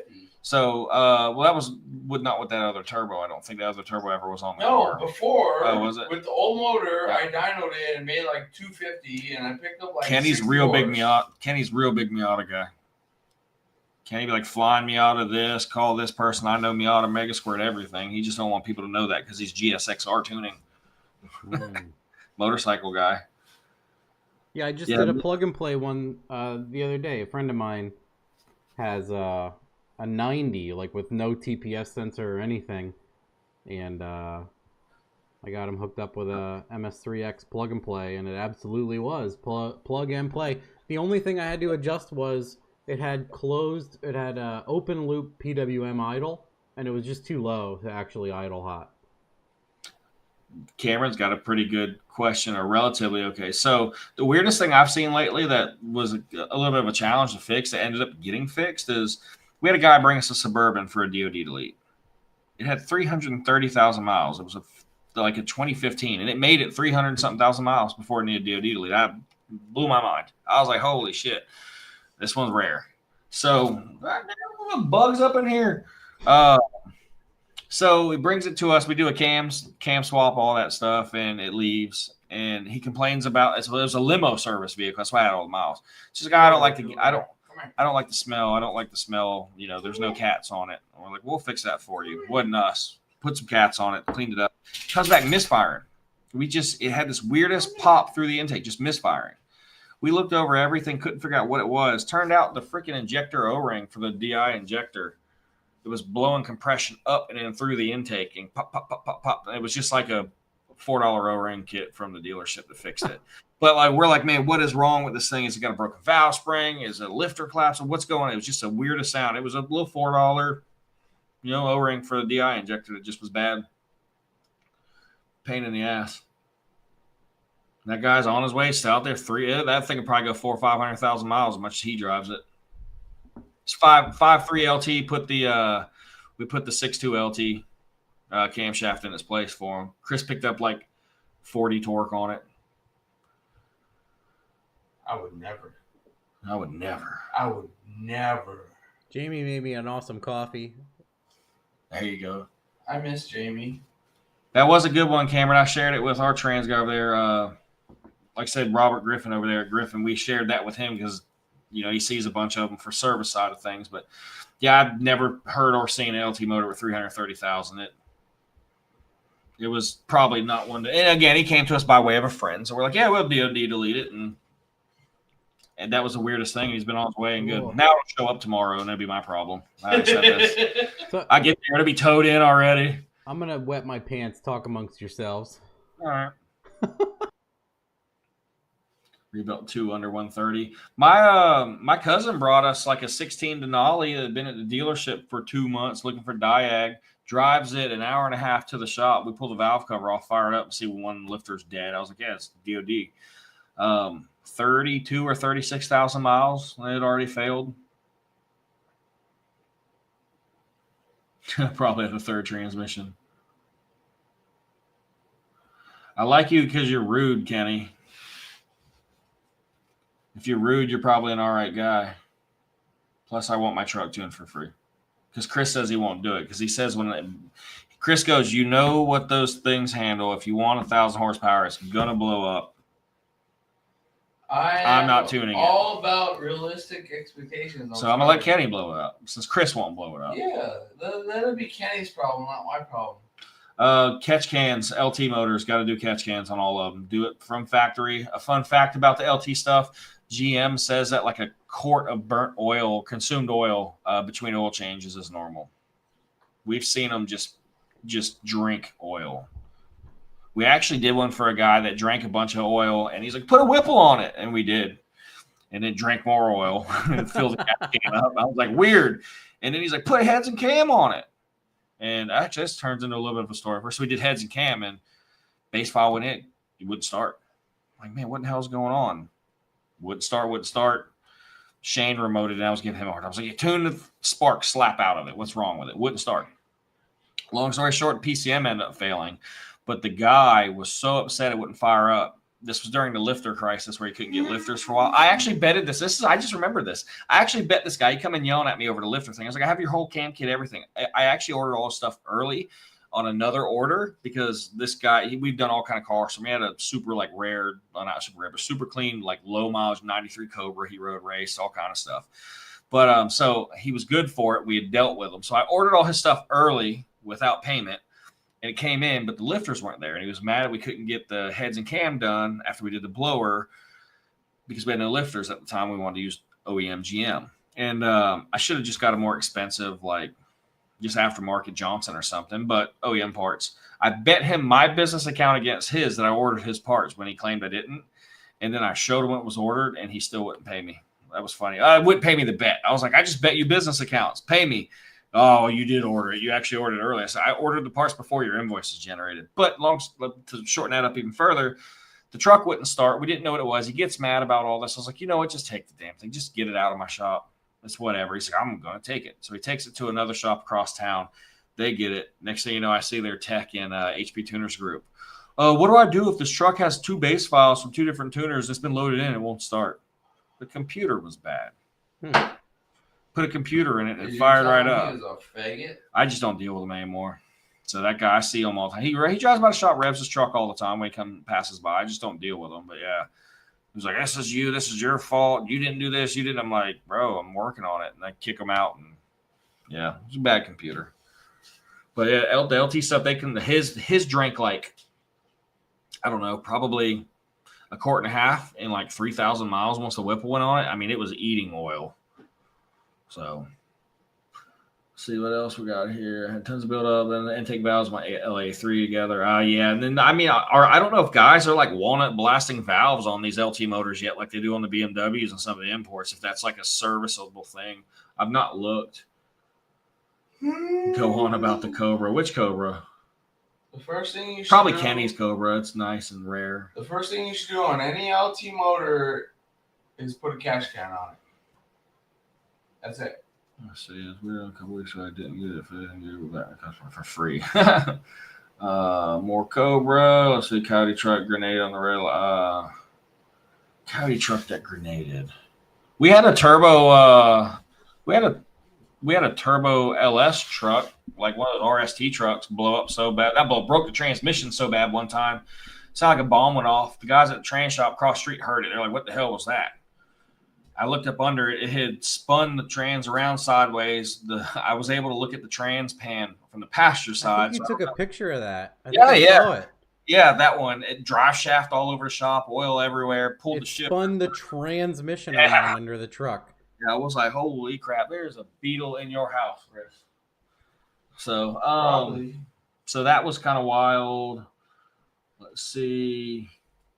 Red lightning blew up on the dyno. I'm trying to remember. I don't remember. There's a few lightnings that have blown up. I remember the dyno day when the converter split on the one that flash fire. You ever seen a dyno or a lightning completely engulfed in fire on the dyno? That's good and scary.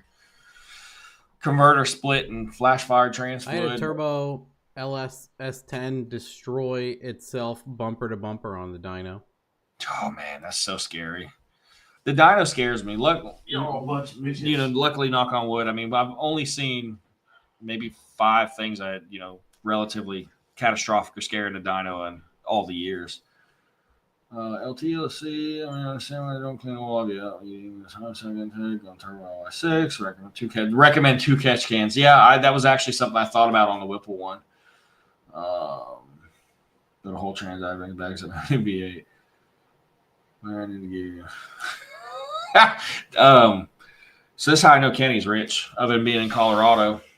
He wants to know how much money he needs to give you to put an alligator in my office. It's kind of rude. Do I get to keep it? Make it an amount you know he will pay. No. But high enough to make it worthwhile. Be like that. Or just iguanas or something. No, like a mean one. Nice. Real nice. Maybe I can sue him for that. Isn't this some sort of like online bullying harassment that I can file charges on? Just get him to say it on Facebook and then he's done. Yeah, right. Bad man go to jail. $5. That's rude. Where the hell are you gonna get an alligator for $5? We are in Charleston. They're everywhere.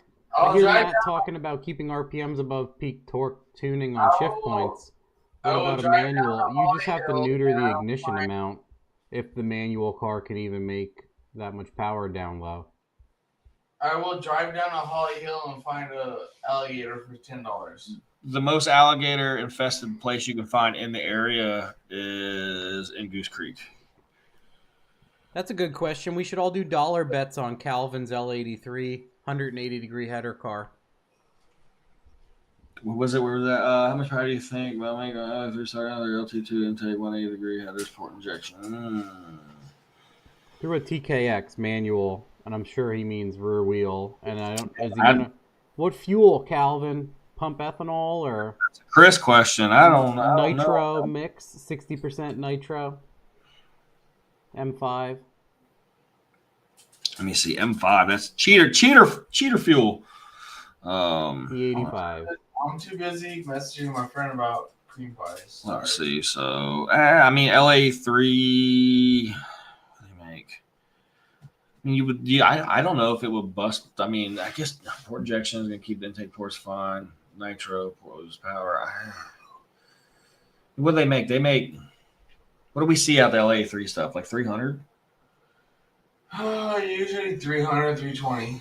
So I'm wondering if, with good fuel and LT2 cam. I see him make 300 on 87 and then 325 max on 93. So, I mean, with that camshaft, I'd like to see high 300s depending on the dyno, I was going to say the same, probably with my L33.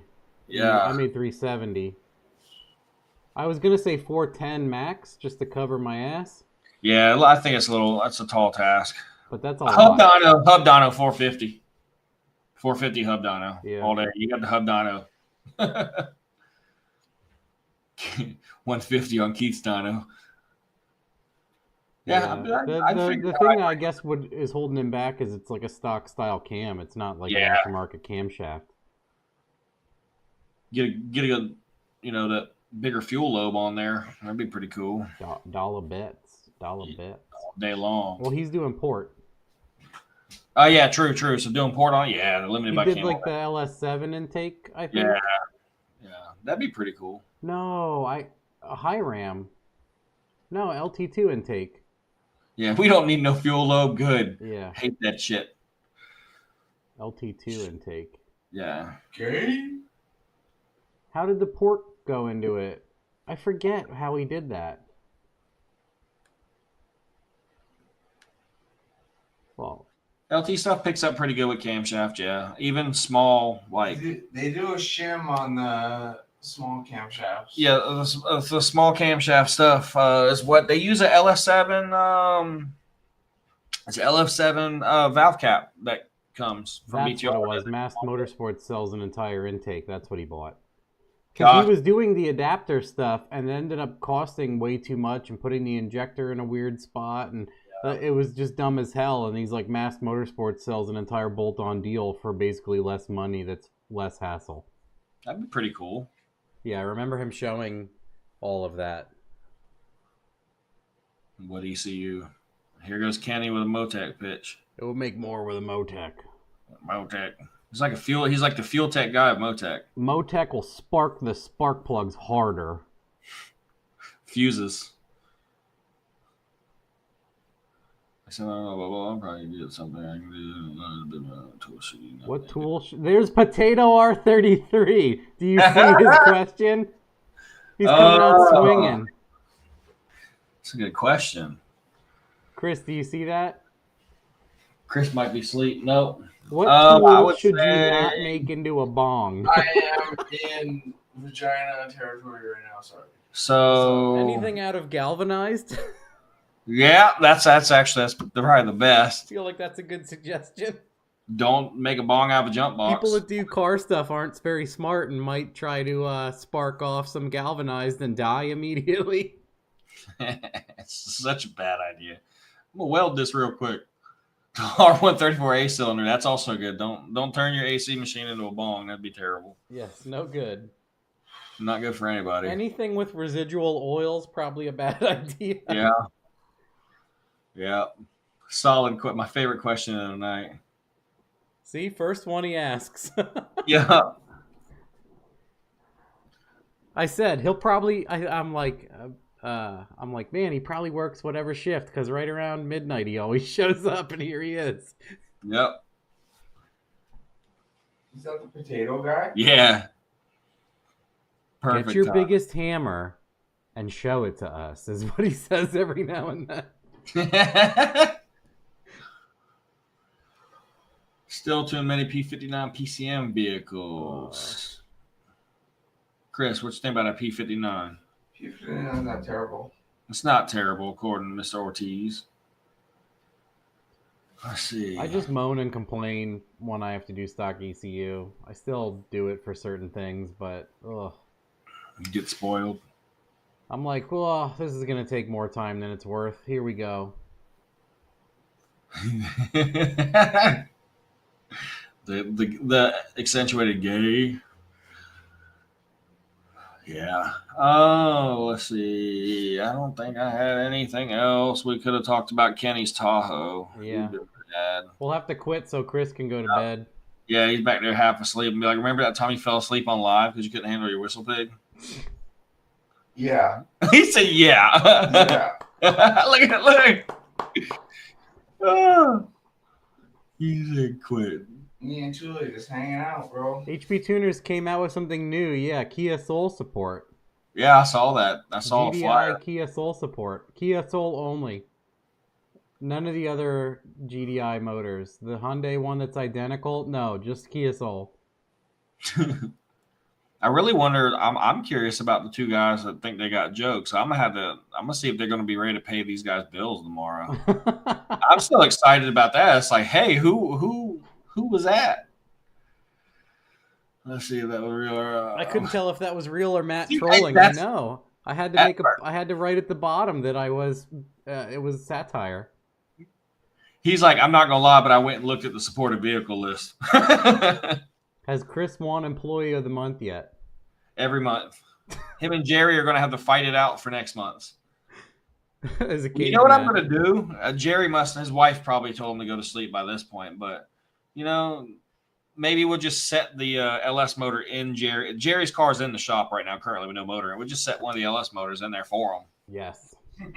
Just set it in there tomorrow and be like, hey, you're halfway done. We got more done in 10 minutes. But then if I do that, somebody's gonna walk in there like, why are you putting the motor in that car and not doing mine? Jesus Christ. Yeah.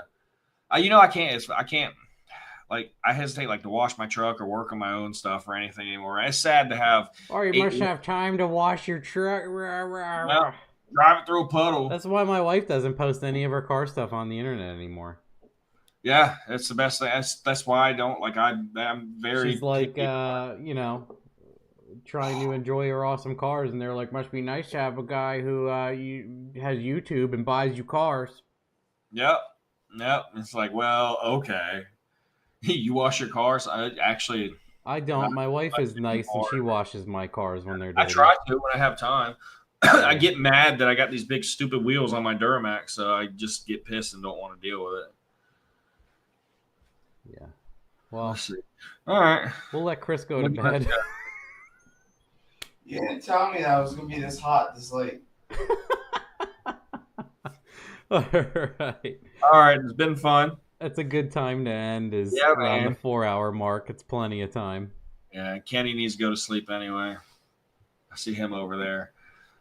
All righty. Well, I guess we'll see you next time. See you later. Yes, sir. Thanks for showing up. Yeah, of course. Say bye. Show up past anything by 8 p.m. So it's an honor to have him here. It's an honor to look at that. You see it flying around here? See it. It's an honor to have you here, Kenny, because you don't show up anything past 8 p.m. So thanks for being here with us. I expect my tune for free when I get my trans fixed. Yeah, discount code. Get fucked. Simpson Tuning. All right, see you later. Bye.